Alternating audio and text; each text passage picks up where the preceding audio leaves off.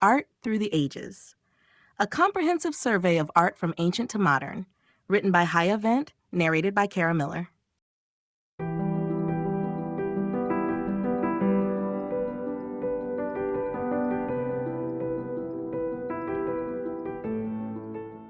Chapter 1, Introduction to Art History. Art history is the study of art and its development over time, encompassing the diverse forms, materials, and cultural contexts in which art is created. It traces the evolution of human expression from prehistoric times to the present, examining the motivations behind artistic creation, the roles of art in different societies, and the ways in which art reflects the values, beliefs, and experiences of its creators. This field of study is not only concerned with the visual aspects of art, but also with the social, political, and cultural factors that influence its production and reception. The role of art in society has always been profound. It serves as a mirror to the culture from which it originates, providing insight into the beliefs, rituals, and everyday life of the people who produce it. Art has been used to communicate ideas, preserve history, and express emotions. It has acted as both a tool of propaganda and a form of personal expression. Through the study of art history, we can better understand the complex interplay between culture, society, and the individual. Art history is typically divided into periods based on stylistic, cultural, and historical contexts. From the early cave paintings of prehistoric humans to the innovative works of contemporary artists, these periods provide a framework for understanding the development of artistic practices. These include ancient art, the art of the Middle Ages, the Renaissance, and modern and contemporary art movements. Each period reflects the changing needs and desires of societies, as well as the evolving techniques and materials used by artists. The methods used in art history vary, but they often involve analyzing the formal qualities of works of art, such as composition, color, and technique, alongside their historical context. Art historians also examine the role of patronage, the social status of the artist, and the influence of cultural and political events on the production of art. This interdisciplinary approach enables a deeper understanding of how art functions within its cultural context and how it shapes and is shaped by historical events. In addition to traditional visual arts such as painting, sculpture, and architecture, art history also encompasses other forms of artistic expression, including photography, printmaking, and new media art. Today, the field has expanded to include global perspectives, acknowledging the diverse traditions and approaches to art that have developed in different cultures around the world. As we delve into the history of art, it becomes clear that art is not only a product of its time, but also a continuous dialogue across cultures and generations. Defining art and its evolution. Art is a broad and complex concept that encompasses a wide range of human activities, creations, and expressions. Traditionally, it has been defined as any form of creative expression that evokes an emotional response, communicates ideas, or represents an aspect of human experience. This includes visual forms such as painting, sculpture, and architecture, as well as other mediums like music, dance, literature, and theater. Art has been a part of human culture for thousands of years, serving as a vehicle for self-expression, communication, and the exploration of the human condition. The definition of art has evolved over time, influenced by shifts in philosophy, culture, and societal values. In ancient times, art was often created for religious or functional purposes, such as decorating temples or recording historical events.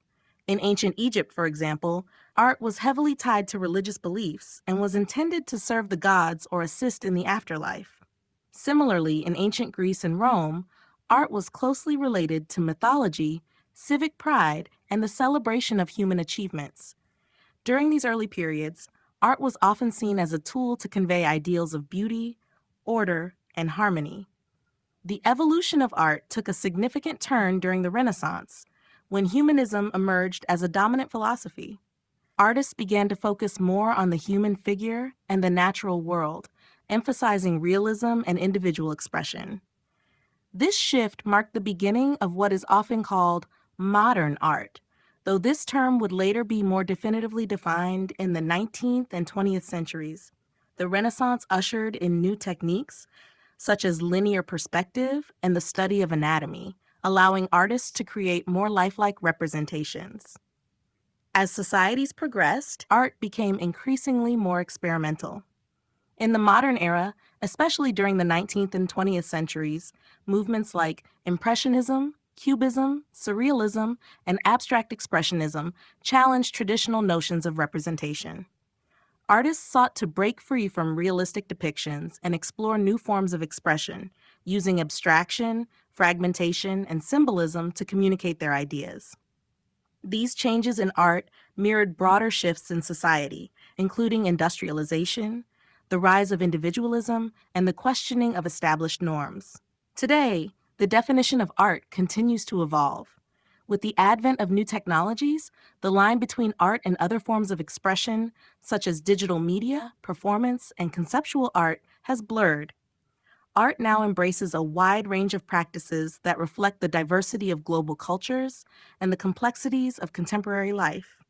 As such, art remains an ever-changing, dynamic form of human expression that adapts to the cultural, social, and technological contexts in which it is created. The role of art in society. Art has played a central role in human societies throughout history, serving as a powerful tool for communication, expression, and reflection.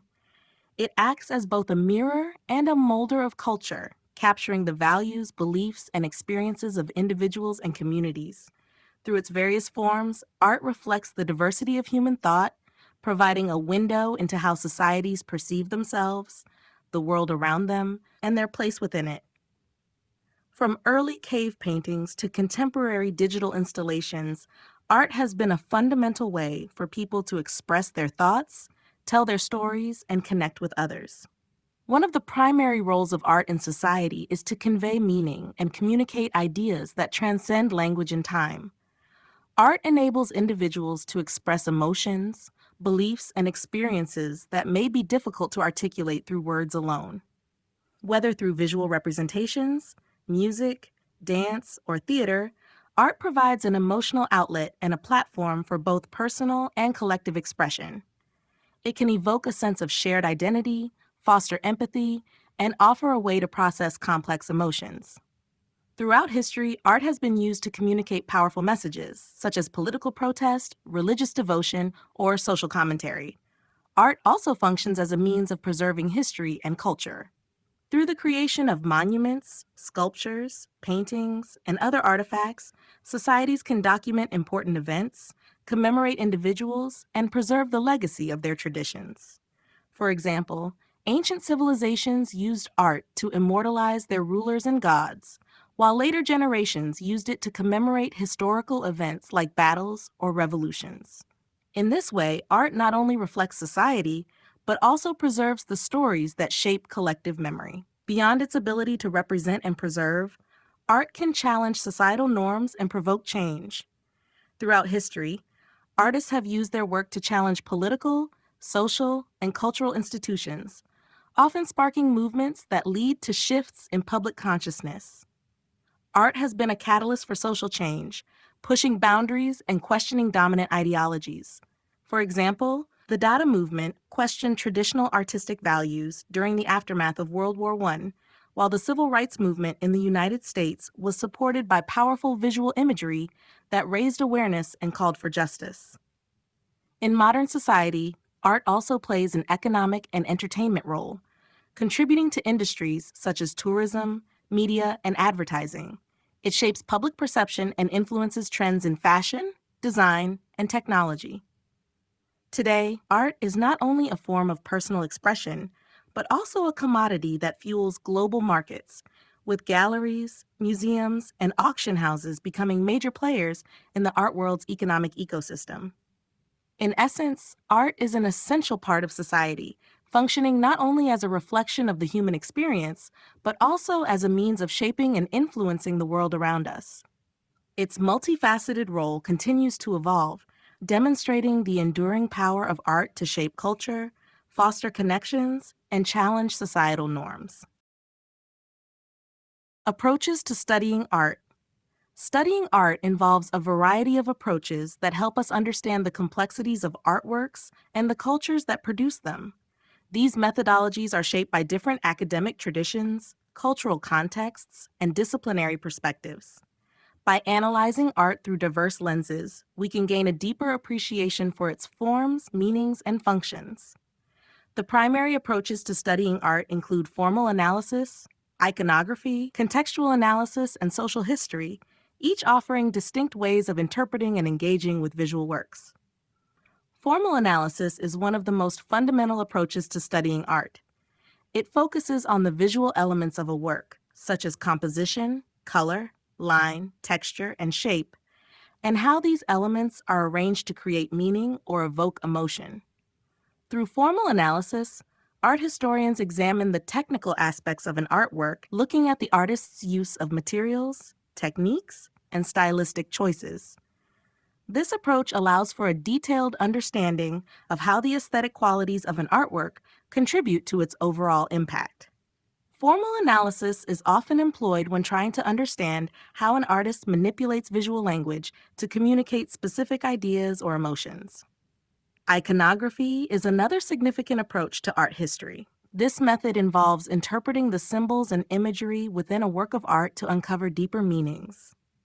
Iconography helps us understand how certain motifs, symbols, or themes are used to convey specific messages, often drawing from religious, mythological, or historical references.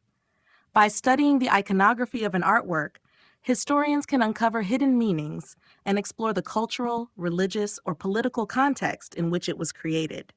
For example, a painting of a saint might be analyzed by interpreting the symbols associated with that saint, such as a halo or a particular object that signifies their role in religious tradition. Contextual analysis is an approach that looks beyond the artwork itself and places it within its broader historical, cultural, and social context. This method emphasizes the conditions in which the art was created, including the artist's biography, the political climate, and the influence of patrons or institutions. Understanding the context of an artwork can reveal how it reflects or responds to the time and place in which it was produced. For example, a painting created during a time of political unrest might be seen as a form of protest or a response to social conditions, adding layers of meaning to the work.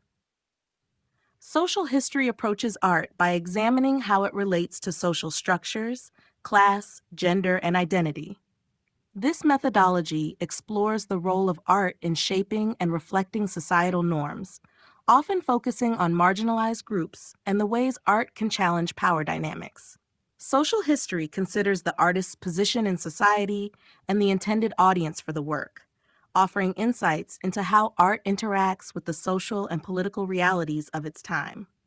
Together, these various approaches enrich our understanding of art by providing multiple perspectives on its meaning, creation, and reception. Each method offers a unique lens through which to appreciate the complex relationships between art and society, ensuring that art history remains a dynamic and multifaceted field of study. Key art movements and periods. Throughout history, art has evolved in response to social, political, cultural, and technological changes. As artists have responded to the world around them, distinct movements and periods have emerged, each characterized by unique styles, themes, and techniques. These movements are essential for understanding the progression of art and the shifting ways in which societies have valued and expressed creativity. One of the earliest significant periods in art history is ancient art, which spans from prehistoric cave paintings to the sophisticated works of ancient Egypt, Greece, and Rome. The art of these civilizations was often deeply connected to religion, politics, and the celebration of human achievement. Ancient Greek art, for example, is known for its pursuit of idealized human forms and the development of the classical style, while Roman art was renowned for its realism and use of portraiture. These early art forms laid the foundation for many later artistic movements, particularly in terms of proportion, composition, and the human figure. The Middle Ages, particularly the Romanesque and Gothic periods, saw art primarily devoted to religious themes. The focus was on conveying spiritual truths rather than naturalistic representation, with iconic religious imagery and monumental architecture like cathedrals dominating the period. The development of illuminated manuscripts also emerged as a significant art form during this time. The Renaissance, which began in Italy during the 14th century, marked a major turning point in art history. It was a revival of classical ideals, emphasizing humanism, the study of anatomy, perspective, and a more naturalistic portrayal of the world. Artists such as Leonardo da Vinci, Michelangelo, and Raphael produced works that celebrated human achievement, individualism, and the beauty of the natural world. The Baroque period followed, characterized by dramatic use of light and shadow, intense emotion, and grandiose compositions. Artists like Caravaggio, Rembrandt, and Peter Paul Rubens embraced theatricality and movement to evoke emotion and engage the viewer.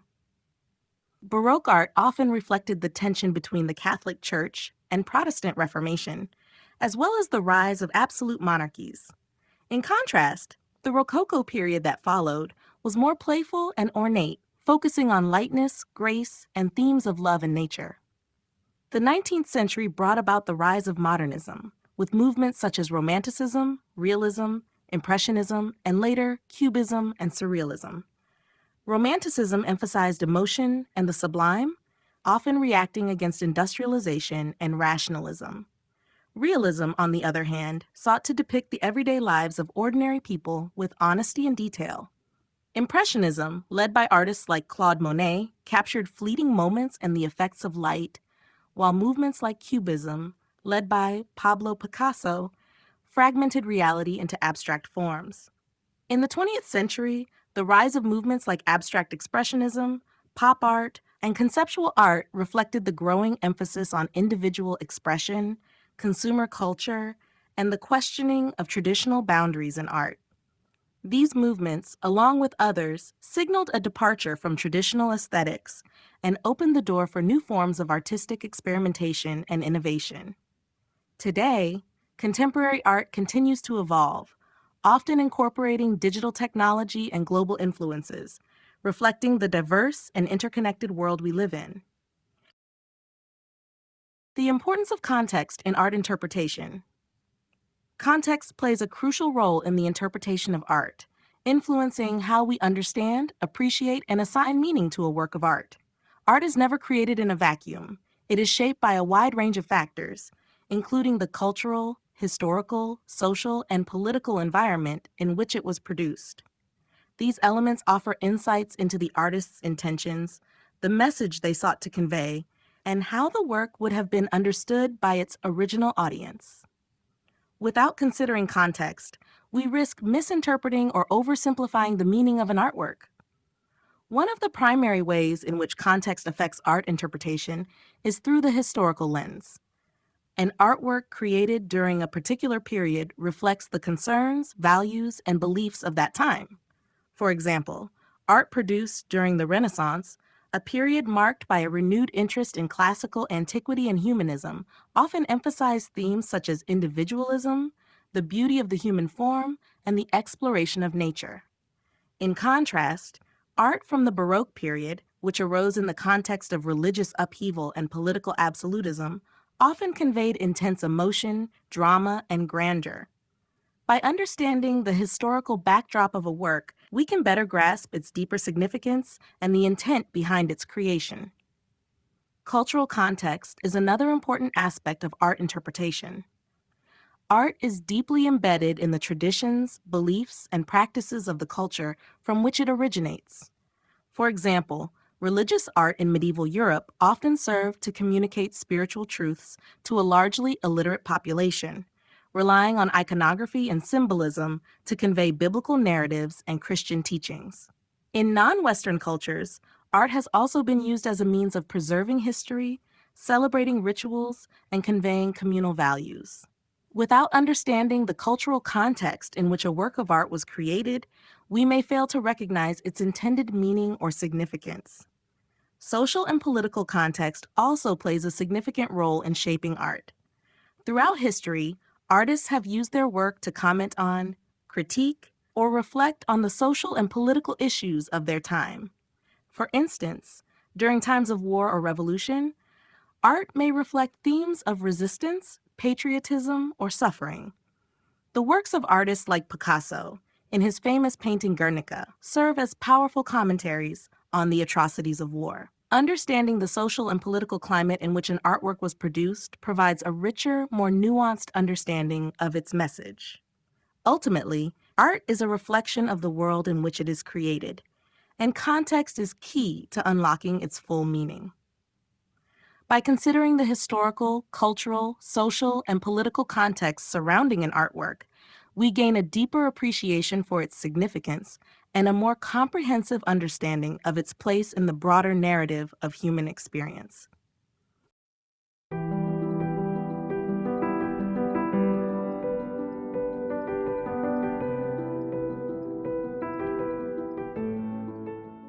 Chapter 2: Art of the Ancient World. The art of the ancient world offers a fascinating glimpse into the lives, beliefs, and values of early civilizations. From the earliest cave paintings to the monumental achievements of ancient Egypt, Greece, and Rome, the art produced in these cultures laid the foundations for many of the artistic traditions that followed. Ancient art was often intertwined with religion, politics, and daily life, serving as a reflection of the societies that created it. One of the earliest forms of ancient art comes from the prehistoric period, with cave paintings found in sites like Lascaux in France. These paintings, created over 30,000 years ago, depict animals and human figures, suggesting that early humans used art as a form of communication, ritual, or storytelling.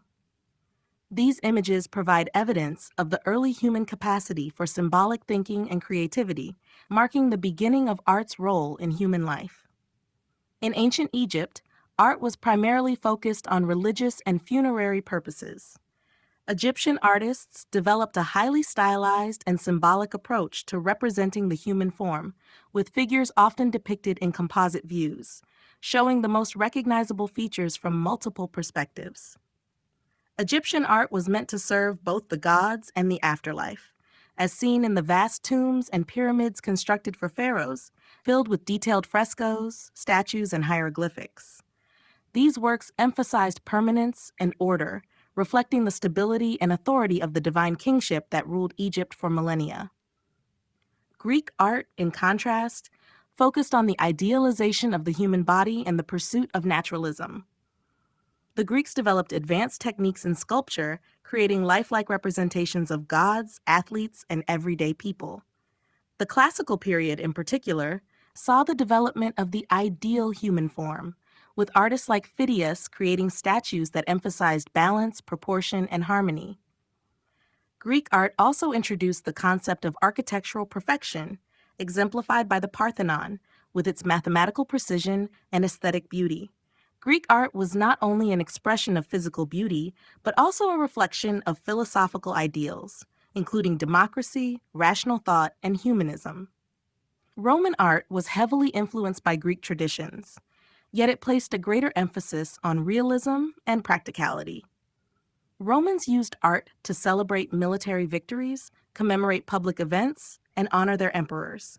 Portraits of Roman leaders, like those of Julius Caesar or Augustus, are often characterized by their realism and attention to detail, highlighting the individual's age and experience. Roman architecture, such as the Colosseum and the Pantheon, combined engineering prowess with artistic design, creating monumental structures that continue to inspire awe. The art of the ancient world laid the groundwork for the development of Western art and influenced countless cultures throughout history. Its legacy is visible in the ways that art continues to reflect human experience, from the divine to the everyday. Prehistoric art and cave paintings. Prehistoric art, created long before written language, represents some of the earliest forms of human creativity. It is a window into the minds and lives of our ancient ancestors, providing insight into their beliefs, environments, and ways of life.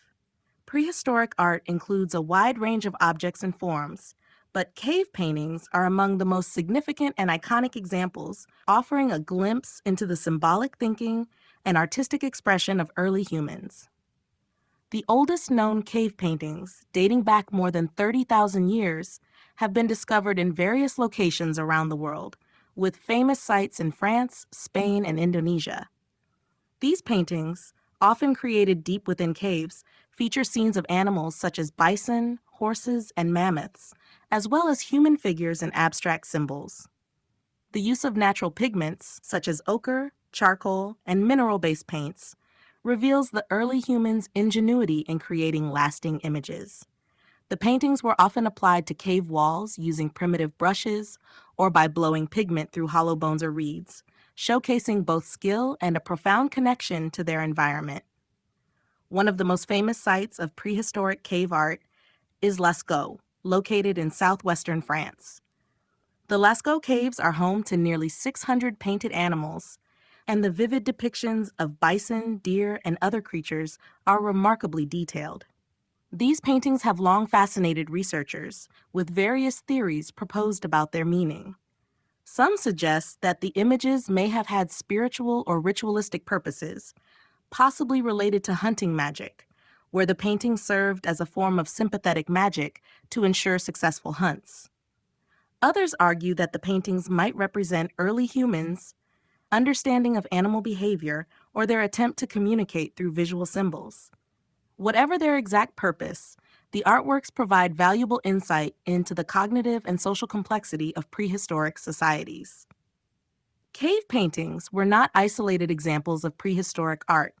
Early humans also created carvings, sculptures, and portable art, including figurines and decorated tools. One famous example is the Venus figurines, small statues of women with exaggerated features, which may have served as fertility symbols or representations of a mother goddess. These objects demonstrate the importance of symbolism and abstraction in early human societies, marking a departure from simple representation and reflecting deeper cultural or spiritual beliefs. Prehistoric art and cave paintings mark a crucial development in human culture, representing the beginning of symbolic thought and creative expression. They offer a glimpse into the spiritual and cognitive lives of our ancestors, revealing that the impulse to create, to communicate, and to understand the world through art is deeply embedded in the human experience. Ancient Egyptian art.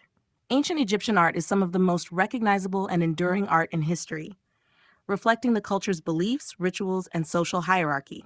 Created over thousands of years from the early dynastic period through to the Greco-Roman era, Egyptian art was primarily focused on serving religious, funerary, and symbolic purposes.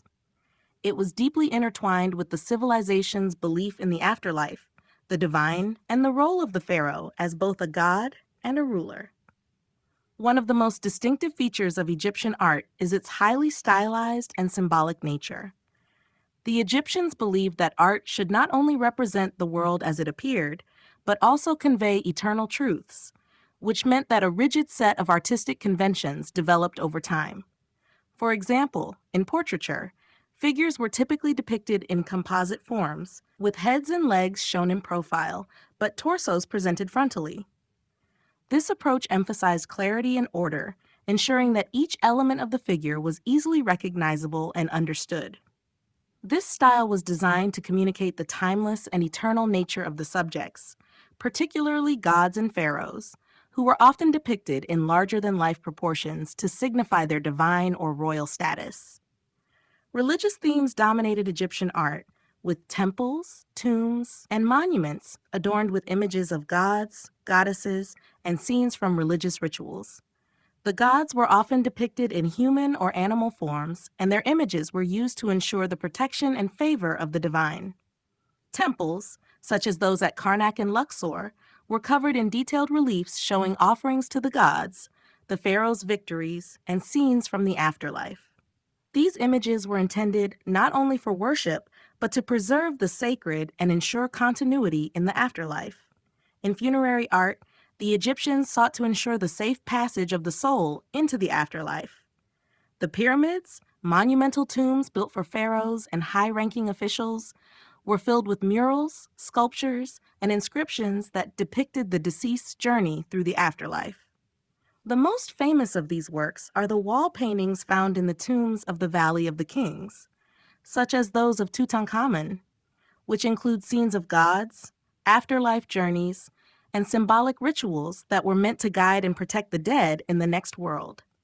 The Egyptians also produced exquisite works in jewelry, pottery, and sculpture, demonstrating advanced craftsmanship and a keen sense of beauty.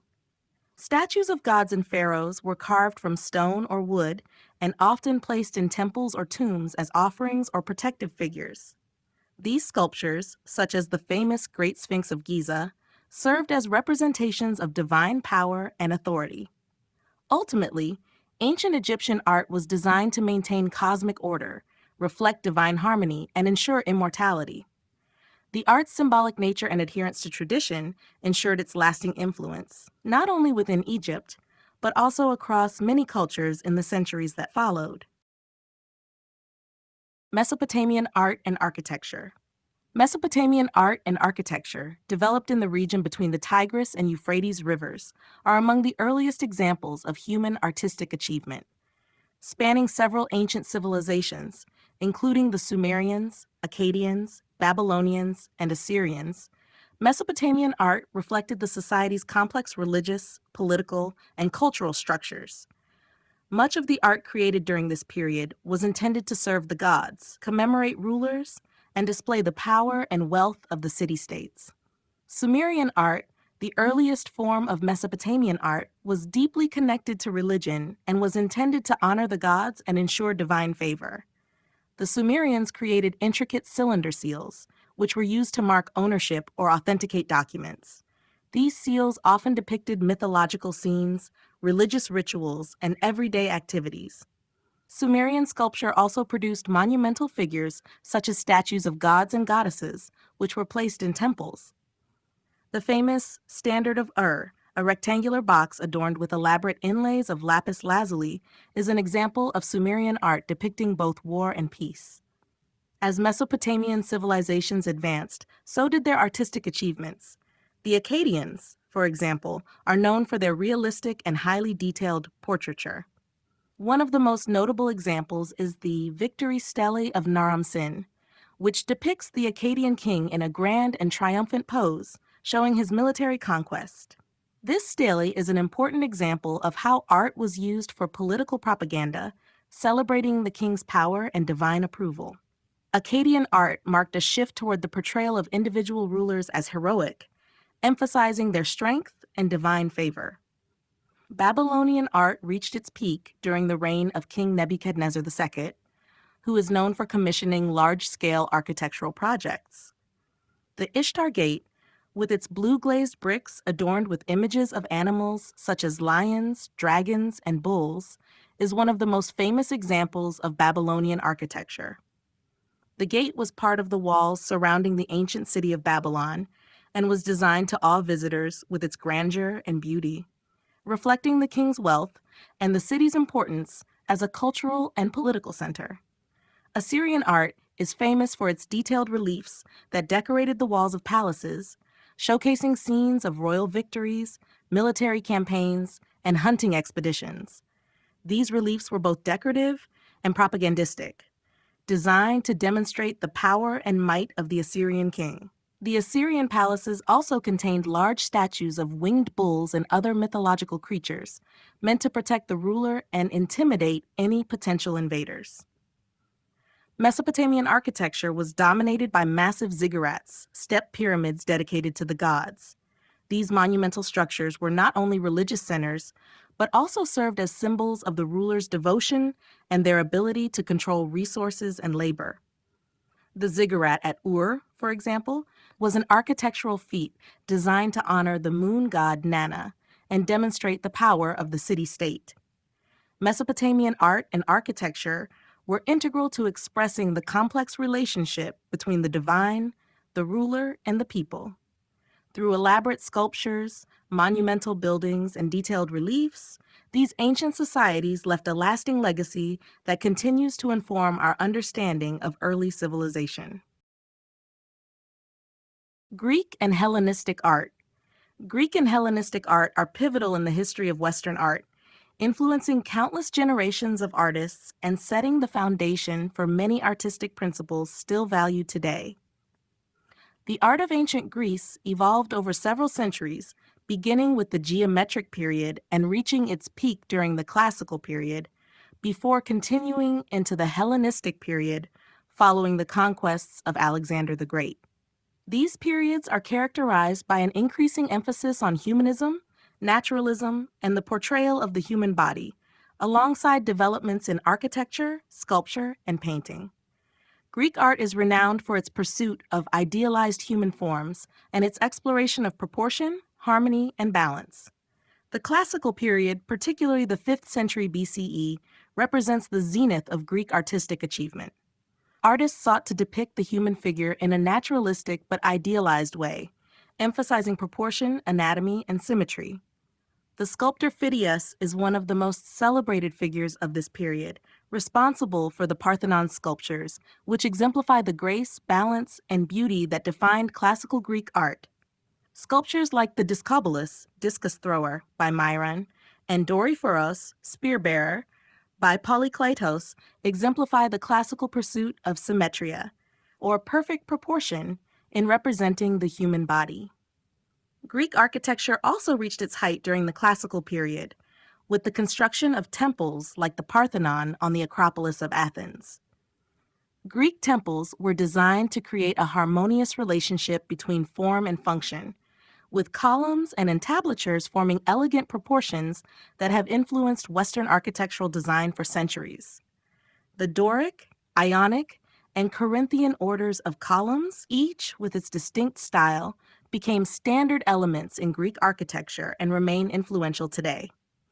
The Hellenistic period, following the death of Alexander the Great in 323 BCE, marked a shift in Greek art toward greater emotional expression and individualism. The Hellenistic artists broke away from the ideals of calm restraint seen in the classical period, instead exploring more dramatic, dynamic, and complex forms. Sculptures from this time, such as the Locoen group and the Venus de Milo, display intense emotion and movement, depicting figures caught in the midst of action or suffering. This period also saw an increased interest in the diversity of the human experience, with representations of old age, childhood, and even physical imperfections. The Dying Gaul, for example, shows a defeated warrior in a vulnerable and poignant moment, demonstrating a new emphasis on the emotional and physical realities of life. Hellenistic art was also marked by increased experimentation and variety, as the influence of Greek culture spread throughout the Mediterranean and beyond. As Greek cities established themselves in Egypt, Persia, and India, the exchange of artistic ideas led to the fusion of Greek styles with local traditions, resulting in a more diverse and cosmopolitan art world. Both Greek and Hellenistic art have had a profound and lasting impact on Western art and culture. Their emphasis on beauty, proportion, and human experience continues to inspire modern art and architecture, making the legacy of ancient Greek art a cornerstone of artistic achievement. Roman art and architecture. Roman art and architecture represent the cultural and technological advancements of one of the most powerful civilizations in history. Roman art evolved from the influences of earlier Greek and Etruscan cultures, but was marked by a distinctive focus on realism, practicality, and monumental architecture. This artistic style, which reached its height between the 1st century BCE and the 4th century CE, was not only a tool for propaganda, but also a means to celebrate military victories, public achievements, and the power of the emperor. One of the key features of Roman art is its emphasis on realism, particularly in portraiture. Unlike the idealized figures of Greek sculpture, Roman portraiture often depicted individuals with an unflinching attention to detail, including wrinkles, blemishes, and other signs of aging. This was a reflection of the Roman value placed on wisdom and experience, especially in their leaders. The famous busts of Roman emperors such as Julius Caesar and Augustus are prime examples of this style, conveying both authority and a sense of individuality.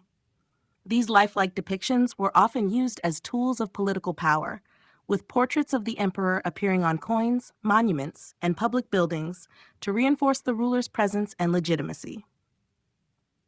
In addition to portraiture, Roman art included a wide range of subjects, from historical scenes and mythological stories to everyday life.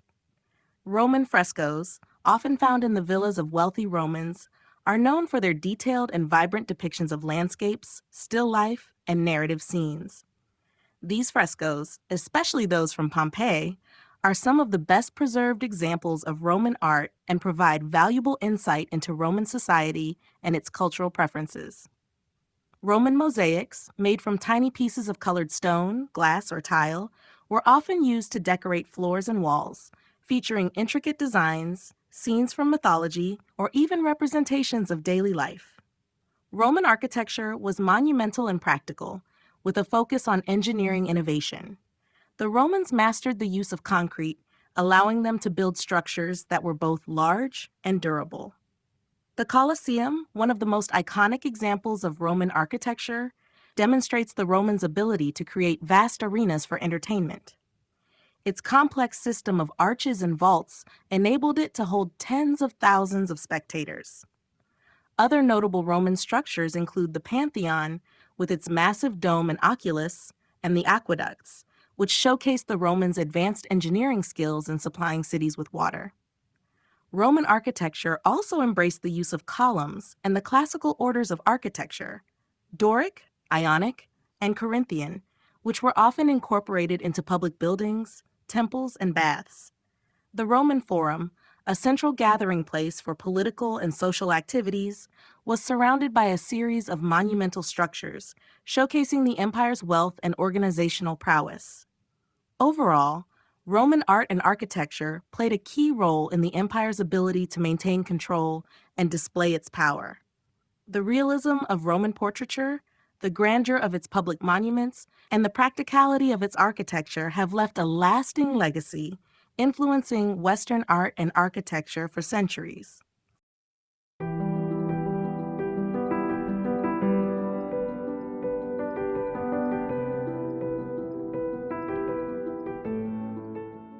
Chapter 3: Art of the Middle Ages. The art of the Middle Ages, spanning roughly from the 5th to the 15th century, is a rich and diverse period that reflects the social, religious, and cultural transformations of Europe during this time. This era witnessed the fall of the Roman Empire, the rise of Christianity, the development of feudalism, and the eventual emergence of the Renaissance. The art produced during these centuries served both religious and political functions, with the church being a dominant patron of the arts, but it also included works that reflected the daily lives and concerns of the broader population. Early medieval art, also known as the Dark Ages, saw the continuation of Roman traditions, though with a marked shift toward Christian themes. Christian iconography became the central subject of artistic production as the church sought to communicate spiritual messages to a largely illiterate population. Artists created illuminated manuscripts, frescoes, and mosaics depicting biblical stories, saints, and divine figures. The style during this period was heavily stylized, with figures often appearing flat, symbolic, and without depth, focusing more on conveying religious truth than on realism. The Romanesque period, 10th to 12th centuries, saw the development of more monumental architecture, particularly in the construction of churches and abbeys. Romanesque buildings were characterized by their thick walls, rounded arches, and small windows, creating a sense of solidity and security. The frescoes, sculptures, and illuminated manuscripts produced during this time retained their religious focus, but began to incorporate more narrative elements, depicting scenes from the lives of Christ and the saints. This period also saw the creation of pilgrimage art, with objects like reliquaries, crucifixes, and altarpieces made to hold sacred relics and facilitate devotion. The Gothic period, which emerged in the 12th century and lasted until the 16th century, brought significant changes to the visual arts. Gothic architecture, with its soaring spires, ribbed vaults, and flying buttresses, allowed for larger windows and the iconic stained glass windows that became one of the defining features of the period. These stained glass windows were not only decorative, but also served to tell stories from the Bible, filling churches with light and color and educating the faithful. In sculpture, the figures became more naturalistic, with an emphasis on grace and emotion, reflecting the growing interest in the human experience. Painting in the Middle Ages also evolved, with the introduction of more realistic depictions of the human figure and a greater emphasis on perspective in the later Gothic period. However, even in the late Middle Ages, religious subjects dominated, as art remained primarily a tool for devotion and religious instruction. Throughout the Middle Ages, art was deeply intertwined with religion and was used to convey spiritual truths, educate the public, and enhance the grandeur of the church. The legacy of medieval art can still be seen in the grandeur of Gothic cathedrals, the vibrancy of illuminated manuscripts, and the enduring influence of medieval iconography on Western art. Early Christian and Byzantine art. Early Christian and Byzantine art are closely intertwined with the rise of Christianity and its establishment as the dominant religion in the Roman Empire. The transition from the classical traditions of ancient Rome to the symbolic and spiritual expressions of early Christian art marked a significant shift in the way art was used, created, and understood. This era saw the development of an art style that was not concerned with naturalism or individualism, but rather with conveying divine truths, religious beliefs, and the promise of eternal life. Early Christian art emerged in the 3rd and 4th centuries CE, during a time when Christians were beginning to gain legal recognition and freedom under the reign of Emperor Constantine. Initially, early Christian artists continued to use the Roman artistic traditions such as frescoes, mosaics, and sarcophagi, but these works began to take on distinctly Christian themes.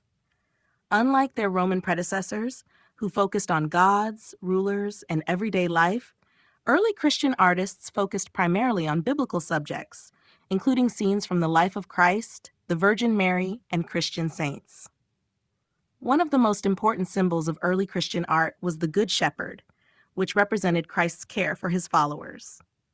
Early Christian artists also adopted the Roman tradition of using catacombs for burials, where they painted frescoes and carvings on the walls to provide spiritual comfort for the deceased. The art in these catacombs was often simple and symbolic, using visual metaphors such as the fish ichthys to represent Christ, as well as images of the lamb, the kiro, the Christian monogram, and other religious symbols. The focus was on creating an art that conveyed a sense of peace, salvation, and eternal life, rather than depicting the human experience with the same realism seen in earlier Roman art. Byzantine art, which emerged after the fall of the Western Roman Empire in the 5th century CE, further developed this symbolic and religious style. The Byzantine Empire, centered in Constantinople, modern-day Istanbul, became the heart of Christian art and culture. Byzantine art is characterized by its use of gold backgrounds, rich mosaics, and iconic religious imagery, all aimed at inspiring awe and reverence. One of the defining features of Byzantine art is the icon, a religious image often painted on wood or mosaiced onto walls. Icons were used to venerate saints, Christ, and the Virgin Mary, serving as windows to the divine. They were believed to have spiritual power and were used in private and public devotion.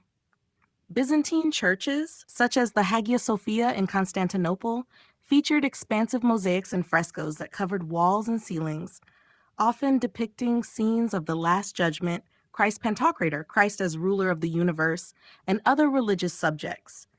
These works were not only meant to educate the faithful, but also to remind them of the divine presence in everyday life. Byzantine art emphasized spirituality over physicality, using symbols and flat, stylized images to convey eternal truths rather than the natural world. Together, early Christian and Byzantine art represent a shift from the classical tradition of the Roman Empire to a new artistic language centered around faith, spirituality, and the divine. This art served as a powerful tool for communicating the Christian message and shaping the religious and cultural identity of the Eastern Roman Empire. Medieval art and architecture. Medieval art and architecture, spanning roughly from the 5th to the 15th century, reflects the cultural, religious, and political shifts that took place in Europe during the Middle Ages. This era, which followed the fall of the Roman Empire, witnessed the spread of Christianity, the rise of feudalism, and the development of a distinct artistic language.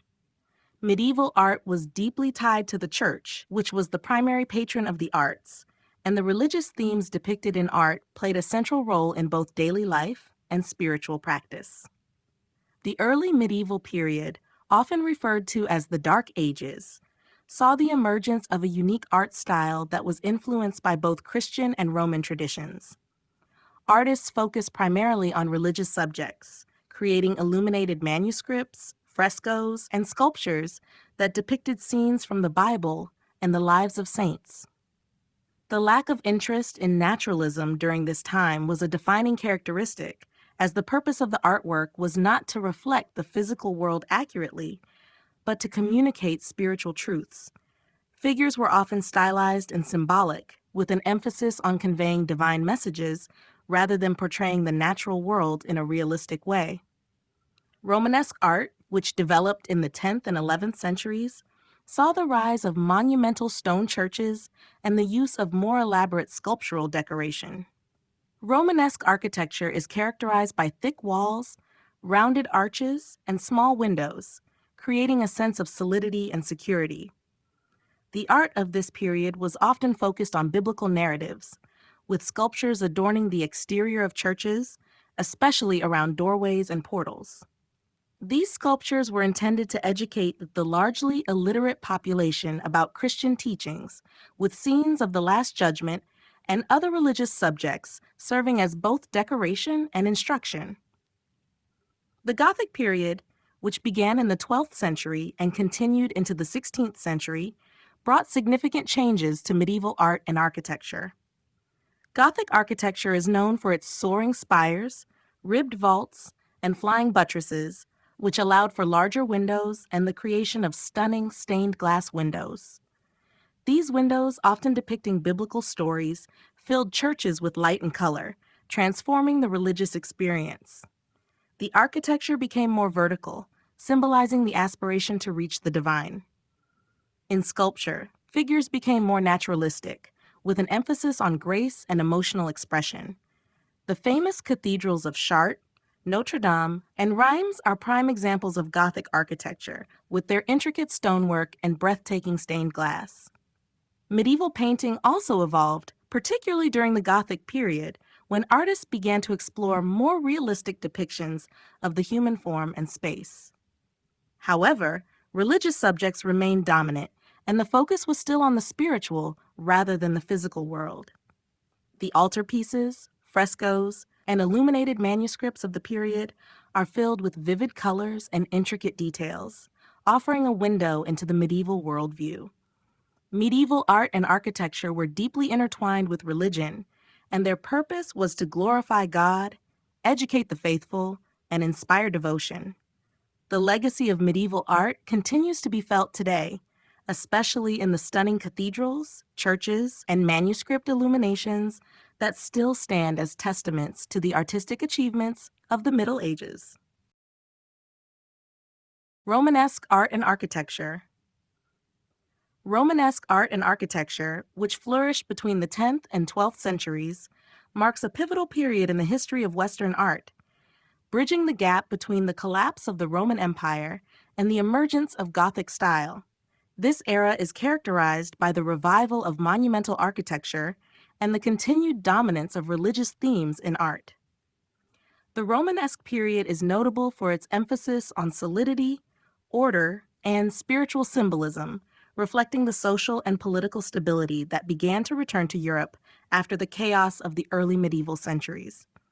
Romanesque architecture is primarily defined by its use of massive stone construction, rounded arches, and barrel vaults. Churches and monasteries were the primary building projects during this time, and the design of these structures was deeply influenced by the need for large, durable buildings to accommodate the growing Christian community. The most notable feature of Romanesque buildings was the thick, heavy walls that provided structural support for the large stone roofs. These walls were often punctuated by small, rounded windows, giving the buildings a fortress-like appearance.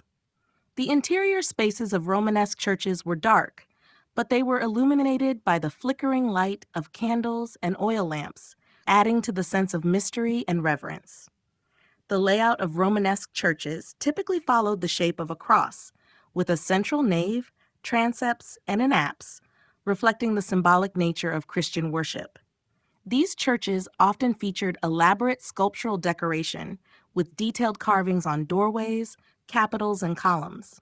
Scenes from the Bible, especially depictions of the Last Judgment, were commonly featured on the tympanums above church entrances. These sculptures were not just decorative. They served as visual sermons for the largely illiterate population, teaching religious stories and offering moral lessons. Romanesque painting and sculpture were similarly focused on religious subjects, and artists used vibrant colors and stylized forms to convey spiritual messages. Mosaics, frescoes, and illuminated manuscripts often depicted Christ, the Virgin Mary, and various saints with an emphasis on their divine nature rather than their human traits. The figures in Romanesque art were often elongated and flat, lacking the realistic proportions of classical art, as the focus was on the transcendent qualities of the figures rather than their physical reality. Romanesque art and architecture also saw the development of the pilgrimage culture, which led to the construction of churches designed to accommodate large numbers of pilgrims traveling to venerated religious sites. The Church of Saint-Sernin in Toulouse and the Abbey Church of Sainte-Foy in Conques are prime examples of Romanesque architecture built to house these religious visitors, with expansive naves and reliquaries designed to hold sacred objects. Overall, Romanesque art and architecture reflect a time of religious devotion, social stability, and growing urbanization in Europe. The monumental stone churches and vibrant religious art of this period set the stage for the more intricate and elevated Gothic style that followed. Gothic art and cathedrals. Gothic art and architecture, which emerged in the 12th century and reached its peak in the 13th and 14th centuries, represents one of the most transformative periods in the history of Western art. Characterized by soaring architecture, intricate detailing, and an emphasis on light and verticality, Gothic art was deeply connected to the religious fervor and growing urbanization of medieval Europe. The style's primary aim was to create spaces that inspired awe, elevated the spiritual experience, and reflected the glory of God. The hallmark of Gothic architecture is the verticality and lightness achieved through innovations in structural engineering. Unlike the heavy, solid structures of the Romanesque period, Gothic cathedrals were designed with thin walls and large windows. The use of flying buttresses, ribbed vaults, and pointed arches allowed for taller buildings and enabled the inclusion of expansive windows filled with stained glass. These innovations not only made it possible to construct the soaring, expansive spaces characteristic of Gothic churches, but also provided the opportunity to flood these interiors with light. The play of light and shadow created by the stained glass windows transformed the spiritual atmosphere inside the church, filling it with colors and evoking a sense of divine presence. One of the most recognizable features of Gothic architecture is the pointed arch, which allowed for greater height and weight distribution. The ribbed vaults, another major architectural development, permitted the construction of high, open spaces, while the flying buttresses directed the weight of the building outward and away from the walls. This engineering genius led to the creation of some of the most iconic structures of the Gothic period, including Notre Dame de Paris, Chartres Cathedral, and the Cathedral of Reims. These cathedrals were not only places of worship, but also symbols of civic pride and the power of the church, with their towering spires and detailed sculptures meant to inspire reverence and awe. Gothic art is also notable for its focus on naturalism and emotion, particularly in sculpture and painting. The figures carved into the cathedral's facades became more lifelike, with greater attention to anatomy and expression. Gothic sculptors sought to portray human figures with more naturalistic proportions, presenting not just saints and biblical figures, but also scenes of everyday life. Stained glass windows depicted vivid biblical stories in brilliant colors, often designed to teach the largely illiterate population about Christian history and theology. Iconic windows like those of Chartres Cathedral are still celebrated for their beauty and technical mastery. In painting, Gothic artists moved toward greater realism, using perspective, light, and shadow to create a sense of depth and dimension. Religious themes dominated, with depictions of Christ, the Virgin Mary, and saints, but the emotional intensity of these images marked a departure from the more distant, idealized figures of the earlier medieval periods. Gothic art and architecture reflect the aspirations of medieval society, a yearning to reach the divine through art and architecture, to express faith in a tangible form, and to create spaces that were not only functional, but also transcendent. The legacy of Gothic art continues to influence architecture and artistic design, with its emphasis on light, height, and intricate detail resonating through centuries of Western art. Illuminated manuscripts and iconography. Illuminated manuscripts and iconography are among the most significant artistic achievements of the medieval period, reflecting the cultural, religious, and intellectual climate of the time. Illuminated manuscripts, often created by monks in monastic scriptoriums, are handwritten books that were decorated with elaborate illustrations, vibrant colors, and gold leaf. These works were not only texts, but also sacred objects, designed to glorify the Word of God and provide visual storytelling to a largely illiterate population. Iconography, on the other hand, refers to the symbolic representation of religious subjects such as Christ, the Virgin Mary, saints, and biblical scenes through images and symbols. Together, these art forms played an essential role in both religious devotion and the transmission of Christian teachings. The creation of illuminated manuscripts was an intricate and labor-intensive process. Monks and scribes would first copy religious texts, such as the Bible, psalters, or books of prayer, onto parchment or vellum. Once the text was complete, artists would embellish the pages with beautiful and often intricate designs. These illuminations included elaborate initials, borders, and miniatures depicting key religious scenes. One of the key features of illuminated manuscripts was the use of gold leaf or gold paint, which made the images and text shine with a divine light.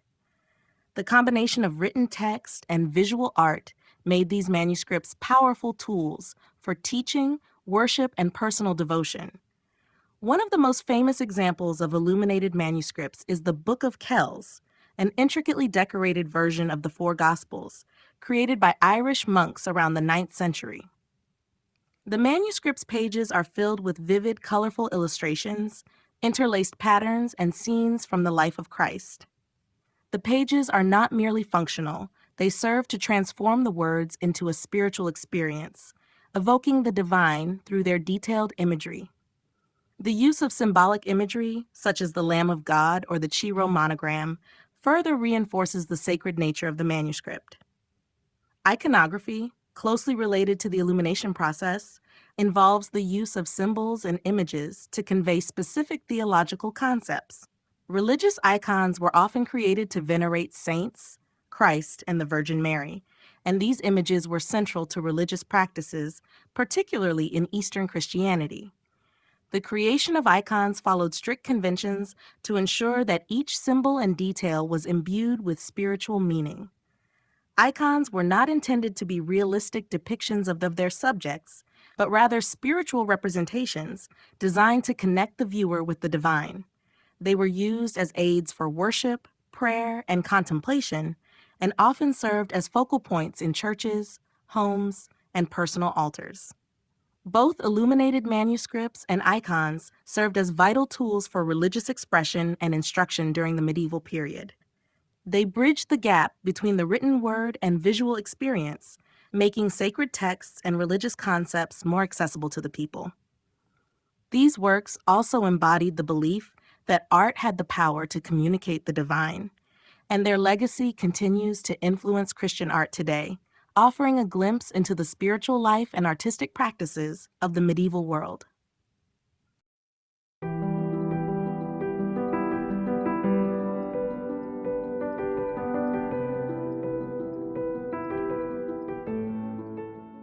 Chapter 4: The Renaissance and Early Modern Art.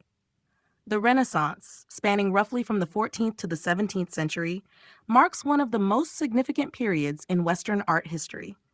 Originating in Italy, this era saw a revival of classical antiquities ideals and a renewed focus on humanism, science, and the individual.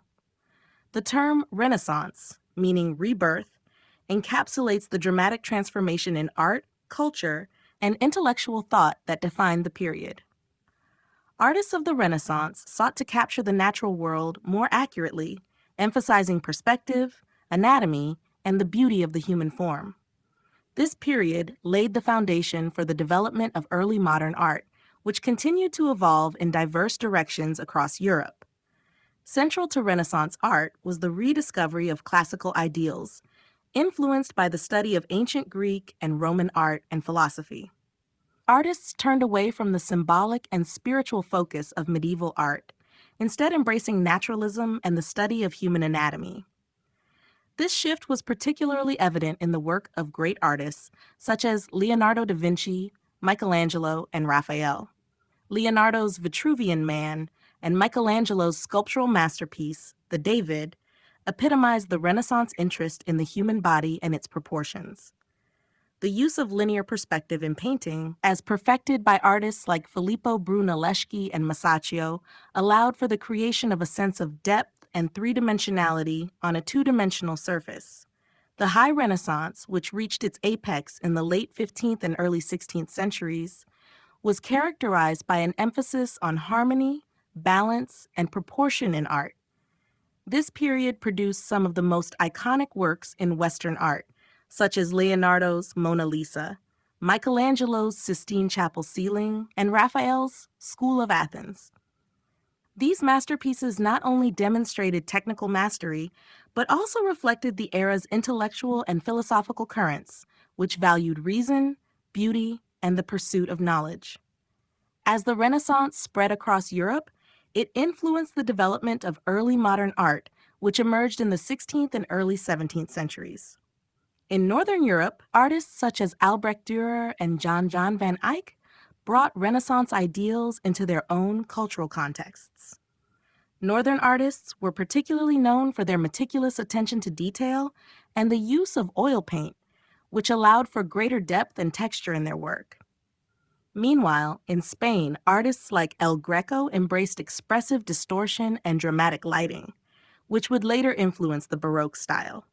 The influence of Renaissance humanism also led to a greater focus on secular themes, with artists creating portraits, mythological scenes, and landscapes alongside religious subjects. This shift in subject matter reflected the growing influence of the middle class and the rise of individualism. Artists began to see themselves not only as craftsmen, but as intellectuals and visionaries, shaping the world around them through their creative expression. In sum, the Renaissance and early modern art periods were defined by a return to classical ideals, an exploration of human nature, and the development of new artistic techniques. These centuries transformed the way art was perceived and created, influencing countless generations of artists and laying the groundwork for the artistic movements that followed. The rise of humanism. The rise of humanism during the Renaissance was a pivotal intellectual movement that shifted the focus of European thought from a primarily religious and theological worldview to one that emphasized the potential and achievements of human beings. This cultural shift began in Italy in the 14th century and spread across Europe, profoundly influencing the development of art, literature, philosophy, and science. Humanism marked a return to the classical ideals of ancient Greece and Rome, where reason, individualism, and the study of human nature were celebrated. It encouraged a renewed interest in the human experience, seeking to understand humanity's place in the world through observation, critical thinking, and artistic expression. Humanism emerged as a response to the rigidity of medieval scholasticism, which focused primarily on theological debates and the teachings of the Church. Scholars and thinkers, inspired by the rediscovery of classical texts, began to study the works of ancient philosophers, scientists, and writers. Figures such as Petrarch, often referred to as the father of humanism, sought to recover and preserve the ancient manuscripts of Greek and Roman authors. This revival of classical antiquity led to a reevaluation of the value of human knowledge and achievement, emphasizing the dignity of the individual and the importance of education. One of the key elements of humanism was its emphasis on education, particularly the study of the humanities, which included grammar, rhetoric, poetry, history, and moral philosophy. Humanist scholars believed that through the study of these subjects, individuals could cultivate a well-rounded intellect and moral character. This focus on education fostered the development of universities and academies, where the study of classical texts was central to the curriculum. Humanism also led to the creation of an intellectual culture that valued curiosity, critical thinking, and the pursuit of knowledge for its own sake.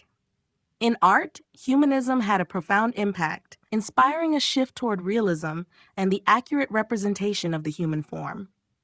Renaissance artists, influenced by humanist ideals, sought to capture the beauty and complexity of the human body, turning to classical models for inspiration. Artists such as Leonardo da Vinci, Michelangelo, and Raphael studied anatomy, perspective, and proportion to create works that celebrated human achievements and individuality. Portraiture, which became increasingly popular during the Renaissance, reflected the humanist focus on the individual and the importance of personal identity. Humanism also reshaped literature and philosophy, with writers like Dante Alighieri, Geoffrey Chaucer, and Erasmus exploring themes of human nature, morality, and individual experience.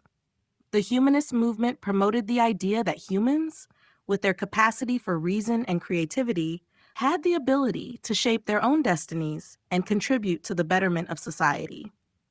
Ultimately, the rise of humanism during the Renaissance marked a profound shift in European intellectual and cultural life. It laid the foundation for modern science, philosophy, and the arts, and its influence continues to resonate today in our emphasis on human rights, education, and the celebration of individual potential. Italian Renaissance art, key artists and techniques. The Italian Renaissance, which spanned from the 14th to the 17th century, was a period of extraordinary artistic achievement that laid the foundation for much of Western art. It saw the development of new techniques, the emergence of iconic artists, and the blossoming of visual culture in Italy. The focus during this period shifted to the human figure, naturalism, perspective, and the use of light and shadow. Key artists such as Leonardo da Vinci, Michelangelo, Raphael, and Sandro Botticelli transformed the art world through their revolutionary approaches and created masterpieces that continue to define the Renaissance. One of the most significant advancements during the Italian Renaissance was the development of linear perspective, a technique that allowed artists to create a sense of depth and three-dimensionality on a two-dimensional surface. Filippo Brunelleschi is credited with first formalizing the concept of linear perspective, but it was artists like Masaccio and Leonardo da Vinci who used it to create lifelike depictions of space. This innovation fundamentally changed how artists approached the composition of their works, leading to more realistic and dynamic representations of the human world. The study of anatomy also became central to the work of Renaissance artists, as they sought to depict the human body with greater accuracy and realism.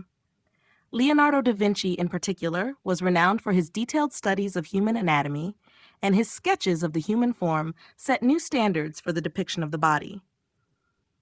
Michelangelo's sculptures, such as the David and the Pietà, exemplify this anatomical precision, with their muscular figures and lifelike details demonstrating the artist's deep understanding of the human form. Michelangelo's work in painting, especially the frescoes on the ceiling of the Sistine Chapel, also reflects this mastery of anatomy. Chiaroscuro, the use of light and dark contrasts to create a sense of volume and three-dimensionality, was another key technique developed during the Renaissance. Artists like Caravaggio perfected this technique, bringing a dramatic intensity to their works.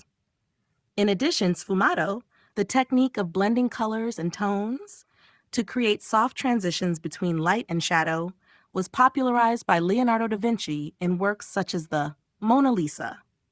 This subtle gradation of light added to the lifelike quality of his portraits. Raphael, known for his harmonious and balanced compositions, made significant contributions to the development of perspective and depth in painting. His work, such as the School of Athens, showcases his ability to incorporate classical themes into Renaissance art while maintaining a sense of order and intellectual rigor. Botticelli, another master of the period, created ethereal and graceful works such as The Birth of Venus, which combined mythology with Renaissance ideals of beauty and humanism.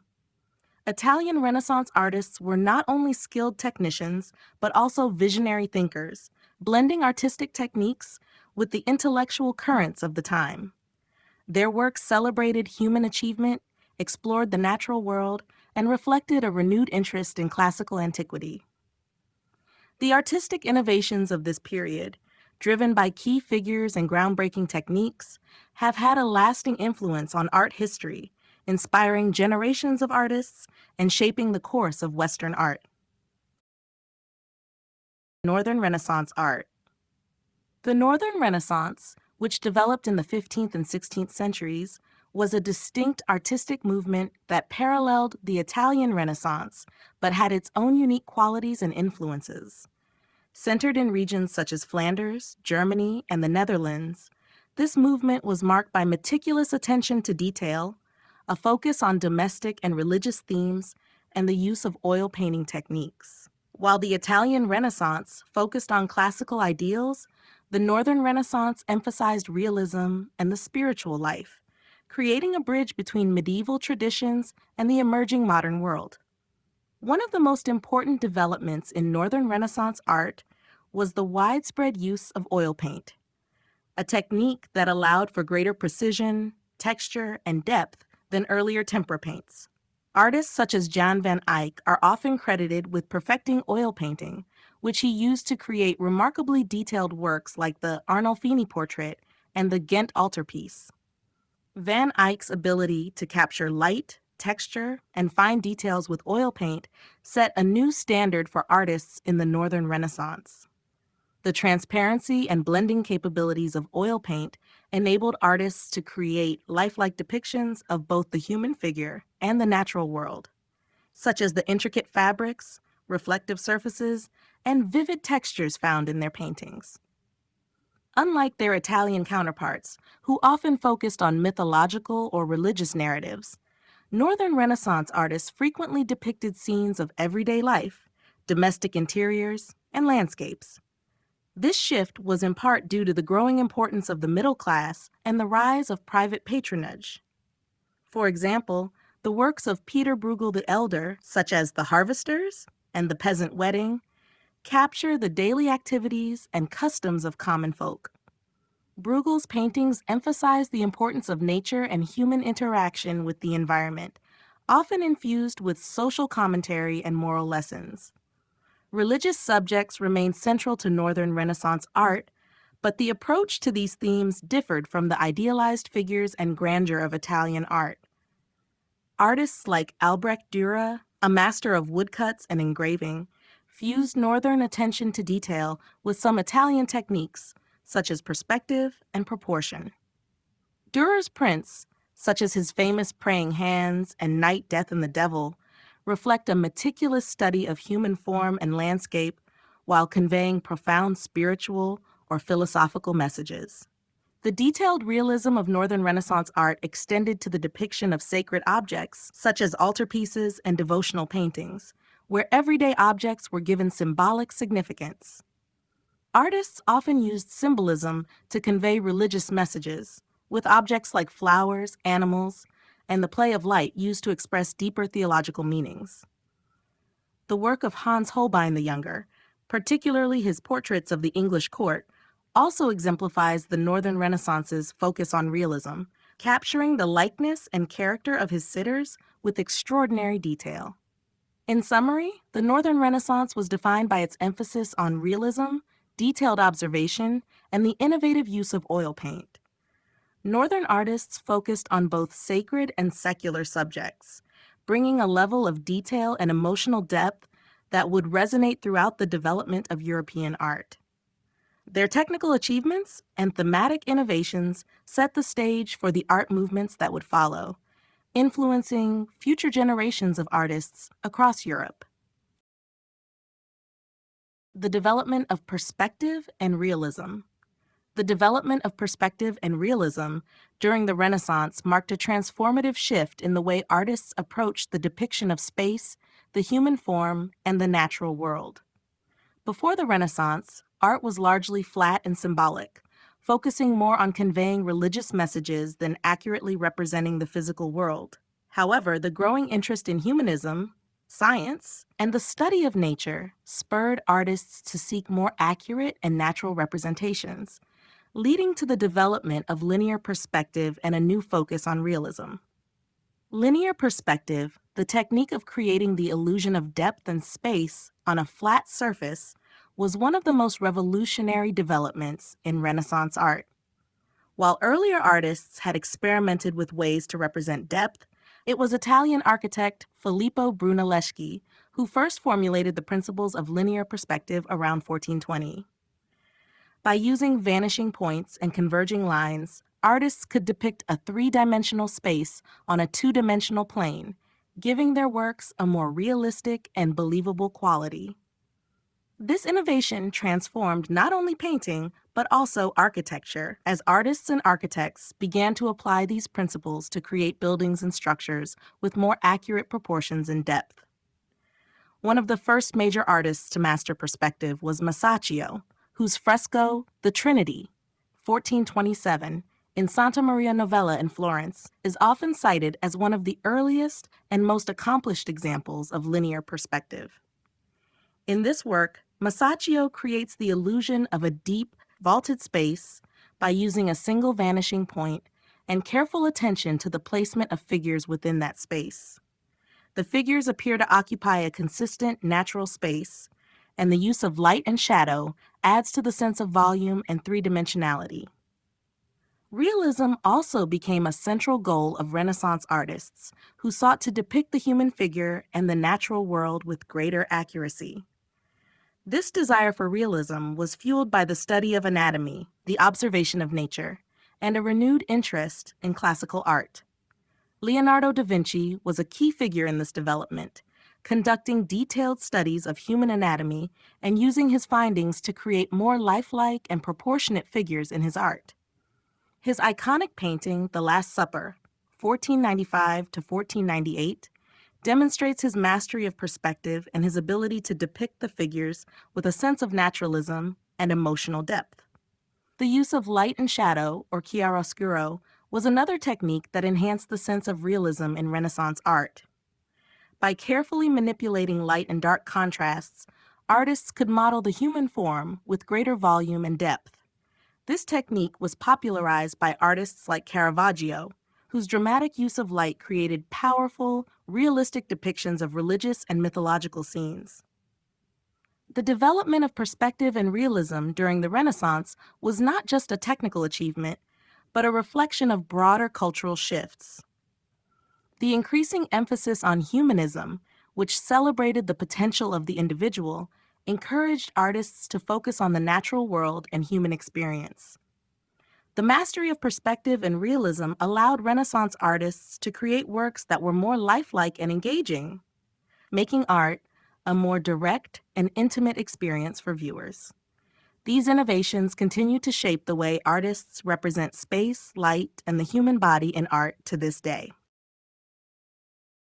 The influence of the Renaissance on modern art. The Renaissance, with its revolutionary advancements in technique, perspective, and the portrayal of the human figure, left an indelible mark on the development of modern art. Beginning in the 14th century and lasting through the 17th century, the Renaissance reshaped the artistic landscape by emphasizing realism, humanism, and a return to classical ideals. These principles not only transformed the art of its time, but also influenced the trajectory of Western art for centuries, culminating in the diverse and innovative movements of the modern era.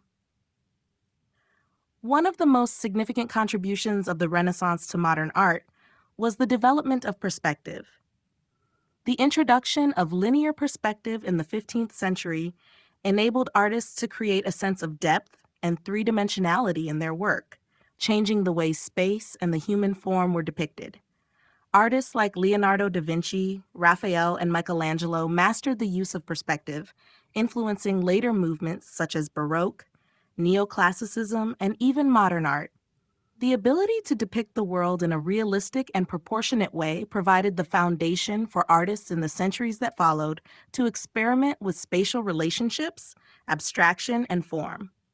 Realism, another hallmark of Renaissance art, had a profound effect on the course of art history.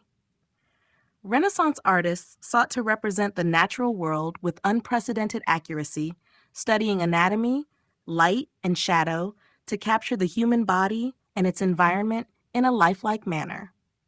This focus on the human form and naturalism became central to modern art as well, particularly in the 19th and 20th centuries. Movements such as realism and impressionism, which emerged in the 19th century, continued to explore and expand upon the Renaissance's dedication to accurately portraying the human condition and the world around us. Artists like Gustave Courbet and Edouard Manet were deeply influenced by the Renaissance's commitment to observing life and representing it truthfully, rejecting idealized or stylized depictions in favor of raw, unembellished realism. Furthermore, the Renaissance's embrace of humanism, which placed the individual at the center of artistic expression, had a lasting impact on modern art. The focus on the individual as both an artist and a subject contributed to the development of portraiture and self-expression in later art movements, including Romanticism and Expressionism. Modern artists like Vincent van Gogh and Frida Kahlo drew on the Renaissance's celebration of the individual, using art as a means of exploring personal identity, emotion, and experience.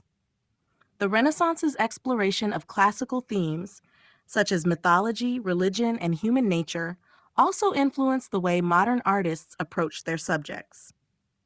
While modern art moved away from religious themes and traditional allegories, the influence of Renaissance composition, proportion, and symbolism can still be seen in the work of artists like Pablo Picasso and Giorgio de Chirico, who drew upon the classical past to reinterpret and challenge contemporary ideas.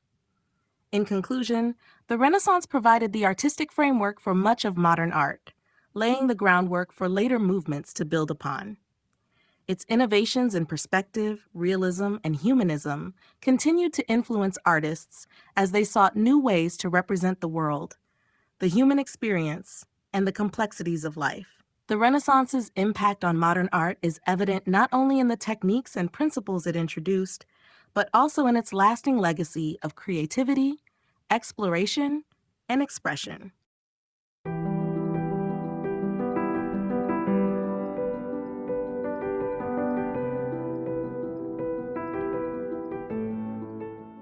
Chapter 5: Baroque and Rococo Art. The Baroque and Rococo periods, spanning the 17th and early 18th centuries, represent two distinct but interconnected movements in European art. While both are characterized by ornate detail, drama, and emotional intensity, they differ in style, themes, and the socio-political context that shaped them. The Baroque, which emerged in the early 1600s, reflected the tension and grandeur of the Counter-Reformation and the absolutist monarchies, while the Rococo, which developed in the 18th century, emphasized lightness, elegance, and the pleasures of aristocratic life. Baroque art is often defined by its dramatic use of light and shadow, intense emotion, and a sense of movement. This style developed in response to the religious and political climate of the time, particularly in Catholic countries, where the church sought to engage viewers emotionally and spiritually through art. Artists like Caravaggio, Peter Paul Rubens, and Rembrandt embraced these techniques to create powerful, dynamic compositions. Caravaggio's work, for instance, is known for his stark contrasts of light and shadow, chiaroscuro, which heighten the drama and realism of his religious scenes. Similarly, Rubens's grand, full-bodied figures and vivid colors conveyed a sense of energy and vitality, reflecting the opulence of the period. Baroque architecture, particularly seen in works by Gian Lorenzo Bernini and Francesco Borromini, extended the movement's dramatic flair into the physical space. In St. Peter's Basilica, Bernini's sweeping columns and grandiose design create a sense of awe and spiritual transcendence. The use of curves, intricate details, and expansive forms in Baroque architecture was meant to overwhelm the viewer, reinforcing the power and authority of both the church and the monarchy. The Rococo period, which emerged in France during the early 18th century, was a reaction against the seriousness and grandeur of the Baroque. Rococo art is characterized by its lightness, pastel colors, and whimsical decorative elements. It reflects the tastes and lifestyle of the French aristocracy with a focus on themes of love, leisure, and sensuality. Artists like François Boucher, Jean-Honoré Fragonard, and Antoine Watteau were pioneers of the Rococo style, creating soft, delicate paintings that often featured amorous encounters, idyllic landscapes, and playful scenes of courtly life. Rococo architecture, too, is noted for its elegance and ornate details. Unlike the grandiosity of Baroque structures, Rococo interiors favored delicate ornamentation, with intricate stucco work, gilded surfaces, and asymmetrical designs that created a sense of intimacy and luxury. The style was especially popular in the salons of the French court, where the aristocracy sought to escape the pressures of political life and indulge in private hedonistic pleasures. Despite their differences, both Baroque and Rococo art shared an emphasis on visual spectacle and the emotional engagement of the viewer. Baroque artists used drama and intensity to convey spiritual or political messages, while Rococo artists focused on the fleeting pleasures of life. The legacy of both movements can be seen in the continued interest in elaborate ornamentation and the exploration of emotional expression in art, influencing later developments in Romanticism and beyond. The emergence of Baroque art. The emergence of Baroque art in the early 17th century marked a dramatic departure from the restrained forms and calm compositions of the Renaissance and Mannerism. Originating in Italy and spreading across Europe, Baroque art was defined by its exuberance, movement, emotional intensity, and a deep engagement with light and shadow. It reflected the turbulent religious and political climate of the time, especially the Catholic Church's response to the Protestant Reformation. The Church saw art as a powerful tool to convey religious messages and inspire emotional devotion, thus fueling the growth of Baroque art. Baroque art was first and foremost a reaction against the intellectualism and idealized forms of the Renaissance. It was a style that sought to engage viewers on an emotional level, using dramatic contrasts of light and dark, chiaroscuro, rich textures, and dynamic compositions to create a sense of movement and energy. The aim was to overwhelm the viewer, to convey not just an image, but an experience. This was especially evident in the work of artists like Caravaggio, whose powerful use of chiaroscuro and intense realism in works like The Calling of St. Matthew made his religious scenes come alive with immediacy and raw emotion. Caravaggio's influence on the Baroque style was profound, as he broke away from the static, idealized representations of saints and biblical scenes that were common in Renaissance art. Instead, he depicted holy figures in real, human terms, showing them as deeply flawed or emotionally complex, a stark contrast to the saintly figures of previous art. His focus on realism and human vulnerability set the tone for many Baroque artists who followed. In addition to Caravaggio, other notable artists like Peter Paul Rubens and Rembrandt explored similar themes of human emotion, light, and drama. Rubens, in particular, is known for his exuberant compositions and vibrant color palettes, creating powerful scenes of religious and mythological themes with a sense of movement and grandeur. Baroque architecture was equally focused on drama and awe. Architects like Gian Lorenzo Bernini and Francesco Borromini employed curved lines, expansive forms, and dramatic ornamentation to create spaces that seemed to engage and envelop the viewer. The purpose was not only to impress visually, but also to stir the viewer's emotions, reinforcing the power and grandeur of the church or monarchy. In essence, Baroque art emerged as a dynamic, emotional response to the cultural and religious currents of the time. It was a style that sought to stir the viewer's emotions and create an immersive experience, using intense realism, dramatic composition, and a deep sense of movement. Through its innovations, Baroque art laid the foundation for many artistic developments that would continue to shape Western art for centuries to come. Characteristics of Baroque art: drama and emotion. Baroque art, which emerged in the early 17th century, is defined by its dramatic intensity, emotional depth, and a sense of movement that distinguishes it from the more restrained forms of Renaissance and Mannerist art. Central to the Baroque style is the desire to engage the viewer's emotions and create a powerful, immersive experience. This was achieved through the use of bold contrasts, dynamic compositions, and the focus on human drama. The Baroque movement sought to capture the complexity of human experience, both the sacred and the profane, and convey it in a way that would resonate deeply with the viewer. One of the key characteristics of Baroque art is its use of chiaroscuro, or the strong contrast between light and dark. This technique was used to create a sense of depth, volume, and dramatic effect, making figures appear more tangible and three-dimensional. Caravaggio is perhaps the most famous practitioner of this technique, using it to great effect in his religious scenes, such as The Calling of St. Matthew. In this painting, the stark contrast between the dimly lit room and the illuminated figures draws the viewer's attention to the dramatic moment of spiritual awakening. The light not only illuminates the figures, but also intensifies the emotional charge of the scene, making the viewer feel as though they are witnessing an actual event rather than merely observing a painted representation. Another characteristic of Baroque art is its emphasis on movement and dynamism. Baroque artists often employed diagonal lines and complex compositions to create a sense of motion, energy, and fluidity. This can be seen in the work of Peter Paul Rubens, whose large-scale paintings like The Descent from the Cross are filled with swirling figures and dramatic poses. The figures in Rubens' works seem to be caught in mid-action, reinforcing the emotional intensity of the scenes. Even in his religious paintings, the human body and expression are depicted with vitality, emphasizing the physical and emotional impact of the moment. Baroque art also focused on the representation of intense emotions, ranging from the spiritual ecstasy of saints to the agony of Christ's passion.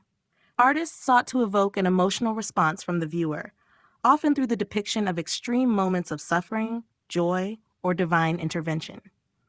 The emotional intensity in works like Gian Lorenzo Bernini's The Ecstasy of Saint Teresa combines both religious fervor and physicality, with Saint Teresa depicted in a moment of mystical rapture.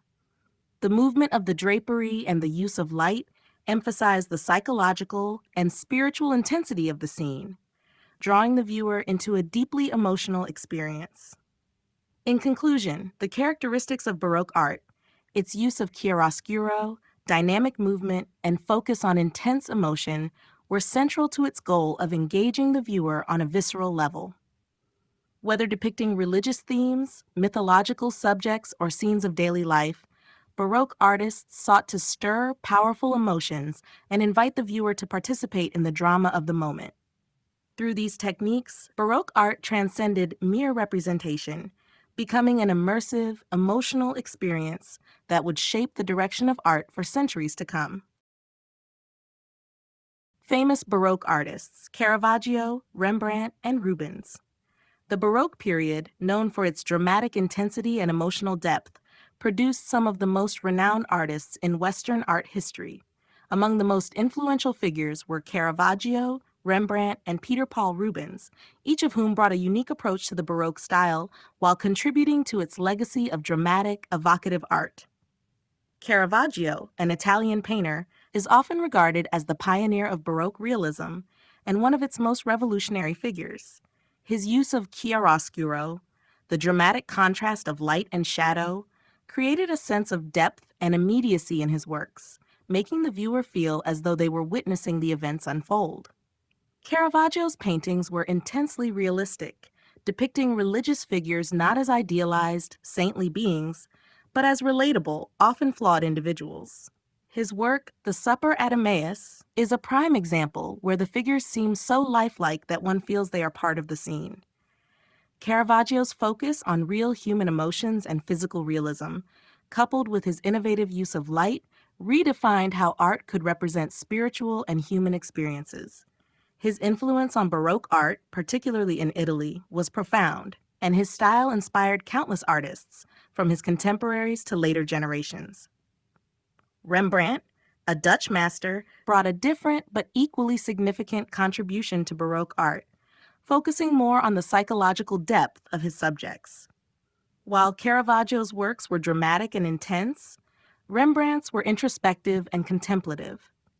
Known for his masterful use of light and shadow, Rembrandt imbued his portraits and historical scenes with a sense of humanity and emotion that transcended simple representation. His self-portraits, such as Self-Portrait with Two Circles, show a deep engagement with his own inner world, while his biblical scenes, such as The Night Watch, are notable for their dramatic yet intimate treatment of light and space. Rembrandt's ability to capture the subtleties of the human soul set him apart from his contemporaries, making his work deeply personal and universally resonant. Peter Paul Rubens, a Flemish artist, is another towering figure of Baroque art, known for his exuberant and dynamic compositions.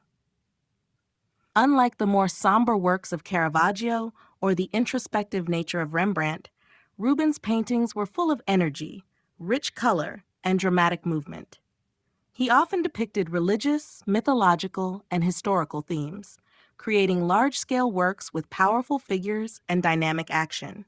In his masterpiece, The Descent from the Cross, Rubens conveyed intense emotion through the figure's muscularity and dramatic poses, highlighting the human suffering of Christ's crucifixion. His ability to blend sensuality, grandeur, and religious devotion made him one of the most influential Baroque artists, particularly in the courts of Europe.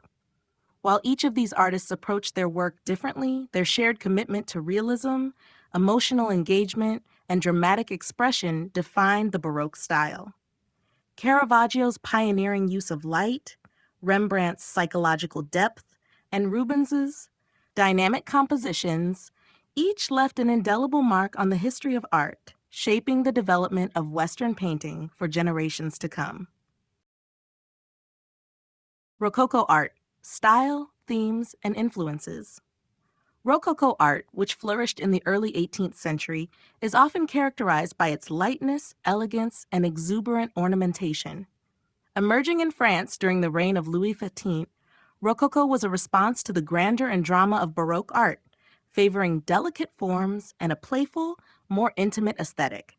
It became the style of choice for the French aristocracy, reflecting the tastes of a court that sought to distance itself from the more serious and religious tone of the preceding era.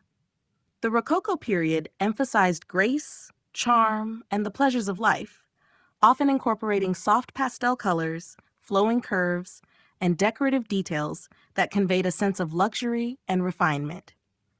The style of Rococo is immediately recognizable for its ornamental qualities. Unlike the heavy, dramatic compositions of Baroque, Rococo art features lighter, more whimsical designs. Artists often employed curving, asymmetrical lines in their works, which suggested movement and fluidity, contrasting with the rigid forms of earlier art. The use of pastel colors, such as light blues, pinks, and creams, along with soft lighting, gave Rococo art a dreamlike, ethereal quality. The intricate, almost frivolous details in Rococo paintings, furniture, and interior design served to create an atmosphere of excess and beauty, which appealed to the aristocracy's love for indulgence and pleasure.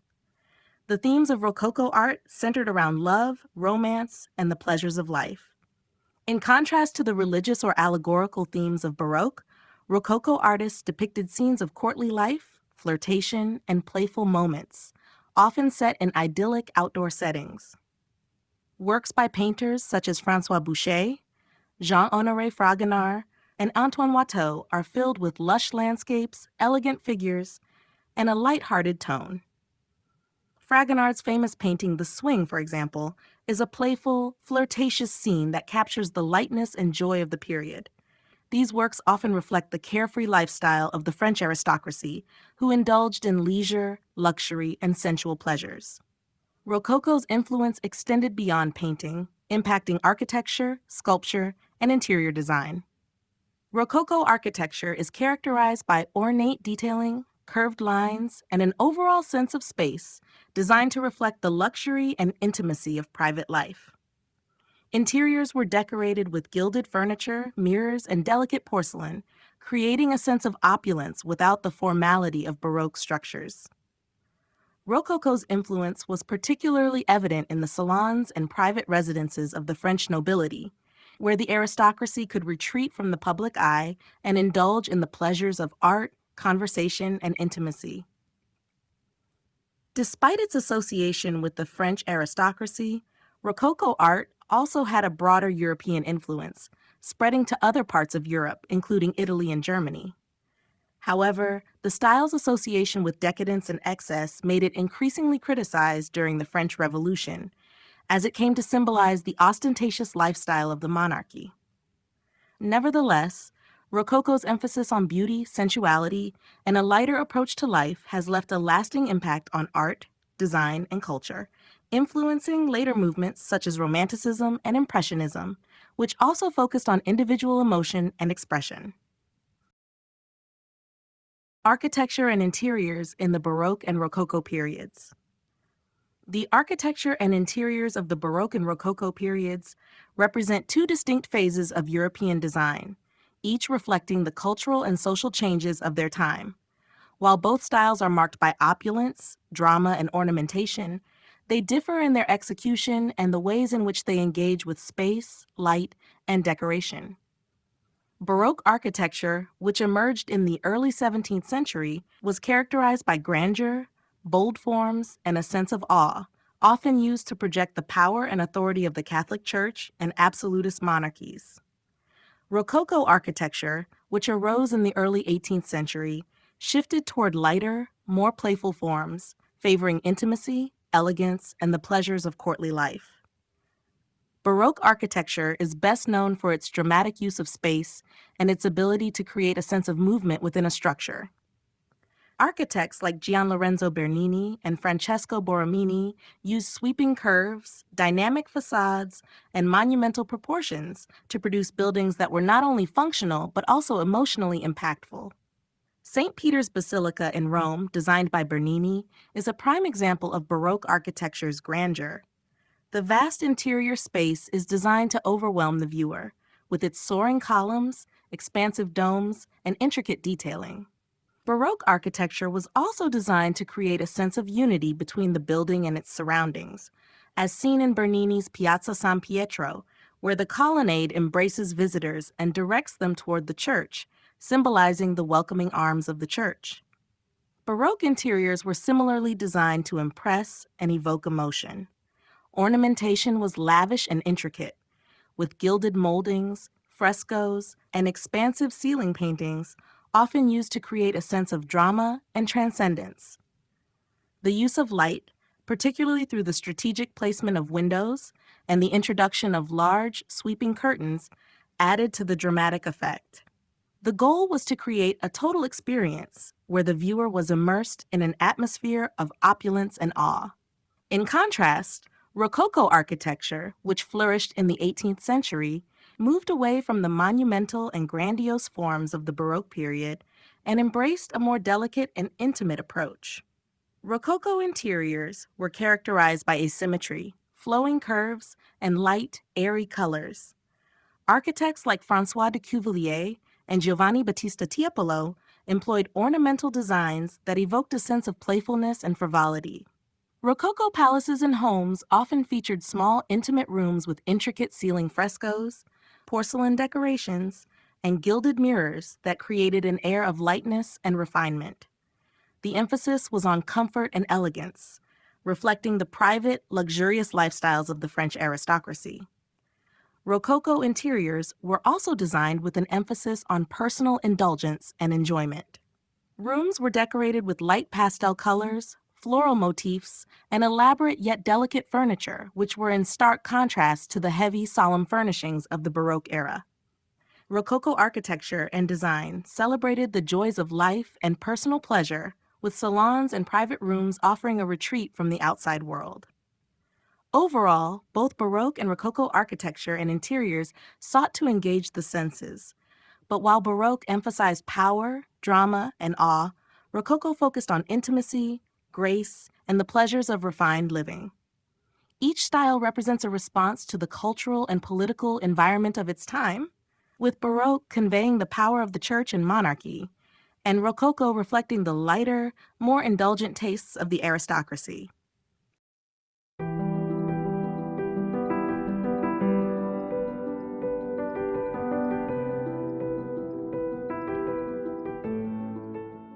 Chapter 6: Neoclassicism and Romanticism. The late 18th and early 9th centuries were periods of profound change in Europe, marked by political upheaval, intellectual revolutions, and a rapidly shifting cultural landscape.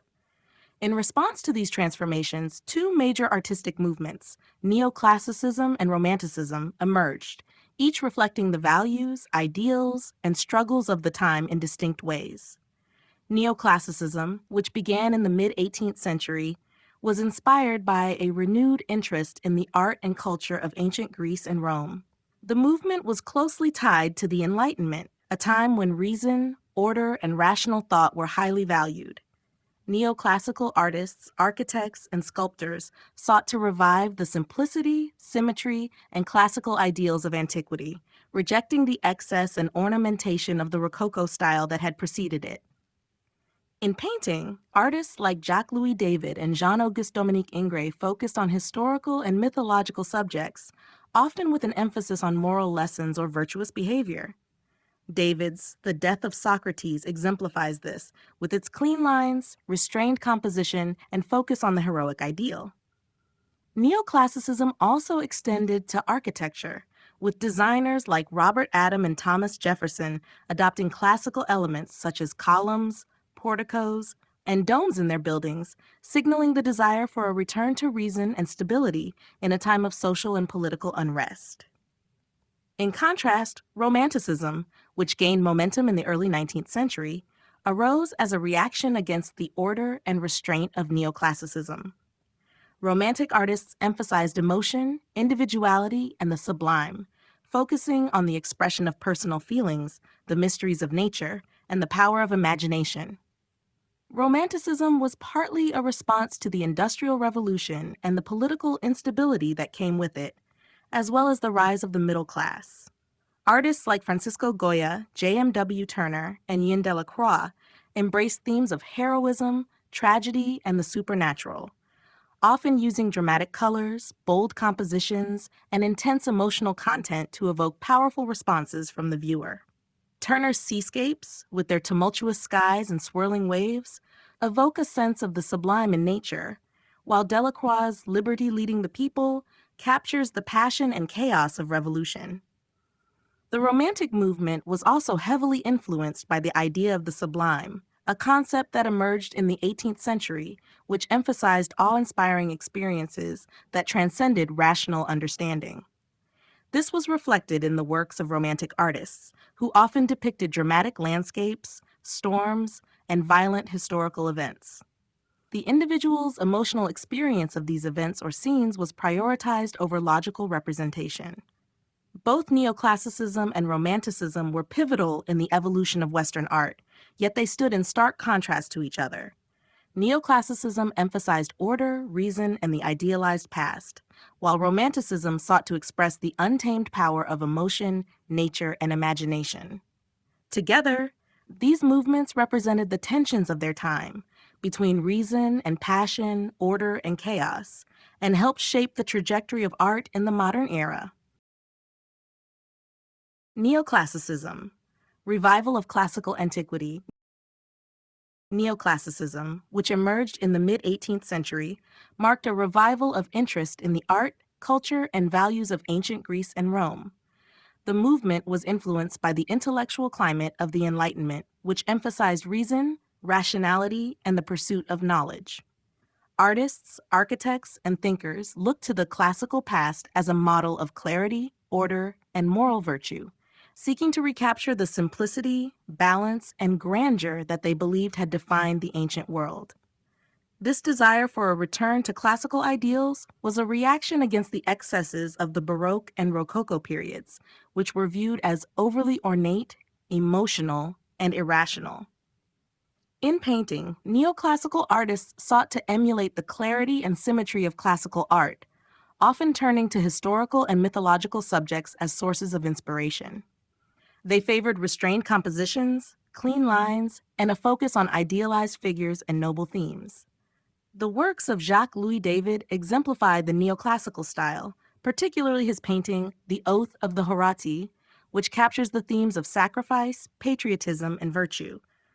The figures in this work are depicted with stoic expressions and strong, linear forms, embodying the neoclassical ideals of heroism and moral integrity. The use of sharp, clear colors and the emphasis on proportion and anatomy reflect the influence of classical sculpture, which sought to represent the human form in its most idealized and rational state. Neoclassicism also had a significant impact on architecture, where it was closely tied to the political and cultural changes of the time. The movement's emphasis on symmetry, proportion, and the use of classical elements such as columns, pediments, and domes was embraced by architects designing buildings for both public and private use. In the United States, for example, Thomas Jefferson adopted neoclassical principles in the design of the Virginia state capitol and his own home, Monticello, reflecting the democratic ideals of the new nation. In Europe, neoclassical architecture became the dominant style for civic buildings, museums, and monuments, symbolizing both the power of reason and the authority of the state. The revival of classical antiquity also extended to sculpture, where artists like Antonio Canova sought to emulate the grace and perfection of ancient Greek and Roman statues. Canova's works, such as Psyche Revived by Cupid's Kiss, reflect the neoclassical interest in idealized human forms, elegance, and harmonious proportions. The soft, smooth surfaces of his sculptures, combined with their emphasis on beauty and grace, exemplify the neoclassical approach to depicting the human body as a symbol of both physical and moral perfection. Neoclassicism's revival of classical antiquity had a profound influence on Western art, architecture, and culture, contributing to the development of modern Western aesthetics. By championing rationality, order, and idealized beauty, neoclassical artists and architects not only celebrated the achievements of the ancient world, but also sought to create works that would stand the test of time, emphasizing lasting moral values and universal truths that transcended the turbulent political and social changes of their era. Major neoclassical artists and sculptors. The neoclassical movement, which emerged in the 18th century, was defined by a return to the ideals of classical antiquity, emphasizing harmony, order, and moral virtue.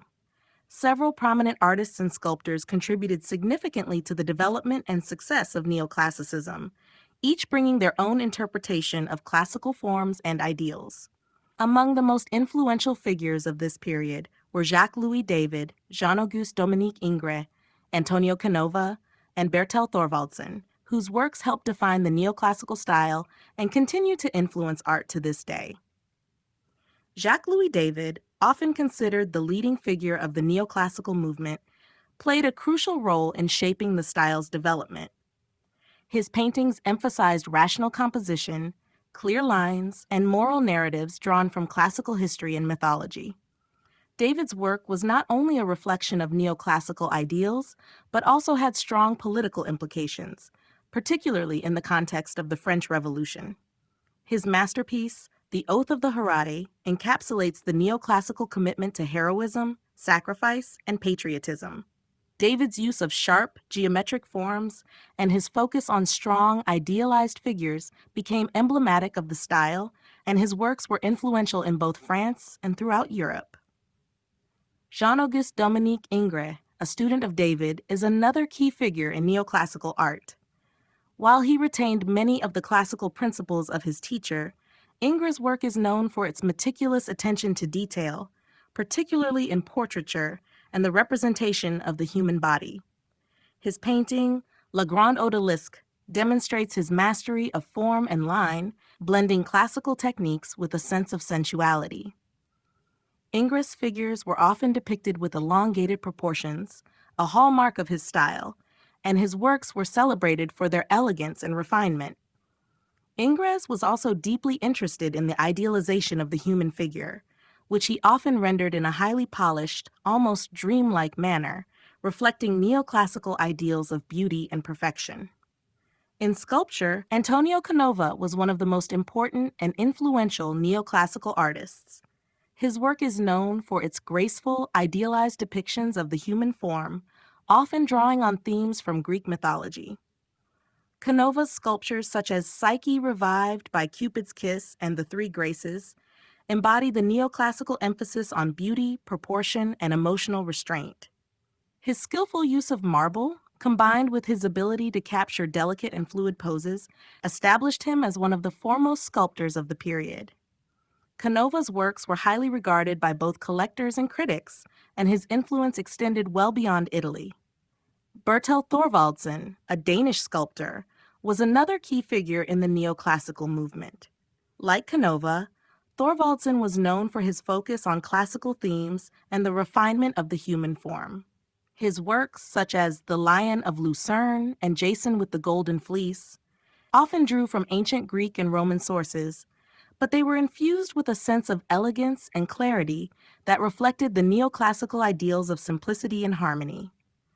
Thorvaldsen's ability to convey emotion through idealized figures made him a popular and influential artist, particularly in the early 19th century. Together, these artists and sculptors helped shape the neoclassical movement, bringing the values of classicity of the modern era into the modern era. Their works, with their focus on order, symmetry, and idealized beauty, reflected the intellectual and political currents of their time, while laying the groundwork for future artistic developments in Western art. Romanticism, the expression of emotion and nature. Romanticism, which emerged in the late 18th century and flourished throughout the 19th century, was a movement that prioritized individual emotion, imagination, and a deep connection with nature. It arose as a reaction against the rationalism and order of the Enlightenment and the restrained ideals of neoclassicism, emphasizing instead spontaneity, passion, and the sublime power of nature. Romantic artists, poets, and thinkers sought to express the inner, emotional world of the individual, often portraying intense feelings such as longing, fear, and awe, while also celebrating the beauty and power of the natural world. Central to Romanticism was a rejection of the calm, idealized forms of neoclassicism and a focus on the raw, unfiltered expression of human experience. In painting, Romantic artists depicted dramatic landscapes, historical events, and scenes that conveyed deep emotional states. They sought to capture the fleeting, subjective experience of life, often focusing on themes of tragedy, heroism, and the supernatural. One of the key elements of Romantic art was the emphasis on individual perception, with artists such as Eugène Delacroix and Francisco Goya exploring the darker and more tumultuous sides of human emotion. Delacroix's Liberty Leading the People, for instance, vividly portrays the emotional intensity and revolutionary fervor of the French Revolution, while Goya's The 3rd of May, 1808 captures the horror and suffering of war. Nature also played a significant role in the Romantic movement. Romantic artists viewed nature as a powerful, untamable force that could evoke a range of emotions, from the peaceful and sublime to the terrifying and chaotic. In contrast to the classical ideal of nature as a harmonious backdrop for human activity, the Romantics saw nature as a reflection of the emotional states of the human soul. Landscape painters such as J.M.W. Turner and Caspar David Friedrich captured the sublime qualities of nature in their works, portraying vast, dramatic landscapes that conveyed the awe and terror that nature could inspire. Turner's seascapes, filled with turbulent skies and crashing waves, evoke both the beauty and the danger of the natural world, while Friedrich's solitary figures standing before expansive, mysterious landscapes reflect the romantic ideal of individual contemplation and connection with the natural world. Romanticism was not limited to the visual arts. It also had a profound impact on literature and music. Writers like Lord Byron, William Wordsworth, and Edgar Allan Poe explored themes of individualism, the power of nature, and the depths of human emotion in their works. Similarly, composers such as Ludwig van Beethoven and Franz Schubert created music that was intense, expressive, and often filled with a sense of longing or tragedy. The focus on personal experience, the glorification of nature, and the embrace of the emotional and irrational would go on to shape many subsequent art movements, influencing the development of symbolism, impressionism, and beyond. At its core, Romanticism was about the celebration of human emotion, individual expression, and the profound connection between people and nature. It sought to break free from the constraints of tradition and reason, offering instead an exploration of the deeper, often darker aspects of the human experience. Romantic artists and thinkers left a lasting legacy, helping to redefine what art could be by focusing on the power of feeling and the sublime forces of nature. Romanticism in painting, sculpture, and literature.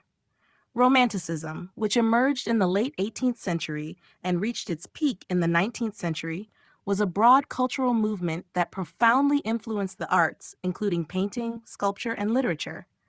Central to Romanticism was a focus on emotion, individualism, imagination, and the awe-inspiring power of nature. It marked a departure from the order and rationality of neoclassicism, embracing instead the irrational, the sublime, and the dramatic in both subject matter and form. Romantic artists and writers sought to express the subjective experience of life, capturing intense feelings and the personal, often tumultuous emotional world. In painting, Romanticism was characterized by a rejection of the calm and orderly compositions of the neoclassical period. Instead, Romantic artists focused on dramatic, emotional subjects, including historical events, battles, and scenes from mythology, as well as landscapes that conveyed the sublime and the terrifying beauty of nature. One of the most influential painters of the movement was Eugène Delacroix, whose works like Liberty Leading the People captured revolutionary fervor and intense emotion. Similarly, Francisco Goya's The 3rd of May, 1808 conveyed the horrors of war and human suffering. Landscape painting was also a significant genre within Romanticism, with artists like J.M.W. Turner and Caspar David Friedrich creating powerful, emotive depictions of nature. Turner's seascapes, filled with turbulent waves and dramatic skies, conveyed nature's uncontrollable force, while Friedrich's solitary figures in vast landscapes reflected a deep connection between the individual and the natural world. In sculpture, Romanticism moved away from the idealized forms of neoclassicism and embraced more dynamic, expressive, and emotive works. Sculptors such as Jean-Baptiste Carpeaux and Auguste Rodin explored themes of human emotion and movement, creating works that were both deeply personal and reflective of the emotional struggles of their time. Rodin's The Thinker is one of the most iconic sculptures of the Romantic era, capturing a moment of intense contemplation and inner turmoil. Unlike the restrained and idealized forms of earlier sculptures, Romantic works were filled with emotional intensity and a sense of psychological depth. In literature, Romanticism found expression in the works of poets and novelists who delved into themes of individualism, freedom, and the emotional experience.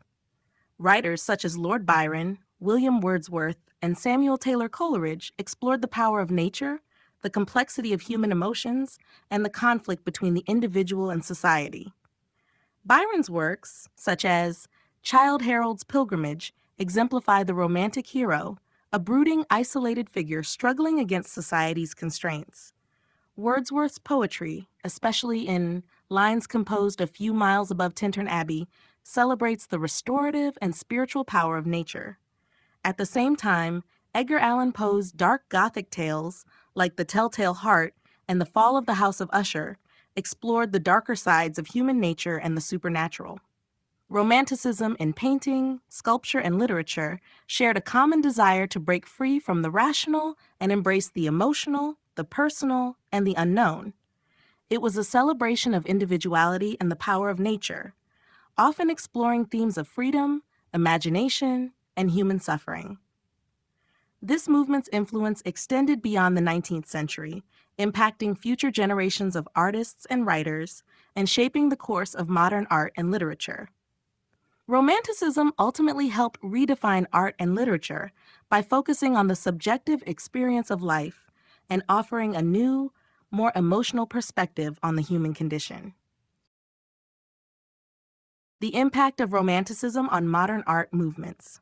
Romanticism, which flourished in the late 18th and early 19th centuries, had a profound and lasting influence on the trajectory of modern art. The movement, characterized by a focus on intense emotion, individualism, imagination, and a deep connection with nature, challenged the rationalism and order of the preceding neoclassical period. As Romanticism pushed against the conventions of academic art, it introduced new ways of expressing personal experience, emotional depth, and the awe-inspiring power of nature. These ideas resonated deeply with subsequent art movements, significantly shaping the course of modern art.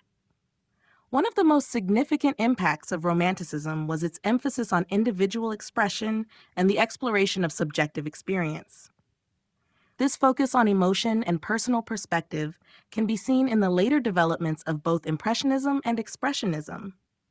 In Impressionism, artists like Claude Monet and Pierre-Auguste Renoir sought to capture fleeting moments and the emotional quality of light and color, rather than adhering to the precise realism of earlier traditions. The desire to express an individual, emotional response to the environment was rooted in romantic ideals, as was the use of vivid color and dynamic brushwork to convey a sense of immediacy and emotion. Similarly, Expressionism, which emerged in the early 20th century, took the romantic focus on individual experience and emotional intensity to even greater extremes. Artists like Edvard Munch and Egon Schiele used distorted forms, vivid colors, and dramatic compositions to evoke deep psychological states, often exploring themes of alienation, anxiety, and existential dread. Their works, like Munch's The Scream, demonstrate a direct lineage to the emotional expressionism found in Romantic art, particularly in its focus on the inner turmoil and subjective experiences of the individual. Romanticism's fascination with nature also left a lasting mark on modern art, influencing movements like abstract expressionism. While abstract expressionists like Jackson Pollock and Mark Rothko moved away from literal depictions of the natural world, the underlying idea of nature as a source of emotional and spiritual power persisted. The sweeping gestural brushstrokes of Pollock's drip paintings, for instance, can be seen as an attempt to tap into the primal energy of nature and the unconscious mind, ideas that were central to Romantic thought. Furthermore, the Romantic period's exploration of the sublime, particularly the overwhelming and often terrifying power of nature, was echoed in the works of later artists who sought to depict extreme emotional states or grandiose, overwhelming scenes. This connection to the sublime can be traced through to the 20th century's surrealism and the postmodern focus on the irrational, the unconscious, and the fantastic.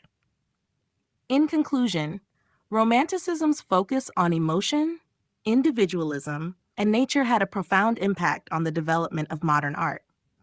Its challenge to academic conventions and its emphasis on personal expression and the exploration of the human psyche opened the door for new artistic movements that would prioritize subjective experience, emotional depth, and a break from traditional representational art.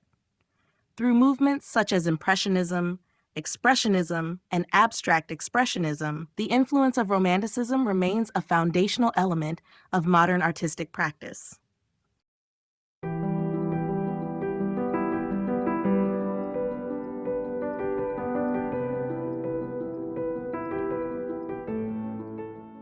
Chapter 7. The Birth of Modern Art. The birth of modern art in the late 19th and early 20th centuries marked a dramatic shift in the way artists approached their craft. Rejecting the academic traditions that had long dominated European art, modern artists sought to break free from established conventions, embracing new ideas and techniques that would radically transform the landscape of visual expression. The Industrial Revolution, urbanization, and rapid social change played key roles in shaping the modernist movement as artists responded to the evolving world around them. This period saw the emergence of diverse styles and movements, including Impressionism, Post-Impressionism, Cubism, and Fauvism, each challenging traditional norms and exploring new ways of seeing and representing the world. One of the earliest movements to challenge the status quo was Impressionism, which emerged in France in the 1860s. Artists like Claude Monet, Pierre-Auguste Renoir, and Edgar Degas rejected the smooth, polished finish and historical subject matter of academic art in favor of capturing the fleeting moments of everyday life.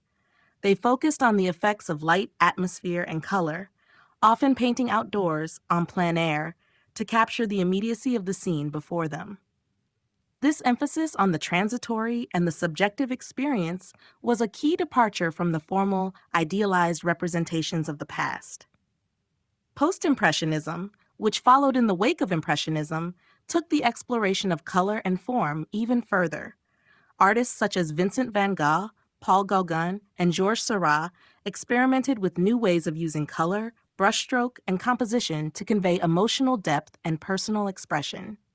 Van Gogh's swirling brushstrokes and bold color choices, for example, conveyed the intensity of his inner turmoil, while Seurat's technique of pointillism, using tiny dots of color, created a new way of depicting light and form. As the 20th century began, Cubism emerged as one of the most revolutionary movements in modern art.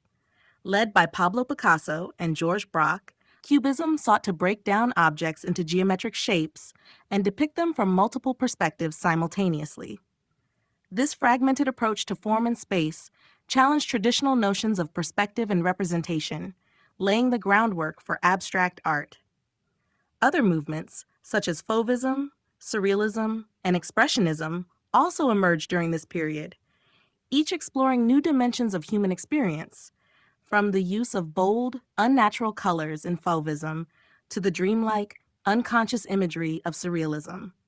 These movements, though distinct in their styles and goals, shared a common desire to push the boundaries of representation, embracing experimentation, and seeking to express the inner workings of the mind, emotion, and perception.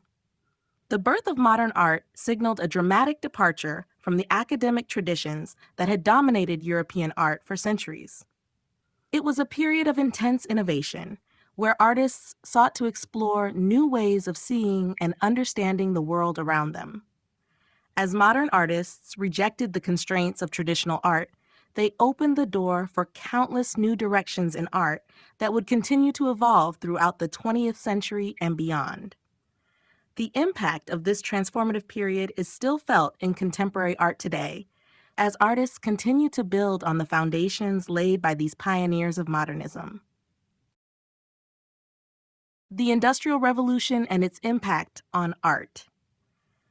The Industrial Revolution, which began in the late 18th century and continued into the 19th century, had a profound and transformative impact on art. This period of rapid technological advancement, urbanization, and social change reshaped many aspects of daily life and culture, influencing how artists perceived the world around them and how they chose to represent it. With the rise of factories, new machinery, and innovations in transportation, art became a means of both reflecting and responding to the profound shifts occurring in society. One of the most significant impacts of the Industrial Revolution on art was the shift in subject matter. Prior to this period, much of European art focused on historical, religious, or mythological themes, as well as the natural world. However, as industrialization accelerated, artists began to turn their attention to the emerging urban environment, the working class, and the mechanization of labor. The growth of cities, the construction of railways, and the rise of factories provided new and dynamic settings for artists to explore. The bustling, rapidly changing urban landscapes became a central theme in the work of many artists as they sought to capture the effects of industrialization on both the physical environment and human life. One of the most notable movements that emerged in response to the Industrial Revolution was Impressionism. Artists like Claude Monet, Pierre-Auguste Renoir, and Edgar Degas depicted the urban landscapes and everyday scenes of modern life, focusing on light, color, and movement rather than historical or idealized subjects. Monet's series of paintings, such as The Railway Bridge and Boulevard Montmartre, captured the effects of industrialization on the city, with its dynamic streets and the presence of modern machinery. The Impressionists sought to convey the fleeting and transient nature of the new industrial world, emphasizing the immediacy of the moment. The rise of the working class and the changing nature of labor also played a significant role in the evolution of art during the Industrial Revolution.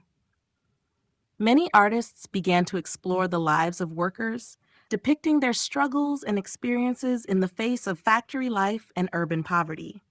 In England, artists like the Pre-Raphaelite Brotherhood and later social realists like Gustave Courbet in France sought to give voice to the working class, representing their dignity, labor, and the harsh realities of industrial society. Courbet's painting, The Stone Breakers, for example, portrayed the labor-intensive work of breaking stones on a road, highlighting the toil and physicality of manual labor. Additionally, the Industrial Revolution brought with it new technological advancements in the production of art itself. The invention of photography in the 1830s had a significant influence on painting, as photographers could now capture highly detailed and realistic representations of the world. Painters began to experiment with abstraction, symbolism, and expressionism as a way to distinguish their work from the increasing realism of photographic images. In conclusion, the Industrial Revolution deeply influenced the course of art in the 19th century. It altered the way artists approached their subjects, with a focus on modern life, urbanization, and the effects of industrialization on society. The new technologies and social changes of this era not only shaped the content of art, but also led to innovations in style and technique, contributing to the development of modern art. Through movements like Impressionism and Realism, artists responded to the industrialized world around them, reflecting the social, economic, and cultural changes that defined the era. Early modernist movements: Realism, Impressionism, and Post-Impressionism. The late 19th century witnessed a dramatic transformation in the world of art as early modernist movements such as Realism, Impressionism, and Post-Impressionism emerged, challenging traditional artistic conventions and paving the way for the modern art movements of the 20th century. These movements were driven by profound shifts in society, technology, and culture, particularly as the Industrial Revolution reshaped daily life and the urban environment.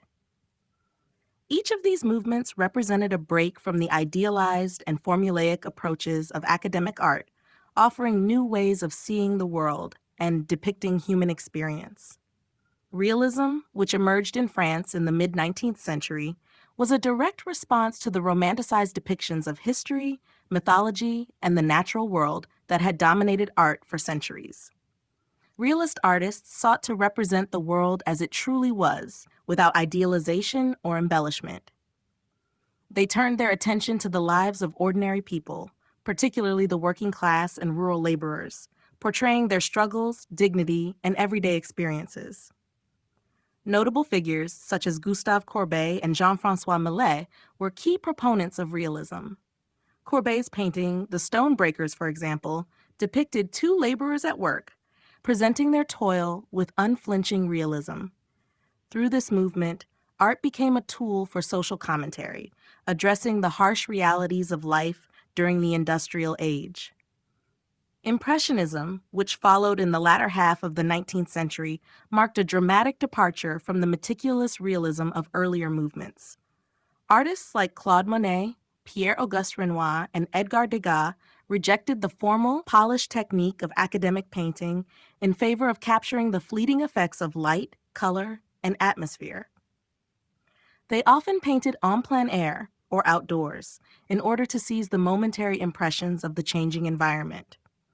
Impressionists focused on everyday scenes, such as urban streets, gardens, and leisure activities, seeking to convey a sense of immediacy and transience.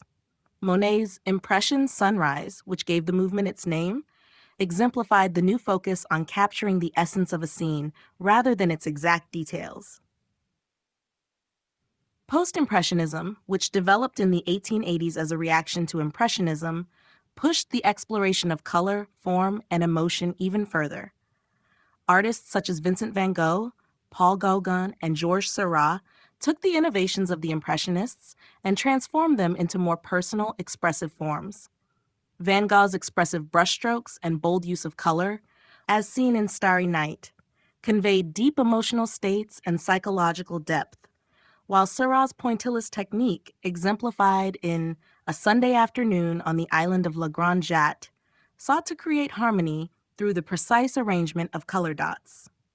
Post-Impressionists moved away from the purely visual focus of Impressionism and began to explore the symbolic and emotional potential of art. Together, these early modernist movements transformed the way artists engaged with their subjects and their materials. Realism brought attention to the lives of ordinary people. Impressionism captured the ephemeral beauty of the world through light and color, and Post-Impressionism expanded on these innovations to explore the deeper emotional and symbolic dimensions of the human experience. Each movement challenged the conventions of the past and laid the foundation for the radical transformations that would come with the rise of abstraction and other avant-garde movements in the 20th century. Key figures: Courbet, Monet, Van Gogh, and Cézanne. The development of modern art in the 19th century was profoundly influenced by several groundbreaking artists, each of whom pushed the boundaries of representation and explored new ways of expressing the human experience. Four of the most significant figures in this transformation were Gustave Courbet, Claude Monet, Vincent van Gogh, and Paul Cézanne.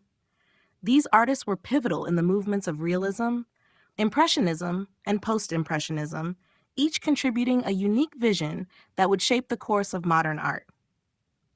Gustave Courbet, a leading figure of the realist movement, sought to challenge the conventions of academic art by depicting the world as it truly was. His focus was on the lives of ordinary people, particularly the working class, and he often portrayed scenes of rural labor, social struggle, and raw human experience. Courbet's work, such as The Stonebreakers, 1849, rejected idealization and the glorification of historical or mythical subjects. He believed that art should address real, tangible issues and reflect the social realities of the time. Courbet's unflinching depictions of everyday life, with all its grit and rawness, had a profound impact on subsequent generations of artists. Claude Monet, one of the founders of the Impressionist movement, revolutionized the way artists approached light, color, and perception. Rather than focusing on detailed, precise representations, Monet sought to capture the fleeting effects of light on a scene, often painting the same subject at different times of day to illustrate how light and atmosphere change.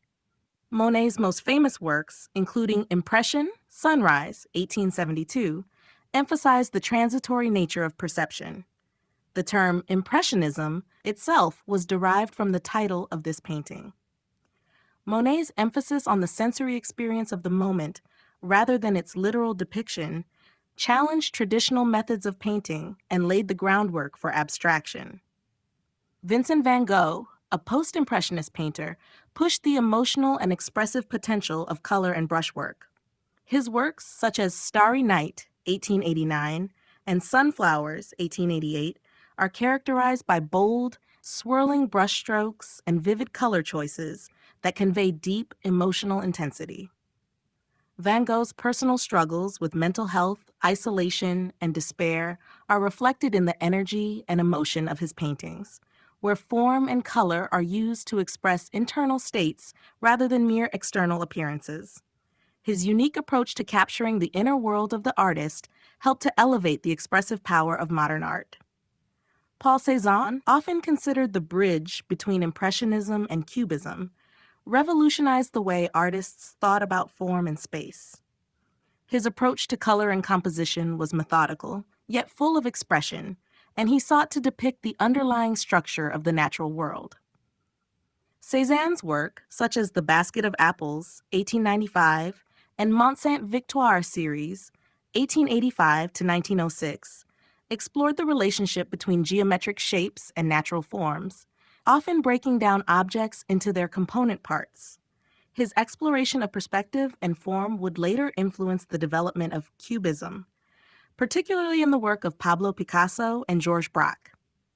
These four artists, Courbet, Monet, Van Gogh, and Cézanne, each played a pivotal role in the evolution of modern art, pushing boundaries and challenging conventions in their unique ways. Through their contributions to realism, impressionism, and post-impressionism, they helped to reshape how artists engage with the world, setting the stage for the radical changes that would follow in the 20th century.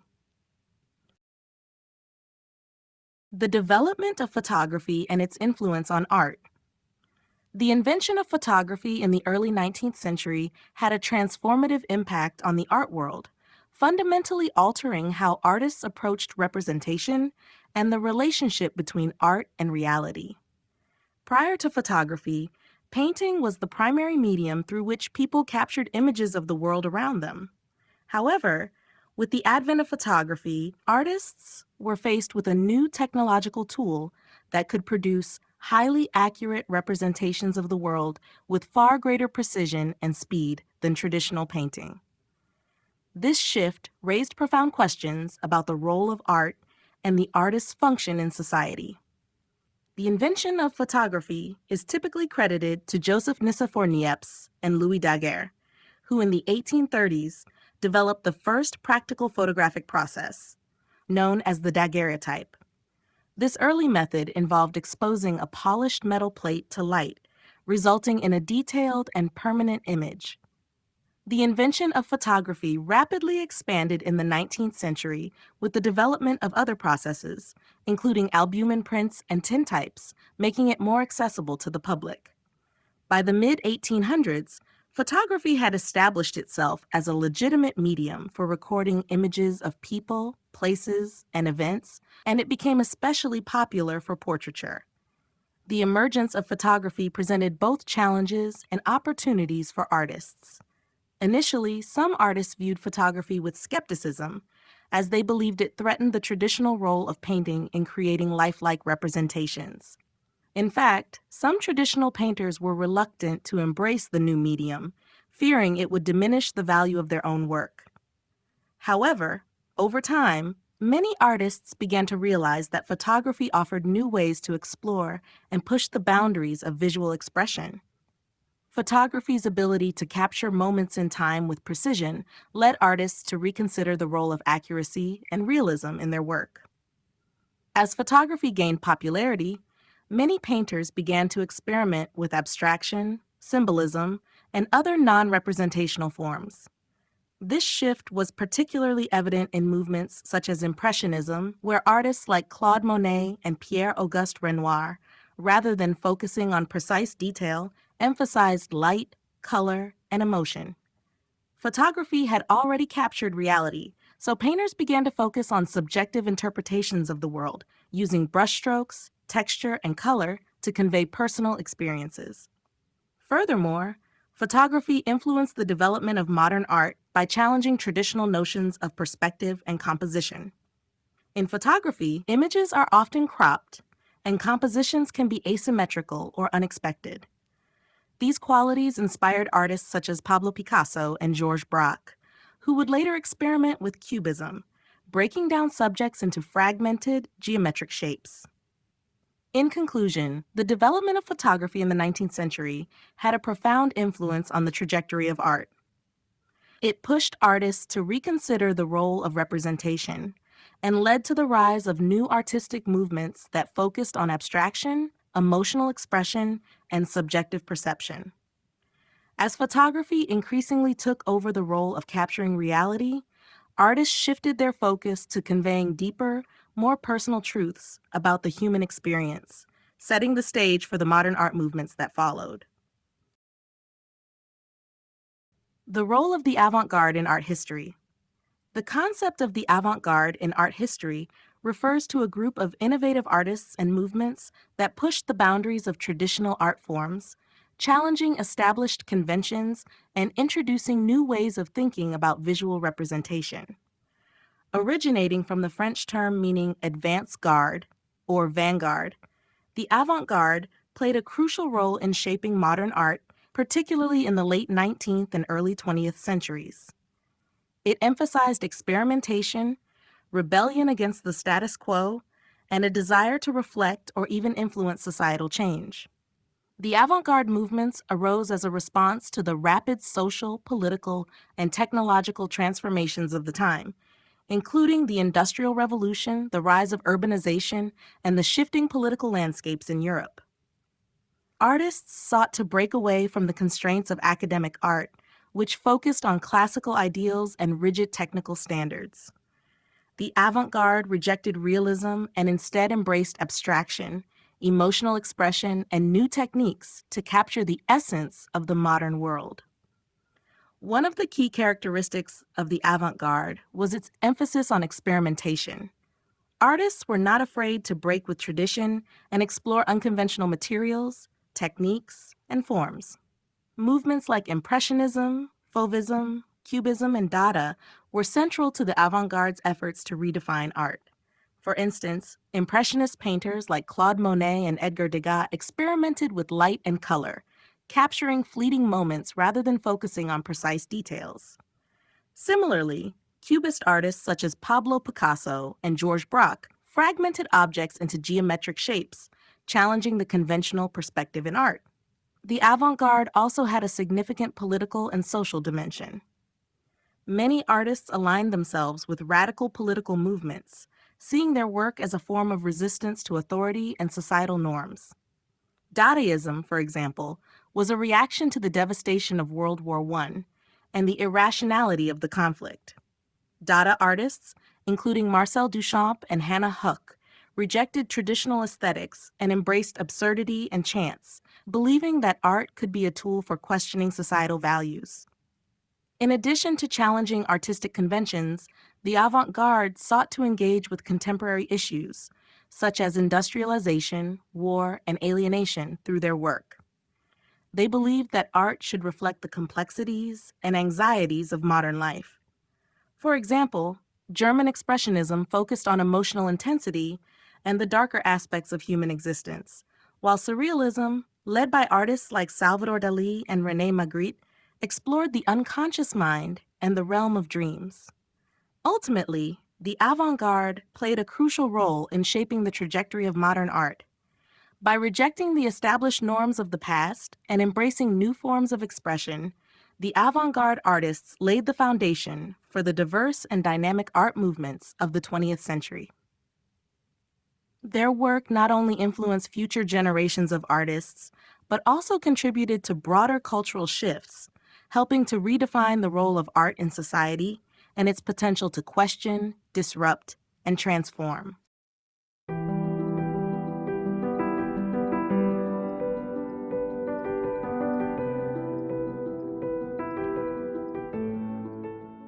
Chapter 8: The Rise of Modernism and Its Variants. The rise of modernism in the late 19th and early 20th centuries marked a profound shift in the trajectory of art. This period, characterized by rapid social, political, and technological change, saw artists moving away from traditional forms of representation and embracing new ways of seeing and interpreting the world. Modernism was not a singular movement, but rather an umbrella term that encompassed a range of styles and approaches, all of which shared a common desire to break from the past and engage with the complexities of modern life. At the core of modernism was a rejection of the realism and academic conventions that had dominated Western art for centuries. Artists sought to capture the essence of modern existence, which was rapidly being transformed by industrialization, urbanization, and the advent of new technologies. They began to experiment with abstraction, fragmentation, and the subjective experience, reflecting the sense of dislocation and alienation that many felt in the face of such profound changes. One of the key movements within modernism was Impressionism, which emerged in the 1870s and sought to capture the fleeting effects of light and atmosphere. Rather than focusing on detailed representation, artists like Claude Monet and Pierre-Auguste Renoir used loose brushwork and vibrant color to convey the sensory experience of a moment. The movement emphasized the subjective perception of the world, marking a departure from the objective, realistic depictions of earlier art. Following Impressionism, Post-Impressionism further pushed the boundaries of artistic expression. Artists such as Vincent van Gogh, Paul Gauguin, and Georges Seurat rejected the emphasis on light and color in favor of more personal, emotional interpretations of the world. Van Gogh's expressive use of color and swirling brushstrokes in works like Starry Night conveyed deep emotional resonance, while Seurat's pointillist technique explored the formal possibilities of color and structure.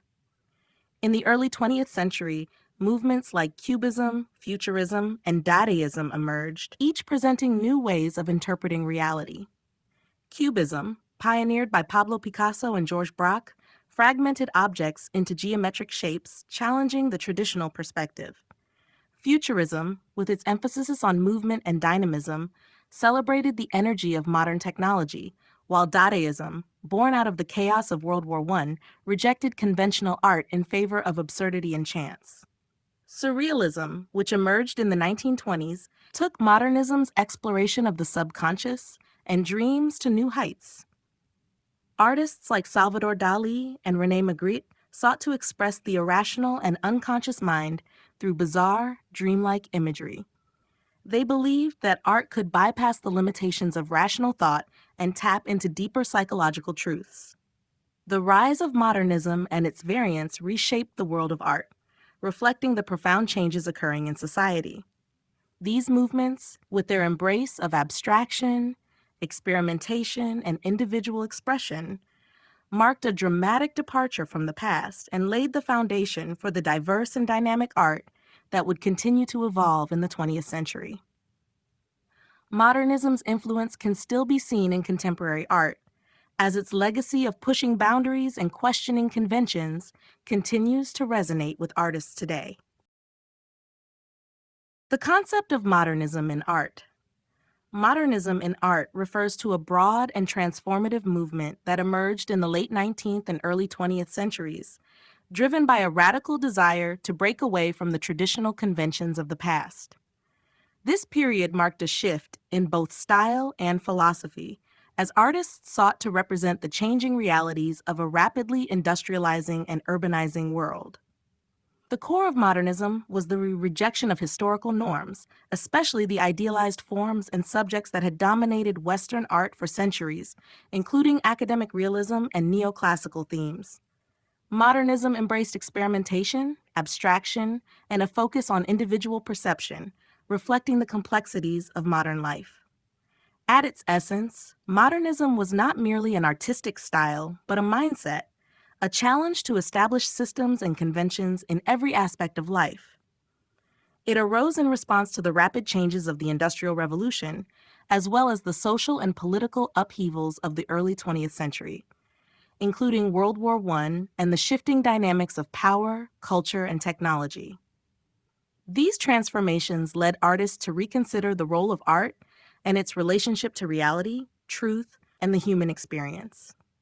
One of the key characteristics of modernism was its move toward abstraction and the rejection of the detailed, realistic depiction of the world. Early modernist artists, such as Edouard Manet and the Impressionists, began to focus on the perception of light, color, and movement, rather than on the accurate reproduction of physical forms.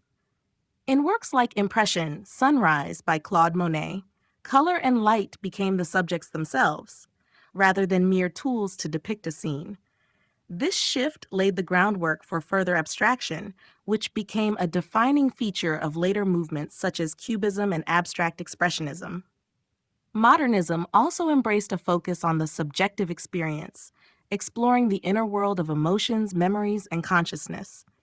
In the hands of artists like Vincent van Gogh and Edvard Munch, art became a means of expressing personal vision and psychological depth.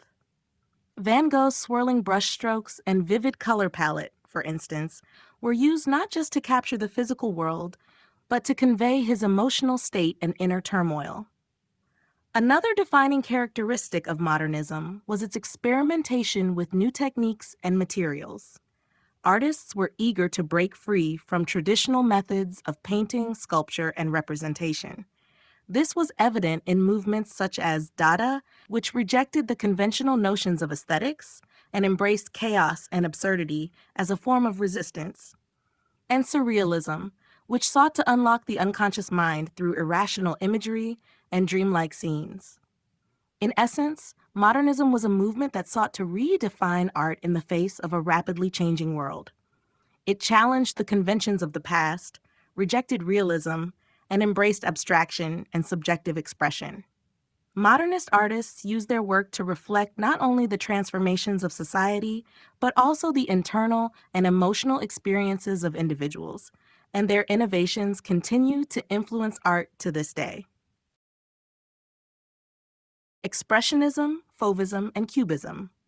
Expressionism, Fauvism, and Cubism are three pivotal movements within the broader context of modernism, each contributing to the evolution of art in unique ways. These movements, though distinct in style and philosophy, shared an underlying desire to break free from traditional artistic forms and explore new ways of representing reality and human experience. Expressionism emerged in the early 20th century, driven by a desire to convey the artist's emotional experience rather than realistic depictions of the external world. The movement was characterized by bold colors, distorted forms, and exaggerated lines, all intended to evoke intense emotional responses from the viewer. Expressionist artists were deeply concerned with the psychological and emotional aspects of life, often reflecting themes of alienation, anxiety, and existential angst. One of the most iconic examples of Expressionism is Edvard Munch's The Scream, a painting that captures a moment of intense emotional turmoil through distorted figures and vibrant, swirling color. The movement influenced a wide range of artistic fields, including painting, literature, and theater, and became closely associated with the German art group Die Brücke and the Austrian artist Egon Schiele, who used distorted human figures to express inner psychological states. Fauvism, which emerged around the same time as Expressionism, was a French movement led by artists such as Henri Matisse and André Derain. The term fauve, meaning wild beasts, was coined by critics due to the intense, non-naturalistic use of color in the works of these artists. Fauvism rejected the muted, realistic color palette of the 19th century in favor of bold, vibrant hues, often applied directly from the tube.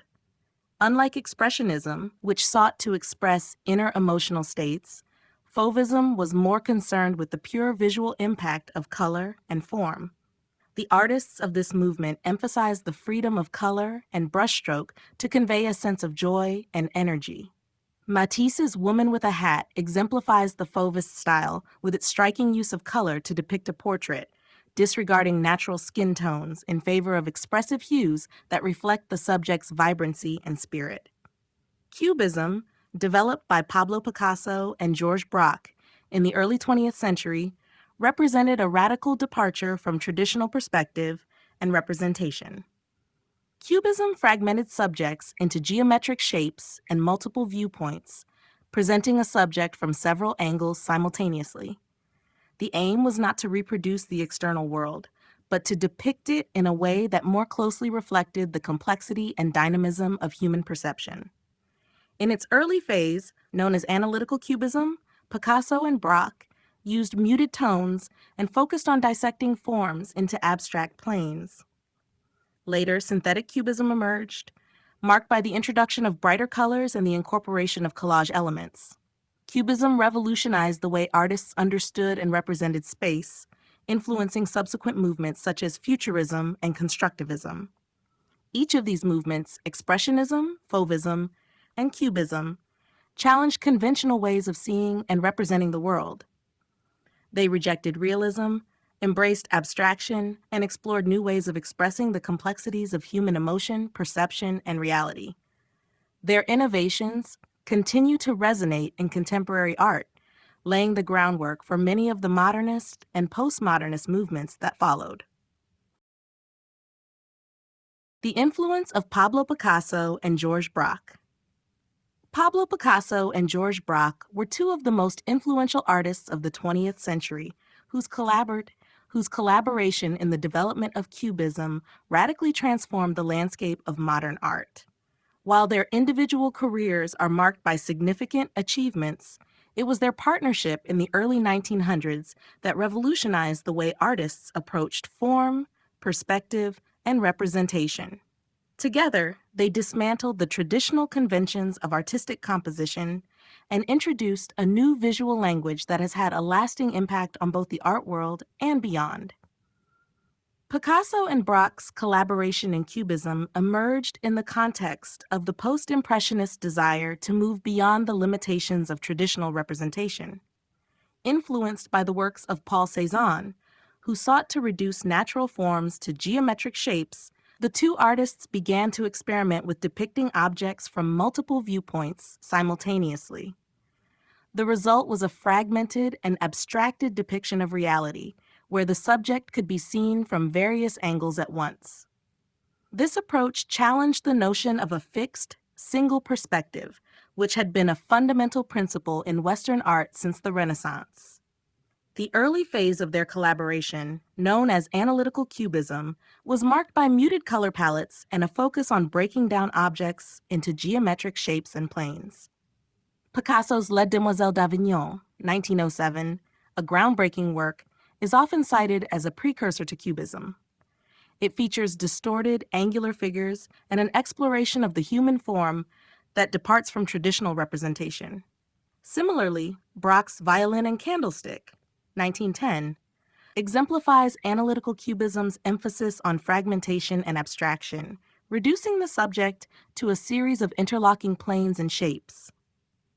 In this phase, the use of color was subdued, allowing the structure and form of the objects to take center stage. As their collaboration progressed, Picasso and Braque moved into the phase known as synthetic cubism, which introduced brighter colors, texture, and the use of collage elements. This marked a shift away from the purely abstract to a more constructive approach, where the fragmented pieces of objects were reconstructed into a new, unified composition. The use of collage allowed for the incorporation of real-world materials into the artwork, further breaking down the boundaries between the artistic and the everyday. Works like Picasso's Still Life with Chair Caning, 1912, exemplified this innovation by combining painted elements with actual pieces of newspaper and other materials. The influence of Picasso and Braque's Cubism reached far beyond their own work, profoundly impacting the trajectory of modern art. Their ideas inspired a wide range of movements, including Futurism, Constructivism, and Dadaism. Furthermore, the radical approach to space, form, and perspective that they pioneered set the stage for later avant-garde movements like abstract expressionism and minimalism. Through their groundbreaking work, Picasso and Braque not only revolutionized the way we see and represent the world, but they also laid the foundation for much of the innovation and experimentation that followed in the 20th century. Their legacy continues to shape contemporary art, and their contributions to the development of Cubism remain central to our understanding of modern art's evolution. Dadaism and Surrealism, Rebellion Against Tradition, Dadaism and Surrealism were two groundbreaking movements in the early 20th century that radically challenged traditional norms of art, culture, and society. Both movements arose in response to the tumultuous social and political climate of the time, particularly the aftermath of World War I. Rejecting the conventions of classical art and the logic of reason, Dadaism and Surrealism sought to dismantle established structures and provoke new ways of thinking and seeing. While distinct in style and philosophy, both movements shared a deep skepticism toward the values of rationalism, order, and authority that had dominated Western thought for centuries. Dadaism, born in 1916 at the Cabaret Voltaire in Zurich, Switzerland, was an anti-art movement that emerged as a direct reaction to the horrors and absurdities of war. Led by artists like Marcel Duchamp, Hugo Ball, and Tristan Tzara, Dadaists sought to subvert the traditional notion of art by embracing randomness, absurdity, and the rejection of reason. They believed that the irrationality and chaos of war had revealed the futility of established cultural norms, and thus they embraced nonsensical, playful forms of expression. Dadaists used found objects, nonsensical poetry, and spontaneous performances to challenge the very definition of art. One of the most iconic works associated with Dadaism is Duchamp's Fountain, 1917, a urinal signed with the pseudonym R. Mutt. By presenting this everyday object as art, Duchamp forced viewers to question the traditional role of the artist and the institution of art itself. In contrast to the chaotic and nihilistic nature of Dadaism, Surrealism, which emerged in the early 1920s, sought to explore the unconscious mind and dreams as a means of breaking free from the constraints of rational thought. Founded by André Breton, Surrealism was deeply influenced by the psychoanalytic theories of Sigmund Freud and the idea that the unconscious mind could reveal deeper truths about human existence. Surrealist artists, including Salvador Dalí, René Magritte, and Max Ernst, sought to create artworks that represented the irrational, the dreamlike, and the fantastical. Through techniques like automatism, where artists allowed their subconscious to guide their creative process, surrealists produced strange, often unsettling images that defied logic and rationality. Dali's The Persistence of Memory, 1931, with its melting clocks draped across a desolate landscape, is one of the most recognizable examples of surrealist imagery, representing the fluidity of time and the disorientation of the unconscious. Both Dadaism and Surrealism pushed the boundaries of what could be considered art, challenging viewers to rethink not only artistic conventions, but also the societal structures that influence them. Dada's focus on absurdity and anti-establishment sentiments laid the groundwork for Surrealism's exploration of the unconscious. But while Dadaism often rejected meaning altogether, Surrealism sought to reveal deeper psychological truths through symbolic imagery. Both movements had a profound influence on the development of contemporary art, paving the way for the avant-garde movements that followed and continuing to inspire artists today. Ultimately, Dadaism and Surrealism's rebellion against tradition reshaped the way we think about art, pushing it beyond representation and into the realms of the irrational, the subconscious, and the absurd. Through their radical departures from established norms, these movements forever altered the course of modern art, encouraging experimentation, subversion, and the search for new forms of expression. Abstract art and the development of non-representational forms. Abstract art, which emerged in the early 20th century, represents a profound departure from traditional representational art, focusing instead on colors, shapes, lines, and forms to express emotions, ideas, or states of being without directly depicting recognizable subjects. The movement marked a radical shift in the history of art, as artists began to reject the necessity of representation and sought to explore the expressive potential of pure abstraction. At the heart of abstract art is the idea that art does not have to represent the external world or human figures in a realistic way. Instead, it focuses on the formal qualities of the artwork: color, texture, composition, and geometry, allowing the viewer to engage with the piece on an emotional and intellectual level. One of the first major breakthroughs in abstract art was made by Wassily Kandinsky, who believed that art should be liberated from the constraints of realism. He argued that non-representational forms could convey spiritual and emotional truths that were beyond the reach of traditional figurative painting. His work, such as Composition Veit, 1923, demonstrates his commitment to abstraction, with vibrant geometric forms and dynamic compositions that seek to express inner emotions rather than depict the outer world. The development of abstract art can also be traced through the work of other key figures, such as Kazimir Malevich, whose Black Square, 1915, is often considered one of the seminal works of abstract art. Malevich's suprematism focused on basic geometric forms like squares and circles, reducing art to its most elemental shapes and emphasizing the purity of non-representational forms. Similarly, Piet Mondrian's work in the De Stijl movement, characterized by the use of straight lines and primary colors, further distilled art to geometric abstraction, seeking harmony and balance through simplicity and order. Abstract art continued to evolve throughout the 20th century, branching into various movements, such as abstract expressionism, which emerged in the United States in the 1940s and 1950s. Artists like Jackson Pollock and Mark Rothko took abstraction to new extremes, emphasizing spontaneity, gesture, and emotion. Pollock's drip paintings, for instance, broke away from traditional techniques by using chance and movement as part of the creative process, allowing the painting to unfold organically. Rothko's large-scale color fields, on the other hand, aim to evoke a sense of deep emotion and transcendence through the use of color and form alone.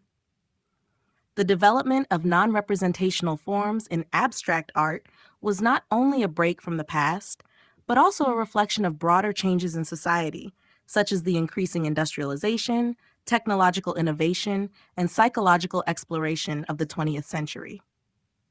It reflected the desire to break free from the constraints of realism and engage with the inner emotional and intellectual realms of the human experience. Today, abstract art continues to influence contemporary artists and remains a vital form of expression. Its emphasis on non-representational forms and its challenge to traditional ideas about art's role in society continue to shape modern art, inviting viewers to engage with art in new and meaningful ways. Through abstraction, artists have created a space where color, shape, and form are not just tools for representation, but powerful means of emotional and intellectual communication.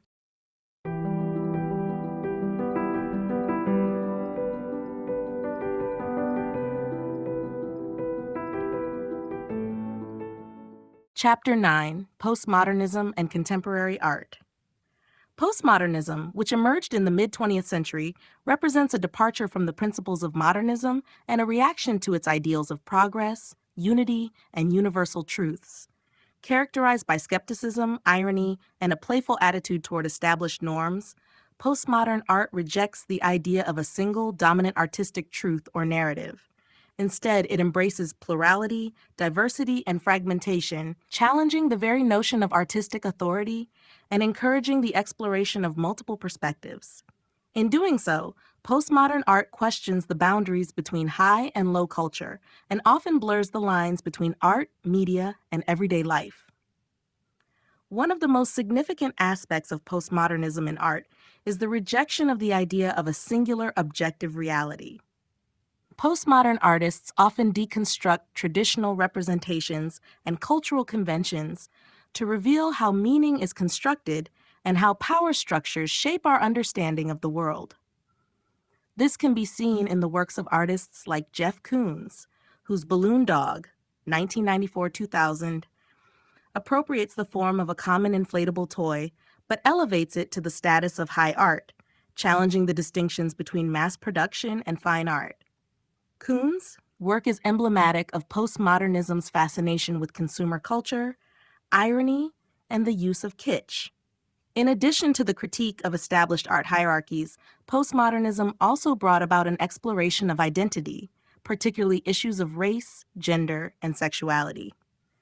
Artists like Cindy Sherman and Barbara Kruger used photography and conceptual art to investigate the ways in which identities are constructed, often drawing attention to the roles that society imposes on individuals. Sherman's Untitled Film Stills, 1977 to 1980, presents herself in various stereotypical female roles, interrogating how women are represented in media and culture. Similarly, Kruger's works, which often feature bold text overlaid on found images, challenge conventional power dynamics and expose how language and visual culture shape perceptions of identity. Another key characteristic of postmodernism in art is the embrace of appropriation. Postmodern artists often borrow, reference, or remix existing cultural symbols, artworks, and historical references. This technique, known as appropriation, is used to subvert or recontextualize meaning, as seen in the work of artists like Richard Prince and Sherry Levine. These artists engage with the history of art and culture, using past images or objects as a way to comment on issues such as originality, authenticity, and authorship in the modern world. As postmodernism evolved, it influenced the development of contemporary art, which encompasses a wide range of styles and mediums, from installation and performance art to digital and video art. Today, contemporary art is marked by its global reach and its emphasis on collaboration and interdisciplinary practice. It is characterized by a constant questioning of boundaries, both artistic and cultural, and by a willingness to engage with social, political, and technological issues. Artists such as Ai Weiwei, Banksy, and Kara Walker continue to explore the role of art in shaping public discourse, using their work to challenge systems of power and question societal norms. Postmodernism and contemporary art have thus ushered in an era of complexity, ambiguity, and diverse voices. By rejecting the modernist belief in a singular, objective truth, postmodern art has opened the door to a multitude of artistic practices and perspectives. The influence of postmodernism remains central to contemporary art, as artists continue to push boundaries and redefine what art can be in an ever-changing world. The shift from modernism to postmodernism. The transition from modernism to postmodernism in art represents a profound shift in both the philosophical underpinnings and artistic practices of the 20th century. Modernism, which emerged in the late 19th and early 20th centuries, was deeply committed to ideals of progress, innovation, and the pursuit of universal truths. Modernist artists believed that art should reflect the evolving nature of society, embracing abstraction, formalism, and the rejection of traditional representations. This belief in the power of art to reveal deeper truths about the human condition and the world around it was central to movements like Impressionism, Cubism, and Abstract Expressionism. However, by the 1960s, many artists began to question the assumptions that had underpinned modernism. The ravages of two world wars, along with the growth of consumer culture and mass media, led to a growing skepticism about the ideals of progress and the notion of art as a means of revealing universal truths. The optimism that characterized modernism started to give way to a sense of disillusionment and fragmentation. Postmodernism emerged as a response to these changes, rejecting the idea of a single unified truth in favor of plurality, relativism, and the recognition that all knowledge and meaning are constructed. Postmodern artists were less interested in creating timeless, transcendent works and more concerned with questioning the very nature of art and its relationship to society. They challenged modernism's emphasis on originality, purity, and abstraction by embracing irony, pastiche, and the blending of high and low culture. While modernism often sought to distill art to its essential elements and create new revolutionary forms, postmodernism embraced complexity, contradiction, and the collapse of boundaries. This shift was reflected in the way postmodern artists used appropriation, sampling, and referencing past works to comment on the cultural and social context in which they worked. In addition to these conceptual shifts, the physical form of postmodern art also departed from modernist ideals. Where modernism often relied on geometric abstraction and a focus on materials and process, postmodernism embraced a wide variety of styles, including surrealism, realism, and kitsch. The postmodern emphasis on representation and the use of everyday objects in art signaled a move away from the deep abstraction of modernism toward more accessible, familiar forms. The rise of conceptual art, installation art, and performance art during the postmodern period also reflected this shift. Postmodern artists like Andy Warhol, Cindy Sherman, and Jeff Koons blurred the lines between art and commerce, often using popular culture, mass media, and commercial products in their work. These artists emphasized the role of the viewer in interpreting meaning, suggesting that art is not a universal language, but one that is shaped by individual experiences and cultural context. The shift from modernism to postmodernism marked a move from certainty to ambiguity, from the search for universal truths to the exploration of subjective perspectives. It was a rejection of the idea that art should embody progress, and instead embrace the complexity, fragmentation, and pluralism of contemporary life. This shift continues to shape the landscape of contemporary art, where multiple voices and interpretations coexist, and where boundaries between disciplines and media continue to be challenged. Key characteristics of postmodern art. Postmodern art, which emerged in the late 20th century, is defined by its rejection of the principles that governed modernist art, such as the belief in universal truths, purity, and formalism. Instead, postmodern art embraces plurality, contradiction, and the idea that meaning is subjective and fluid. One of the key characteristics of postmodern art is its skepticism toward grand narratives or overarching theories, rejecting the notion that there is a single, objective reality that art must represent. This skepticism often manifests as irony, playfulness, and the incorporation of multiple perspectives and styles. A defining feature of postmodern art is its embrace of eclecticism and the mixing of different artistic styles, periods, and media. Whereas modernist art sought to create new and original forms, postmodern art often combines or references existing cultural symbols, historical artworks, and mass media. This technique, known as appropriation, allows postmodern artists to challenge the boundaries of art, culture, and authorship. Artists like Andy Warhol and Sherry Levine used appropriation to critique the concepts of originality and authenticity in the art world.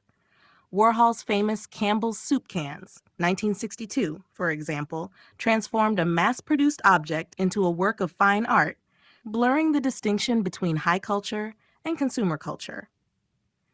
Another key characteristic of postmodern art is its embrace of irony and self-awareness. Postmodern artists often make works that are self-referential, questioning the role of the artist, the viewer, and the art itself.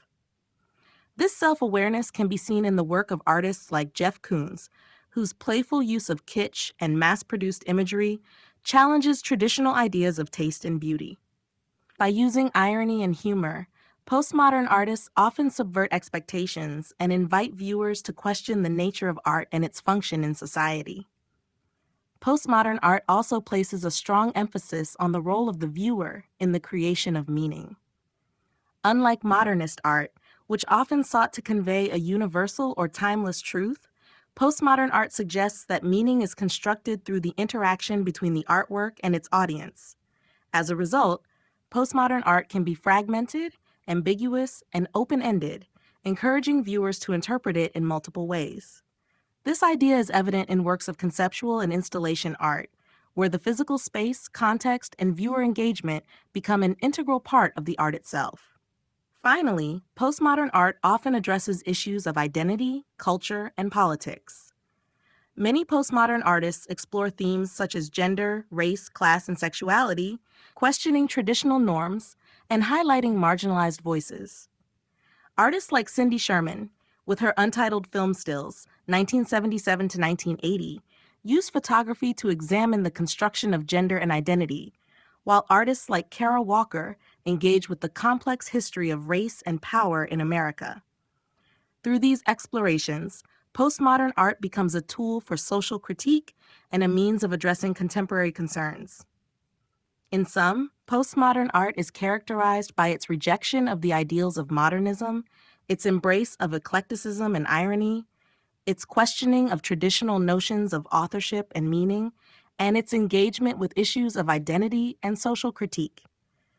It is a movement that celebrates diversity, complexity, and the multiplicity of voices and perspectives that define contemporary culture.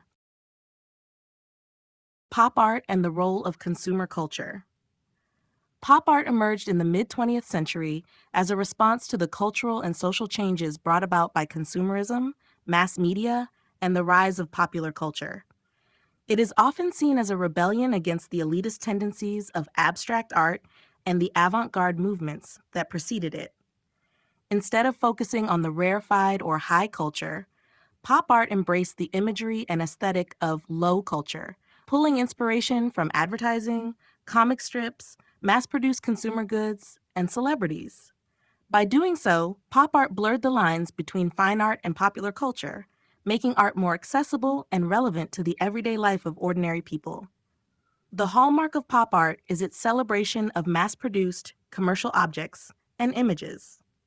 Artists like Andy Warhol and Roy Lichtenstein famously used the language of advertising and consumer products to create art that both critiqued and celebrated consumer culture. Warhol's Campbell's Soup Cans, 1962, is one of the most iconic examples of this approach. By elevating a ubiquitous, mass-produced product to the status of fine art, Warhol questioned the notion of originality and the role of consumerism in shaping modern life. His work reflected the growing commodification of culture and the way consumer goods had become integral to American identity. Pop art's embrace of consumer culture extended beyond just objects and imagery. The movement also incorporated techniques from commercial art, such as screen printing and the repetition of familiar motifs, creating a sense of mass production and mechanical reproduction. Warhol, for instance, used silkscreen printing to produce multiple versions of the same image, often using bright, flat colors and simplified forms that mirrored the aesthetic of advertising and packaging. Roy Lichtenstein's work, such as his Wham! 1963, took inspiration from comic book panels, turning the bold, graphic style of popular culture into large-scale paintings that mimicked the visual language of mass entertainment.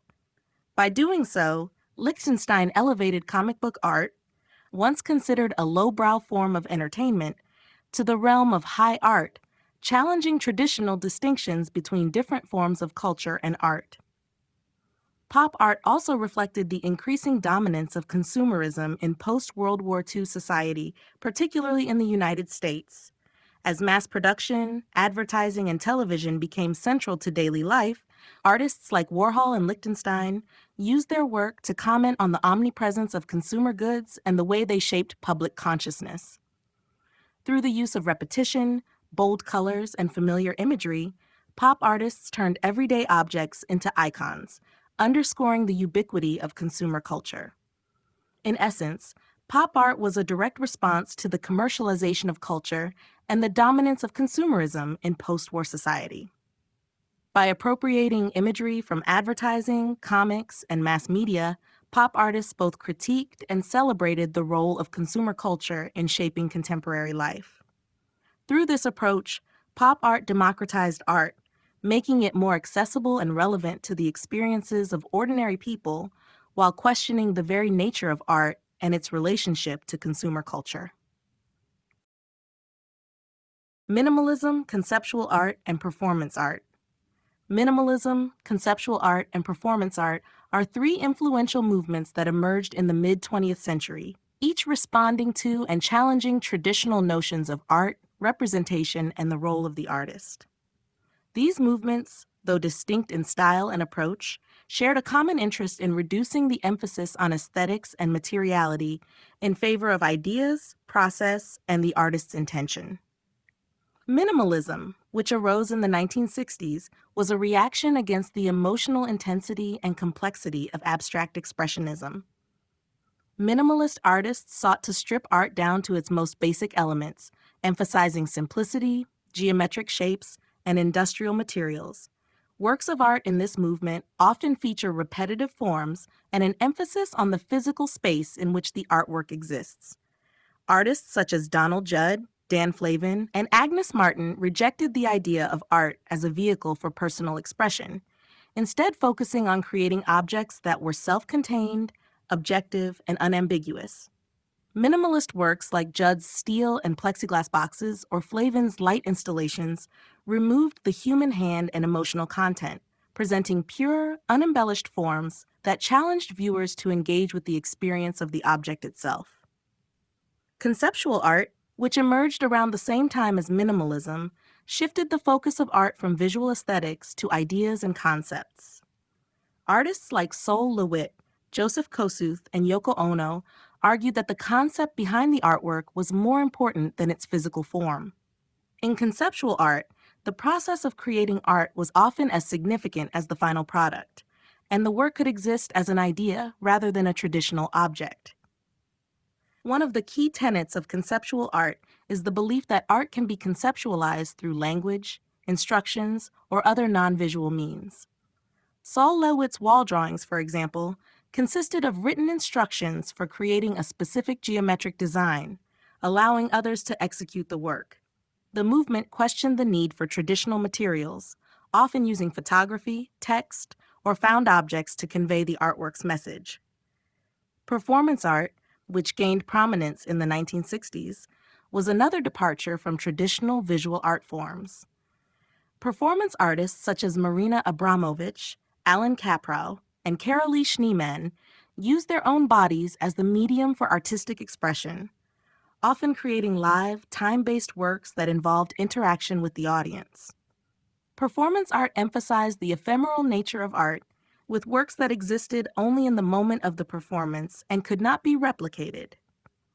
This form of art pushed boundaries by engaging with themes of identity, politics, sexuality, and social norms. Abramović's The Artist is Present, 2010, is a prime example of how performance art can transform the artist's body into the site of emotional and intellectual exploration, creating a shared experience between the performer and the audience. Together, minimalism, conceptual art, and performance art reshaped the landscape of contemporary art by challenging traditional notions of what art could be. These movements moved away from representational, aesthetic-driven works to explore the relationship between the viewer, the artist, and the idea behind the artwork. By emphasizing process, concept, and performance over materiality and form, these movements expanded the boundaries of artistic expression and laid the groundwork for many of the practices that define contemporary art today. The globalization of contemporary art. The globalization of contemporary art has reshaped the art world in profound ways, particularly since the late 20th century. This phenomenon refers to the increasing interconnectedness of artists, curators, collectors, and institutions across the world, fueled by advances in technology, communication, and transportation.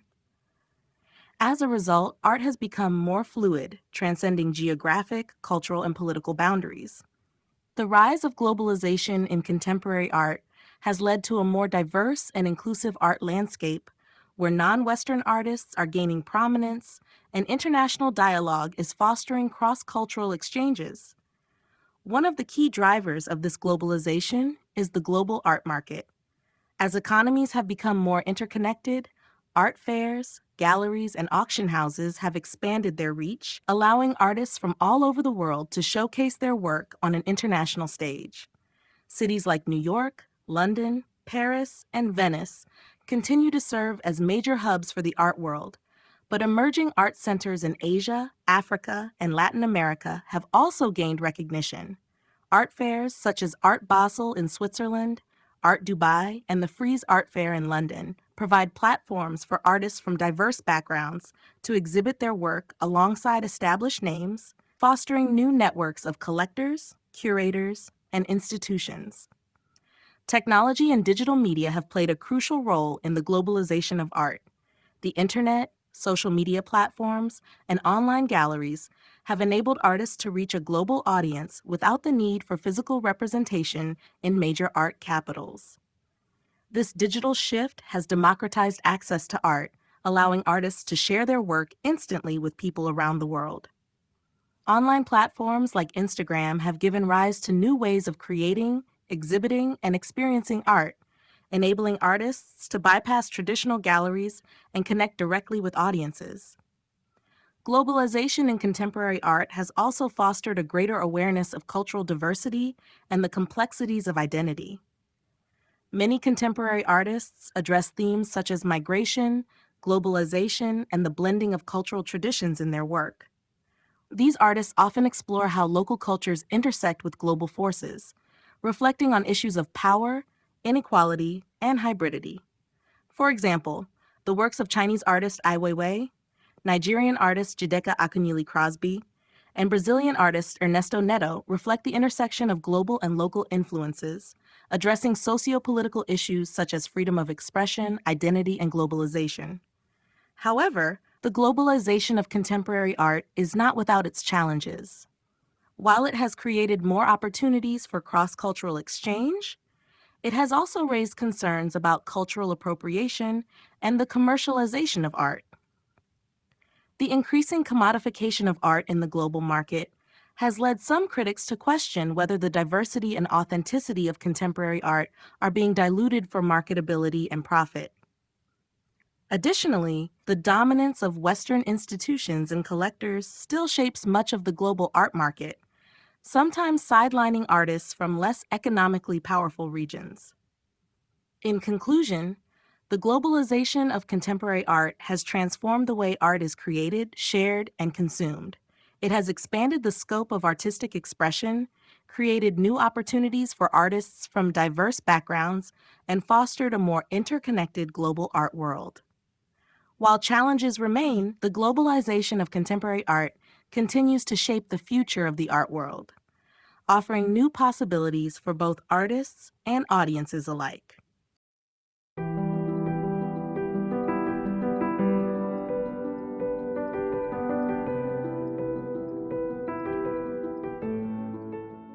Chapter 10: Art in the Digital Age. The advent of digital technology has transformed the art world in unprecedented ways, bringing about a revolution in how art is created, distributed, and experienced.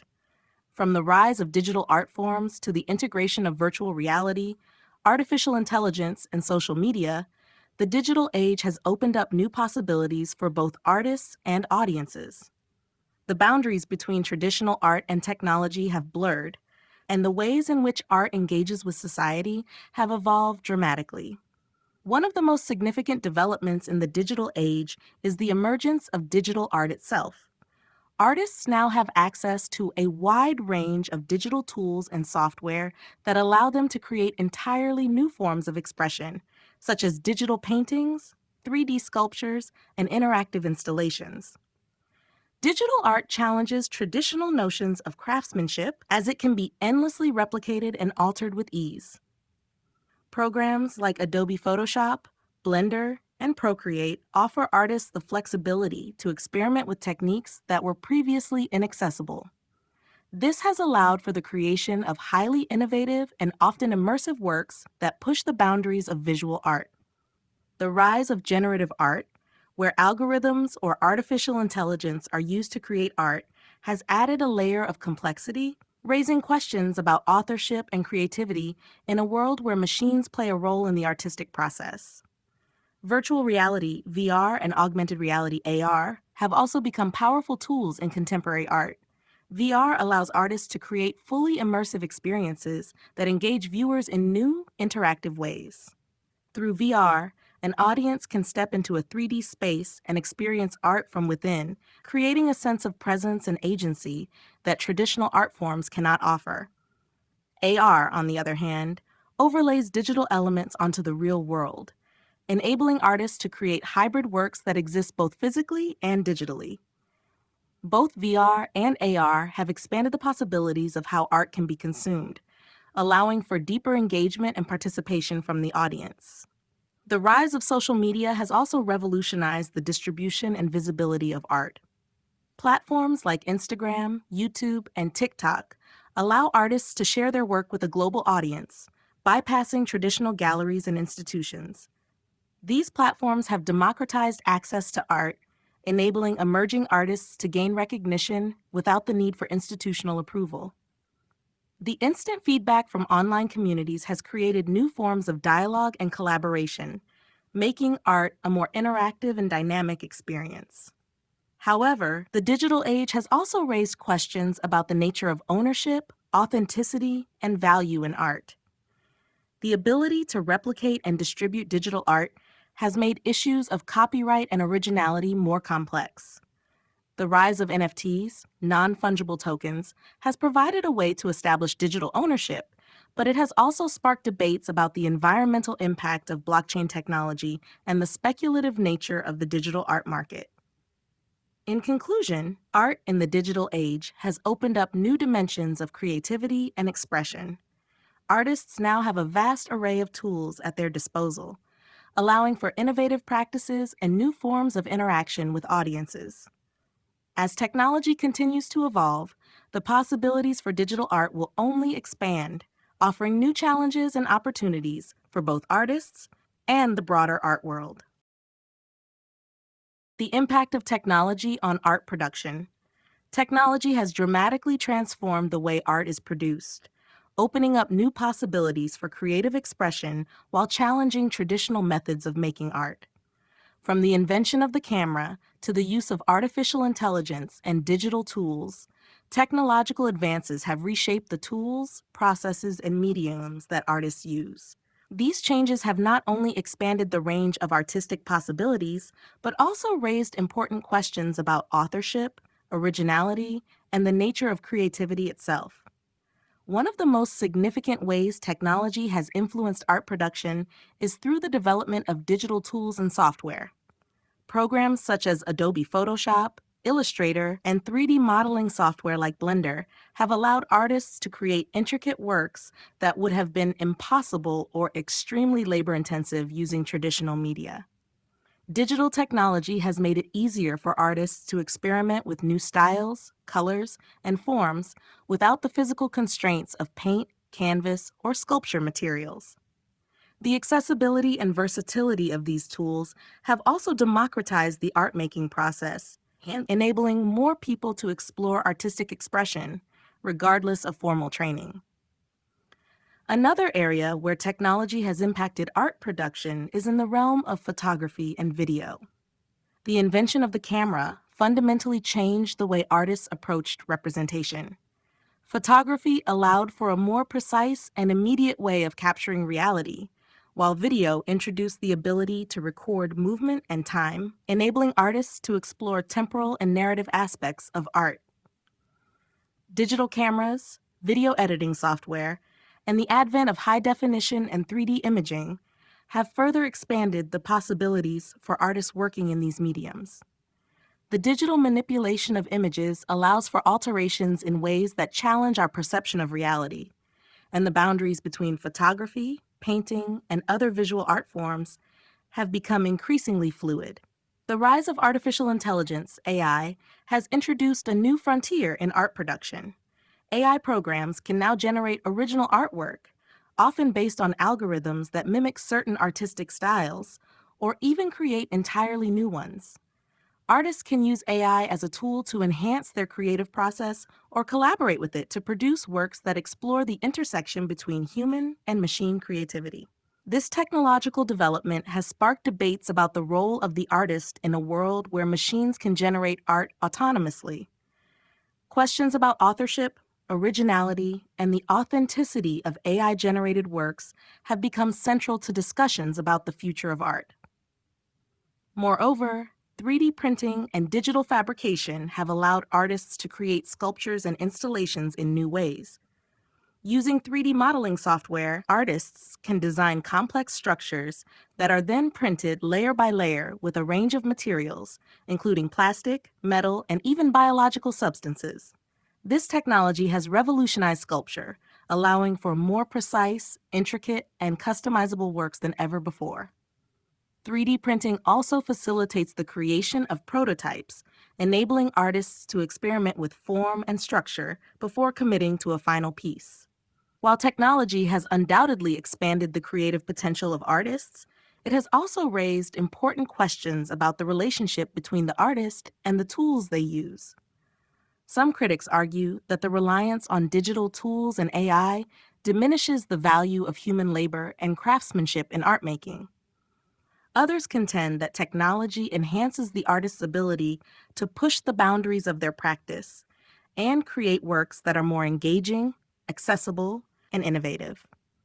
In conclusion, the impact of technology on art production has been transformative, offering artists new ways to experiment, create, and engage with their audiences.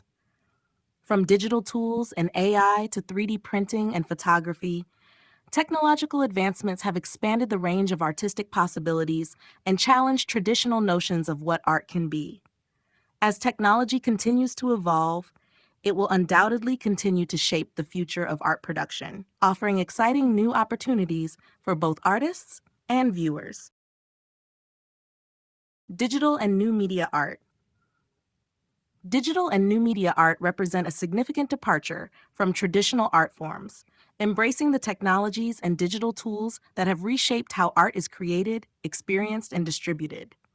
These art forms incorporate new technologies, such as computer-generated imagery, CGI, video, virtual reality, artificial intelligence, and interactive installations to engage audiences in innovative and often immersive ways. The rise of digital and new media art has expanded the boundaries of creative expression, offering new possibilities for artists and challenging our traditional notions of what constitutes art.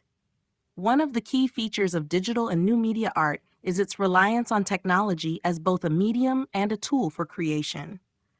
Artists working in this field use computers, software, and digital devices to produce works that can range from static images and videos to dynamic, interactive installations. For example, digital art includes works created with graphic design programs, photography that has been digitally manipulated, or digitally painted images. Video art and digital animation, which use moving images and sound, have become popular mediums in this genre, often exploring themes of time, space, and perception. The ability to manipulate images in real time allows for more complex layers of meaning, as artists can create a sense of constant flux and transformation.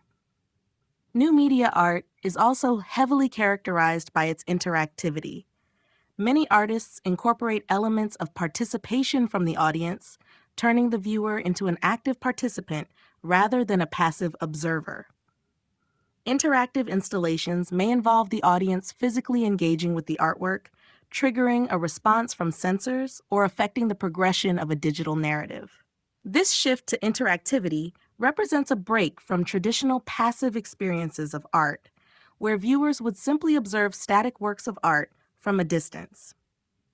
In this new context, the art is constantly evolving, often driven by the presence and actions of the audience. Virtual reality, VR, and augmented reality, AR, are two technologies that have had a particularly significant impact on new media art. VR allows artists to create fully immersive environments where viewers can explore and interact with the artwork from within, providing an entirely new sensory experience. Similarly, AR overlays digital elements onto the physical world, offering a hybrid form of art that engages both the digital and real worlds simultaneously. These immersive technologies enable artists to engage viewers in a deeper, more personal way, allowing them to experience art beyond the constraints of traditional viewing spaces. Artificial intelligence, AI, has also entered the realm of digital art, with algorithms and machine learning being used to generate new works of art.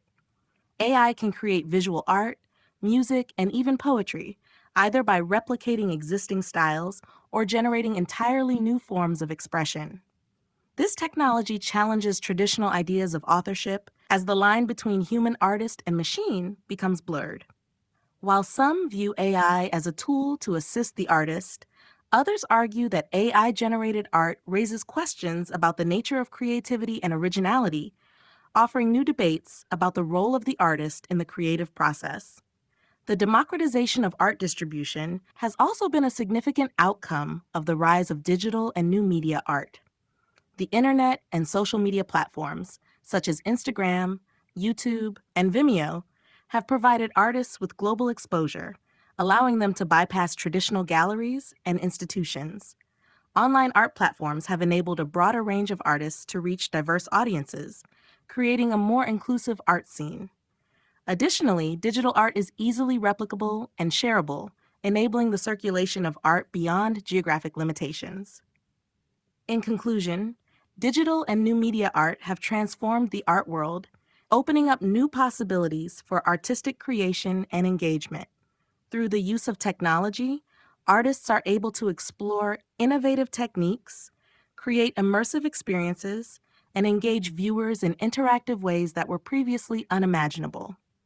As these technologies continue to evolve, they will undoubtedly shape the future of art, expanding the horizons of what art can be and how it can be experienced.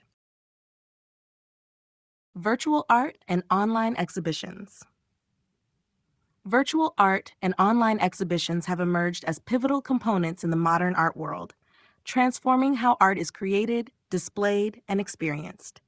With the increasing digitization of culture and the rise of the internet, artists, curators, and institutions have adapted to the changing landscape by using virtual platforms to showcase their work. These innovations have revolutionized the accessibility of art, allowing global audiences to engage with creative expression regardless of their geographical location or physical limitations. Virtual art refers to works created in or for digital environments, often incorporating interactive, immersive, or multimedia elements. Unlike traditional art forms, which are bound by physical space and material constraints, virtual art exists within digital platforms or virtual spaces, allowing for limitless experimentation and manipulation. Artists can use virtual tools and software to create digital sculptures, paintings, animations, and installations that exist entirely in cyberspace. The artwork may also be created in virtual reality, VR, or augmented reality, AR environments, where viewers can interact with and alter the work in real time. These immersive experiences provide an opportunity to experience art in a more dynamic and participatory way than traditional viewing methods allow. Online exhibitions represent a broader shift in how art is presented and consumed. The internet has made it easier than ever for artists to share their work with a wide audience, bypassing traditional gallery spaces and reaching people across the world. Virtual galleries, websites, and social media platforms provide artists with the ability to display their work without the need for physical space, and online exhibitions can take many forms, from curated online galleries to virtual museum tours. These exhibitions often feature digital renderings of physical artworks or original works created specifically for digital platforms. They can also incorporate interactive elements, such as 3D walkthroughs, live stream performances, or digital chats between artists and audiences. The benefits of online exhibitions are numerous, particularly in terms of accessibility. People who may not have the ability to visit physical galleries due to distance, health concerns, or financial constraints can now explore exhibitions from the comfort of their homes. Virtual exhibitions are also more inclusive, allowing for greater diversity in artists and artworks that might not otherwise be seen in mainstream institutions. Additionally, the reach of online exhibitions is potentially limitless, allowing curators to attract viewers from around the globe and fostering a global dialogue in the art world. Furthermore, virtual art and online exhibitions have become increasingly important during times of crisis or restrictions, such as during the COVID-19 pandemic, when physical spaces were closed or limited in access. In this context, online exhibitions became a vital way to keep art alive and accessible. Many museums and galleries around the world embraced virtual tours, offering visitors an opportunity to walk through their exhibits digitally, even as they were physically closed. Despite the many advantages, virtual art and online exhibitions do present challenges. One concern is the lack of physicality in experiencing art online. The tangible connection one feels when standing before a painting or sculpture is hard to replicate through a screen. The experience of viewing art in person is a multisensory encounter that includes scale, texture, and presence, elements that are difficult to translate into digital formats. Additionally, issues of digital preservation and the environmental impact of digital platforms, such as data storage and energy consumption, have raised questions about the long-term sustainability of virtual art spaces. In conclusion, virtual art and online exhibitions have reshaped the art world by offering unprecedented access and visibility to both artists and audiences. These digital platforms have democratized the art experience, allowing people to engage with art in new and diverse ways. As technology continues to evolve, virtual art and online exhibitions will likely continue to play a central role in how art is produced, shared, and appreciated in the future. The role of social media in art promotion. Social media has fundamentally altered the way artists promote their work and connect with audiences, offering both established and emerging artists unprecedented opportunities to showcase their creativity. Platforms like Instagram, Twitter, Facebook, TikTok, and YouTube have become vital tools for artistic self-promotion, allowing artists to bypass traditional gatekeepers such as galleries and museums. In doing so, social media has democratized the art world, enabling artists to reach global audiences directly, fostering new forms of artistic expression, and creating a more inclusive and accessible art community.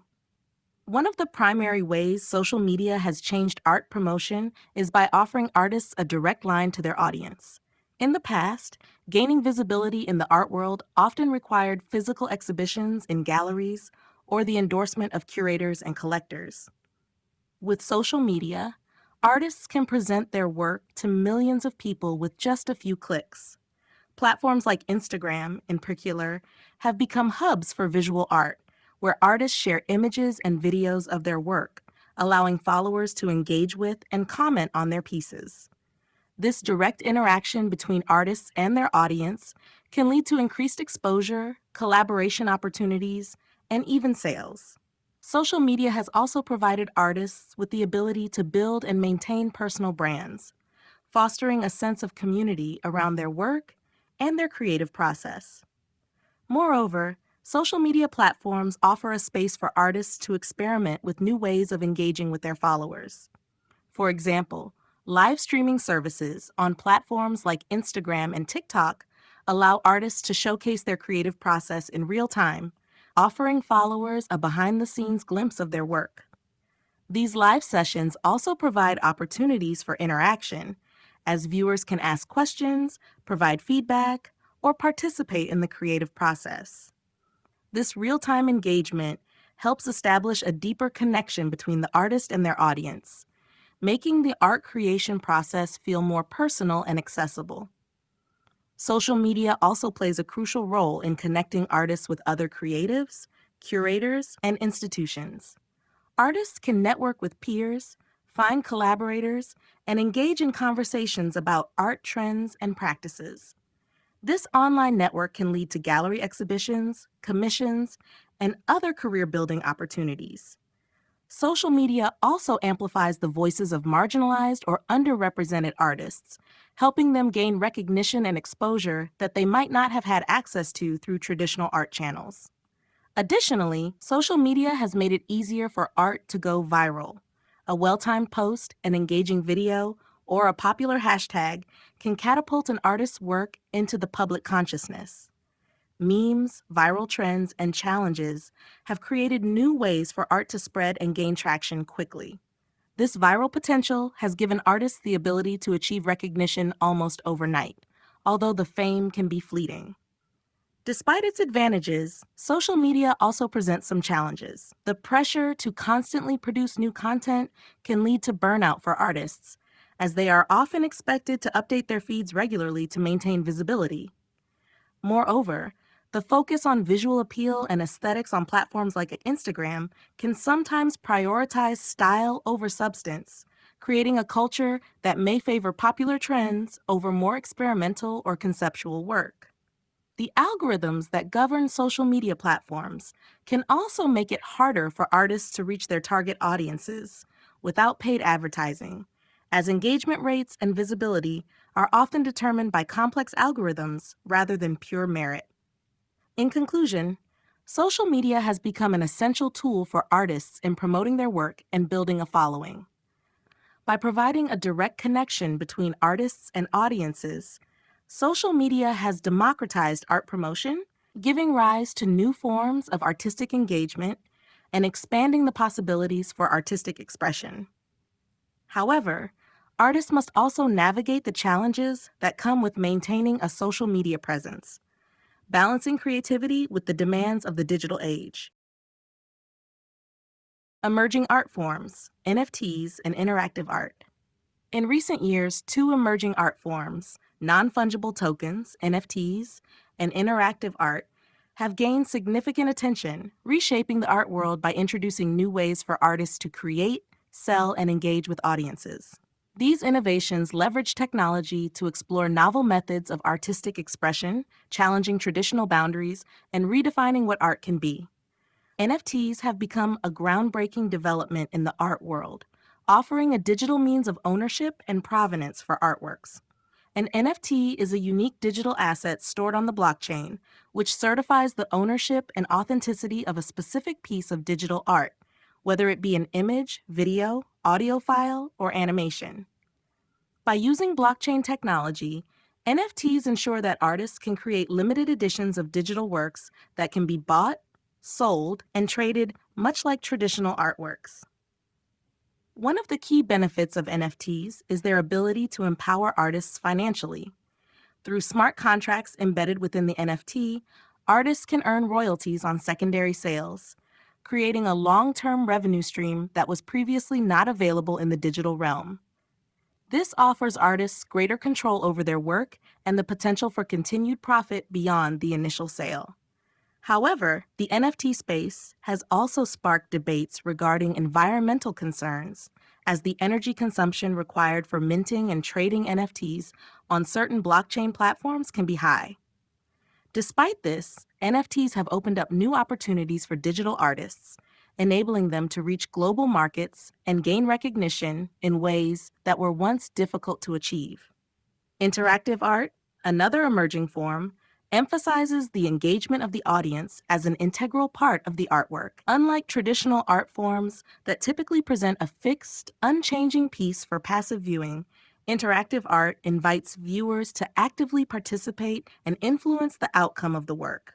These artworks often involve digital elements, sensors, or virtual environments, enabling viewers to alter the piece in real time through their actions. For example, interactive installations might use touchscreens, motion sensors, or augmented reality to create dynamic, evolving artworks that respond to the presence or input of the viewer. In some cases, the artwork may change based on audience choices, allowing for personalized experiences and a sense of co-creation. This active participation breaks down the traditional divide between artist and viewer, fostering a deeper connection to the art. Interactive art also explores the intersection of technology, interactivity, and narrative, inviting viewers to become part of the story being told. The growing popularity of VR and AR technologies has also enhanced interactive art, allowing for fully immersive experiences where the audience becomes an integral part of the artwork's world.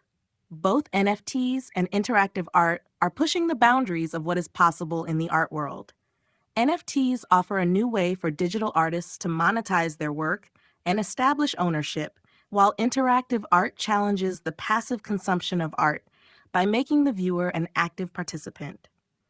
These new art forms reflect broader shifts in the art world as artists embrace technological advancements to engage with contemporary audiences in innovative ways.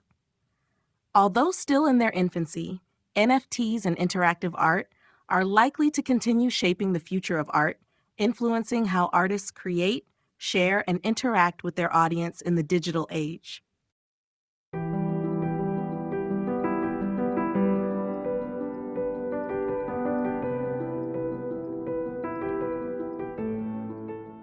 Chapter 11, Art and Society, the Interplay of Culture and Politics.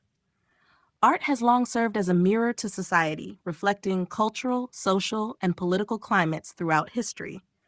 The interplay between art and society is a complex relationship, where art not only captures the essence of the time in which it was created, but also has the power to influence and shape public consciousness.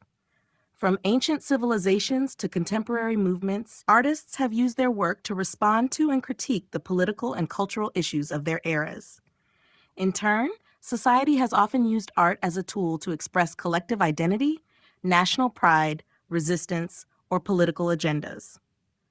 Throughout history, art has played an essential role in shaping societal narratives.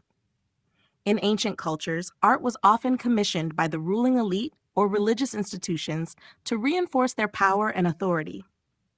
Egyptian tomb paintings, for instance, depicted pharaohs and gods in idealized forms, cementing the divine right of kings and their connection to the gods.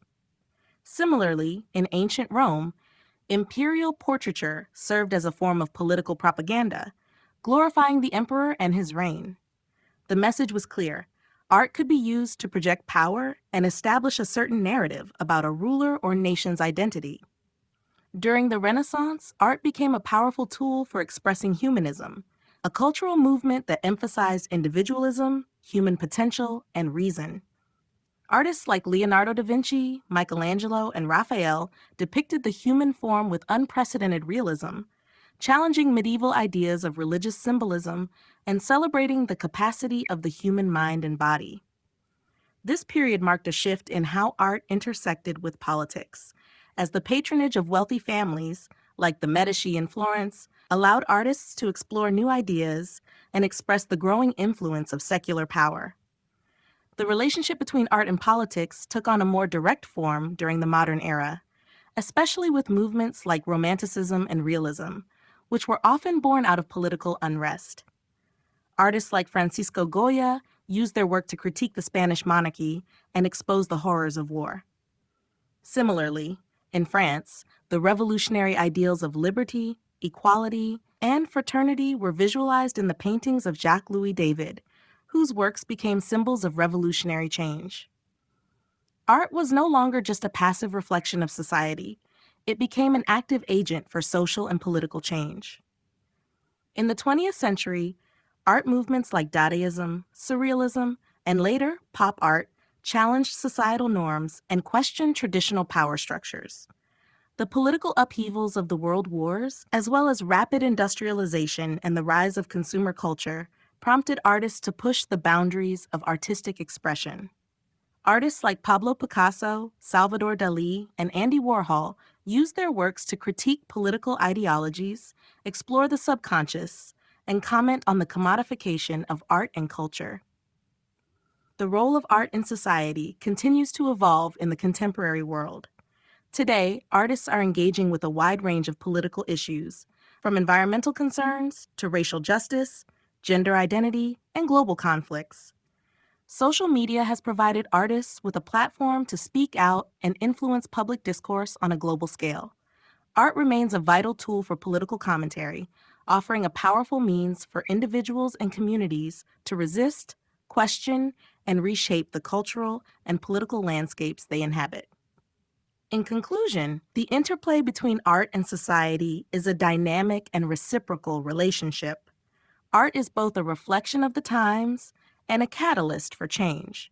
By challenging societal norms and engaging with political and cultural issues, art continues to shape the world in profound ways, offering both a voice for the marginalized and a means of reflecting on the complexities of human experience.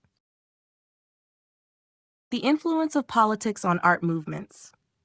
Politics and art have always been intertwined, with political contexts often shaping the creation, reception, and purpose of art movements. Throughout history, art has been a tool for both the expression and the critique of political ideologies, social structures, and national identities. Political events and movements, such as revolutions, wars, and social upheavals, have catalyzed the development of distinct artistic styles and movements, providing a platform for artists to respond to, challenge, or support prevailing political climates. One of the most significant ways politics influences art is through the patronage system. In ancient and medieval times, powerful political and religious institutions commissioned art to affirm their authority and propagate certain ideologies, For instance, during the reign of the Catholic Church in Europe, religious art was used to communicate the divine authority of the Church and its teachings. Artworks like Michelangelo's frescoes in the Sistine Chapel served not only as expressions of religious devotion, but also as powerful political tools, reinforcing the influence of the papacy. In the modern era, political movements became more directly intertwined with art, especially during times of revolution or social change. The rise of Romanticism in the late 18th century, for example, was largely shaped by political revolutions, such as the French Revolution. Romantic artists, including Eugène Delacroix and Francisco Goya, used their works to reflect the tumultuous political climate of their time, addressing themes of freedom, human rights, and the horrors of war. Romanticism emphasized emotion and individualism, and artists used their work to express political ideals, such as the longing for liberty and the revolt against oppressive regimes. The influence of politics on art was particularly evident in the early 20th century, with movements like Dadaism and Surrealism emerging as reactions to the societal and political chaos caused by World War I. Dada artists, including Marcel Duchamp and Hannah Höch, rejected traditional notions of art, using absurdity and anti-aesthetic approaches to critique the values they believed had led to war and destruction. Similarly, surrealist artists like Salvador Dali and René Magritte used dreamlike imagery and irrational juxtapositions to explore the subconscious and question the rationality of society, which they saw as politically and socially oppressive. In the mid-20th century, political movements continued to shape art, particularly in the context of post-World War II social and political landscapes. Abstract Expressionism, a movement led by artists like Jackson Pollock and Willem de Kooning, was partly influenced by the political tension of the Cold War. The movement's focus on individual expression and spontaneity became a symbol of American democracy, especially in contrast to the rigid ideologies of the Soviet Union. On the other hand, pop art, led by artists like Andy Warhol and Roy Lichtenstein, engaged with the growing consumer culture and media landscape, critiquing mass production and the commodification of culture. Political movements have continued to inspire contemporary art, as artists today use their work to address issues such as racial inequality, environmental degradation, and gender politics. Street art, for instance, has become an important medium for political protest, with artists like Banksy and Shepard Fairey using public spaces to make bold political statements. These works often challenge authority and call for social change, demonstrating how art remains a potent tool for political engagement. In conclusion, politics has played an undeniable role in shaping art movements throughout history. From the commissioned works of the Renaissance to the revolutionary expressions of Romanticism and Dada, art has been a powerful medium through which political ideologies and societal struggles are communicated, whether as a form of protest, a tool for propaganda, or a reflection of societal change. Art continues to be deeply influenced by the political forces that shape the world. Art as social commentary and activism. Throughout history, art has played a powerful role as a tool for social commentary and activism, providing a platform for individuals and communities to voice their concerns, challenge societal norms, and call for change. Artists have long used their work to reflect the issues of their time, whether through direct political commentary, the exploration of social inequalities, or by questioning dominant cultural narratives. The transformative power of art lies in its ability to engage emotions, provoke thought, and spark conversation, making it an ideal vehicle for advocating for social and political causes. In many instances, artists have used their work to shed light on injustices, inequality, and oppression. For example, during the civil rights movement in the United States, African American artists like Jacob Lawrence and Charles White used their art to depict the struggles of African Americans and the fight for equality. Lawrence's Migration series vividly illustrated the mass movement of African Americans from the rural South to urban centers in the North, highlighting themes of racial injustice, migration, and the quest for better opportunities. Similarly, the works of artists such as Kara Walker and Faith Ringgold confront issues of race, identity, and history, giving a voice to marginalized groups and challenging stereotypes. The role of art in activism became especially prominent during times of social and political upheaval. In the 1960s, as protests for civil rights, women's liberation, and anti-war movements gained momentum, artists responded with bold works that critiqued the status quo. The Vietnam War, for example, sparked a wave of anti-war art, with artists like Robert Rauschenberg and Norman Rockwell using their art to express the pain and devastation caused by the conflict. War imagery, such as the famous photograph of the My Lai massacre, was immortalized in art, drawing attention to the human cost of war and the horrors of violence. Social commentary through art was also evident in the feminist art movement, where artists like Judy Chicago and Barbara Kruger challenged gender norms and the portrayal of women in art. Through works like The Dinner Party, which honored the history of women through elaborate place settings for historical female figures, Chicago questioned the erasure of women from history. Kruger's conceptual works, combining text and image, exposed the pervasive nature of advertising and the ways in which it objectifies and commodifies women's bodies. In the contemporary era, social commentary in art continues to thrive, particularly with the rise of street art and digital platforms. Artists like Banksy have used public spaces as a canvas to make bold political statements, addressing issues such as war, poverty, and government corruption. The accessibility of the internet and social media has allowed artists to reach a global audience, amplifying their message and creating a platform for activism in the digital age. Art as social commentary and activism remains a vital part of the artistic landscape. From questioning authority to challenging deeply ingrained societal structures, artists continue to use their work as a means of speaking truth to power, encouraging reflection, and inspiring action. Whether through visual imagery, performance, or interactive media, art offers a unique and impactful way to engage with the world, fostering dialogue and promoting change. Gender, race, and identity in art. Art has long been a powerful medium through which concepts of gender, race, and identity are explored, expressed, and challenged. Throughout history, artists have used their work to interrogate societal norms, question stereotypes, and provide representation for marginalized groups. As a reflection of both personal and collective identity, art can serve as a means of confronting social issues, amplifying voices that have historically been silenced, and reshaping cultural narratives.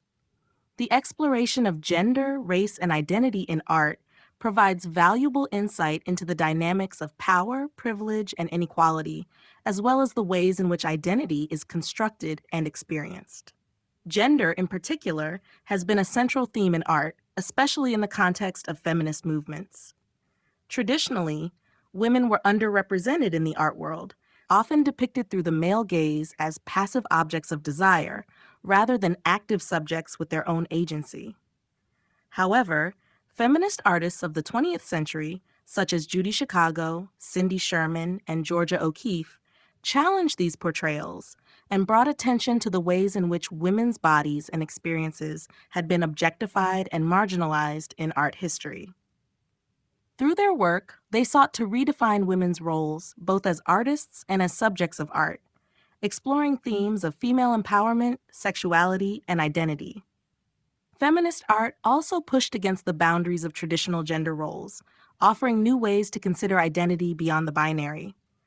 Artists like Magdalena Abakanowicz and Marisol Escobar created sculptures that questioned rigid conceptions of gender, reflecting a more fluid understanding of identity. Performance art, such as that by Marina Abramović, explored the body's role in expressing power, vulnerability, and resistance, often addressing themes of gendered experiences in ways that transcended the physical form.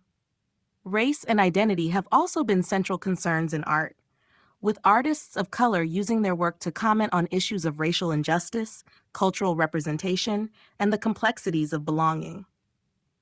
The Harlem Renaissance, for example, was a cultural movement in the early 20th century that elevated African American identity through visual art, music, and literature. Artists like Aaron Douglas and Jacob Lawrence used their art to tell stories of Black life and history, rejecting stereotypes and affirming Black cultural pride. Similarly, artists such as Faith Ringgold and Kara Walker have addressed race, identity, and history through their work, using storytelling and symbolism to confront the legacy of slavery, racism, and inequality in America. The question of racial representation in art continues to evolve as contemporary artists address the ways in which race intersects with culture, history, and power structures.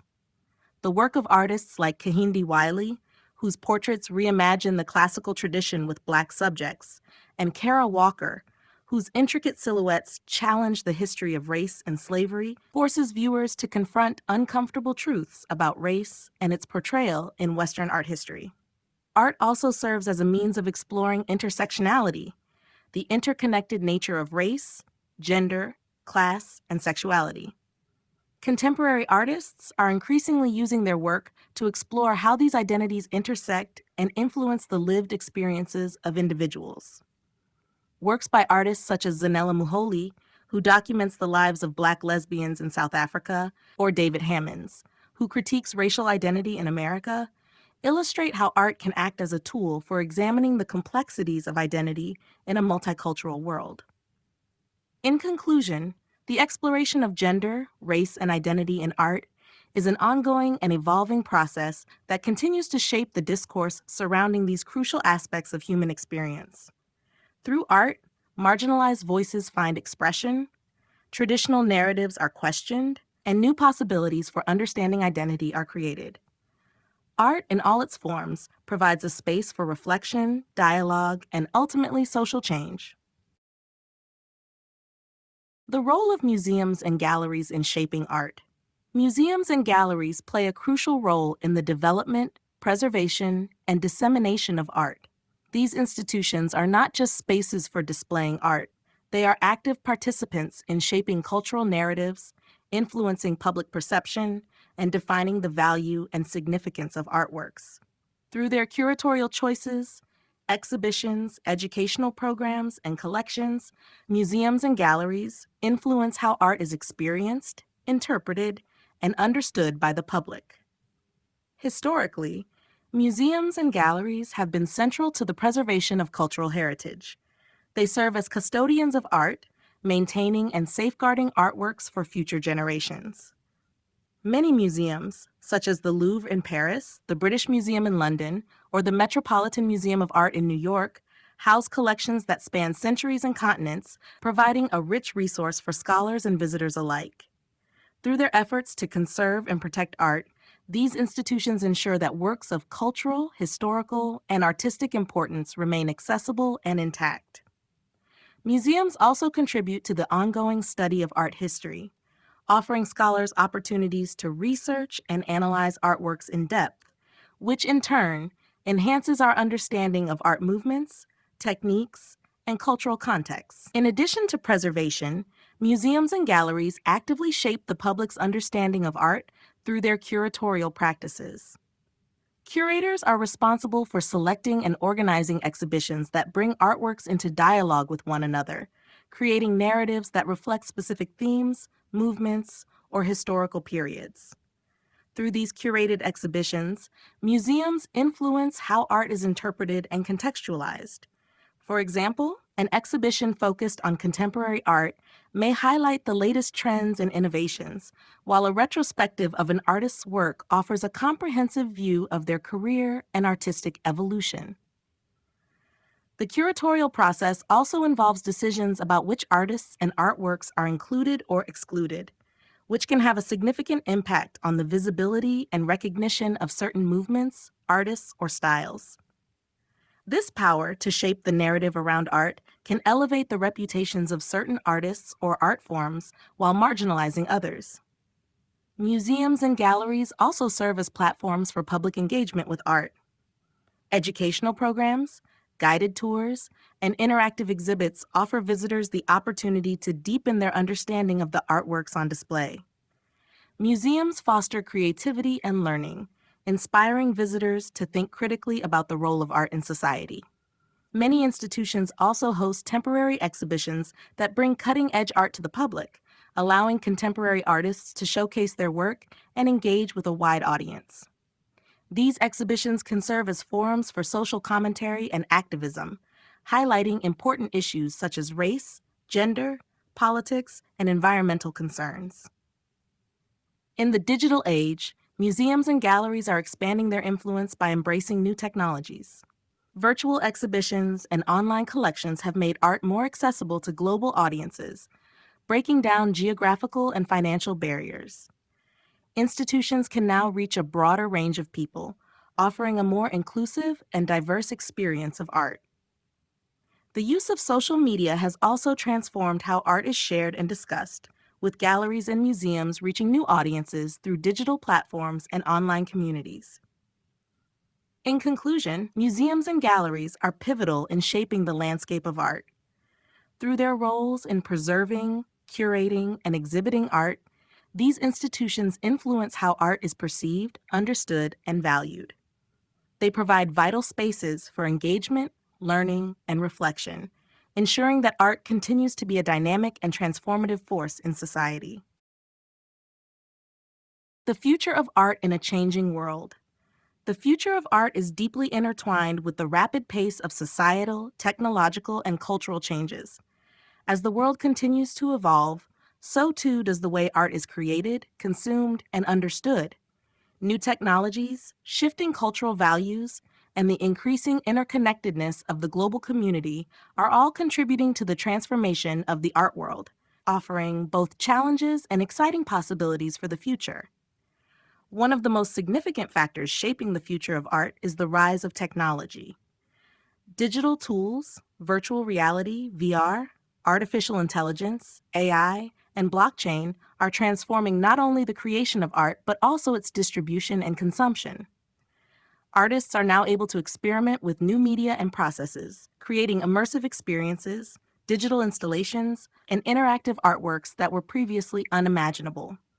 The emergence of digital art forms such as NFTs, non-fungible tokens, has created new ways for artists to monetize their work and establish provenance in the digital realm, while also sparking debates about the intersection of art, technology, and ownership. As technology advances, the line between the physical and digital realms continues to blur. Virtual and augmented reality are offering new dimensions for artistic expression, allowing viewers to engage with art in dynamic and interactive ways. Online platforms have democratized the art world, enabling artists to share their work with a global audience, while virtual galleries and online exhibitions allow art to be experienced by people who may never set foot in a traditional museum or gallery. These digital spaces are reshaping how art is experienced, creating opportunities for artists to engage with audiences on a larger scale and for viewers to engage with art in more personalized ways. In addition to technological advancements, the future of art will likely be shaped by the changing cultural and political climate.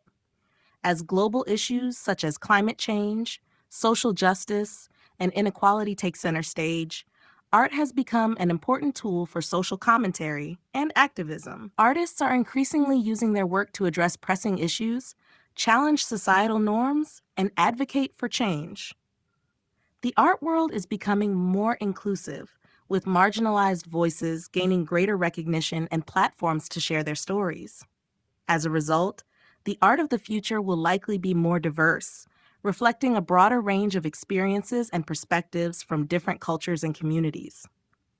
Moreover, the ongoing globalization of culture means that art is becoming more interconnected, with artists drawing inspiration from multiple cultures and working across borders. Collaborative and cross-disciplinary approaches are likely to become more prevalent, as artists work alongside scientists, technologists, and activists to explore new ideas and address contemporary challenges. The blending of art with other fields, such as architecture, technology, and science, will open up new avenues for innovation and experimentation. Ultimately, the future of art will be shaped by the continued evolution of human creativity and the ever-changing forces of the world around us. The boundaries of what art is and can be will continue to expand as artists embrace new tools, technologies, and ideas. The democratization of art through digital platforms and the increasing focus on social issues will further redefine the role of art in society. As the world changes, art will remain a vital form of expression, reflection, and engagement, helping us to make sense of and navigate an increasingly complex world.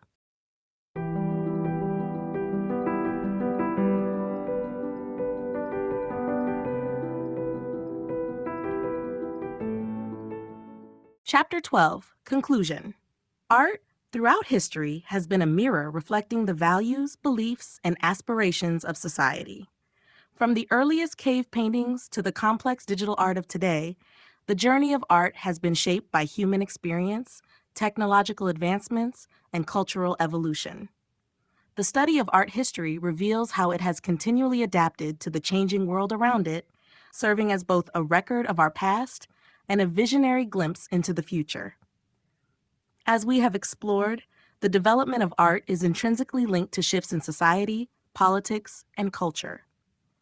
Each period of artistic production, whether it be the grandeur of ancient civilizations, the intellectual awakening of the Renaissance, or the radical experimentation of modernism, reflects the particular needs, challenges, and values of its time. The evolution of art movements, from realism to abstraction, from romanticism to postmodernism, demonstrates the transformative power of creativity in responding to and reshaping the world.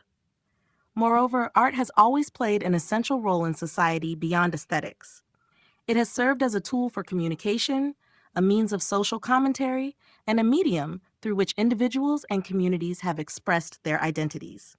Whether addressing issues of race, gender, or class, art has often been at the forefront of social movements, providing a platform for voices that challenge the status quo.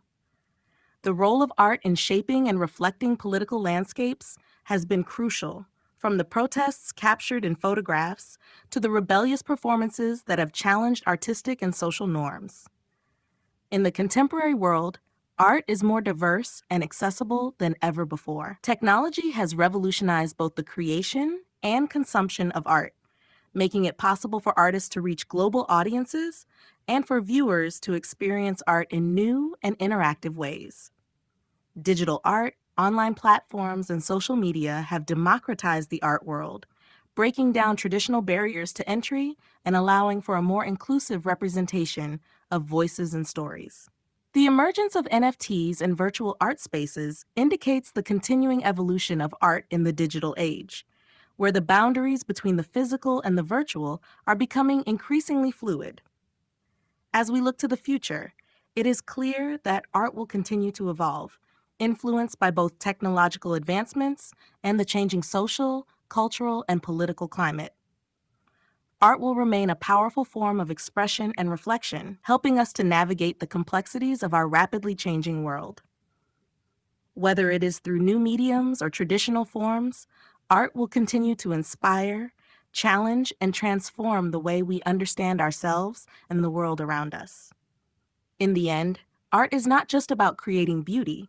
It is about creating meaning and connection, offering a way for humanity to express its deepest truths and its most profound questions.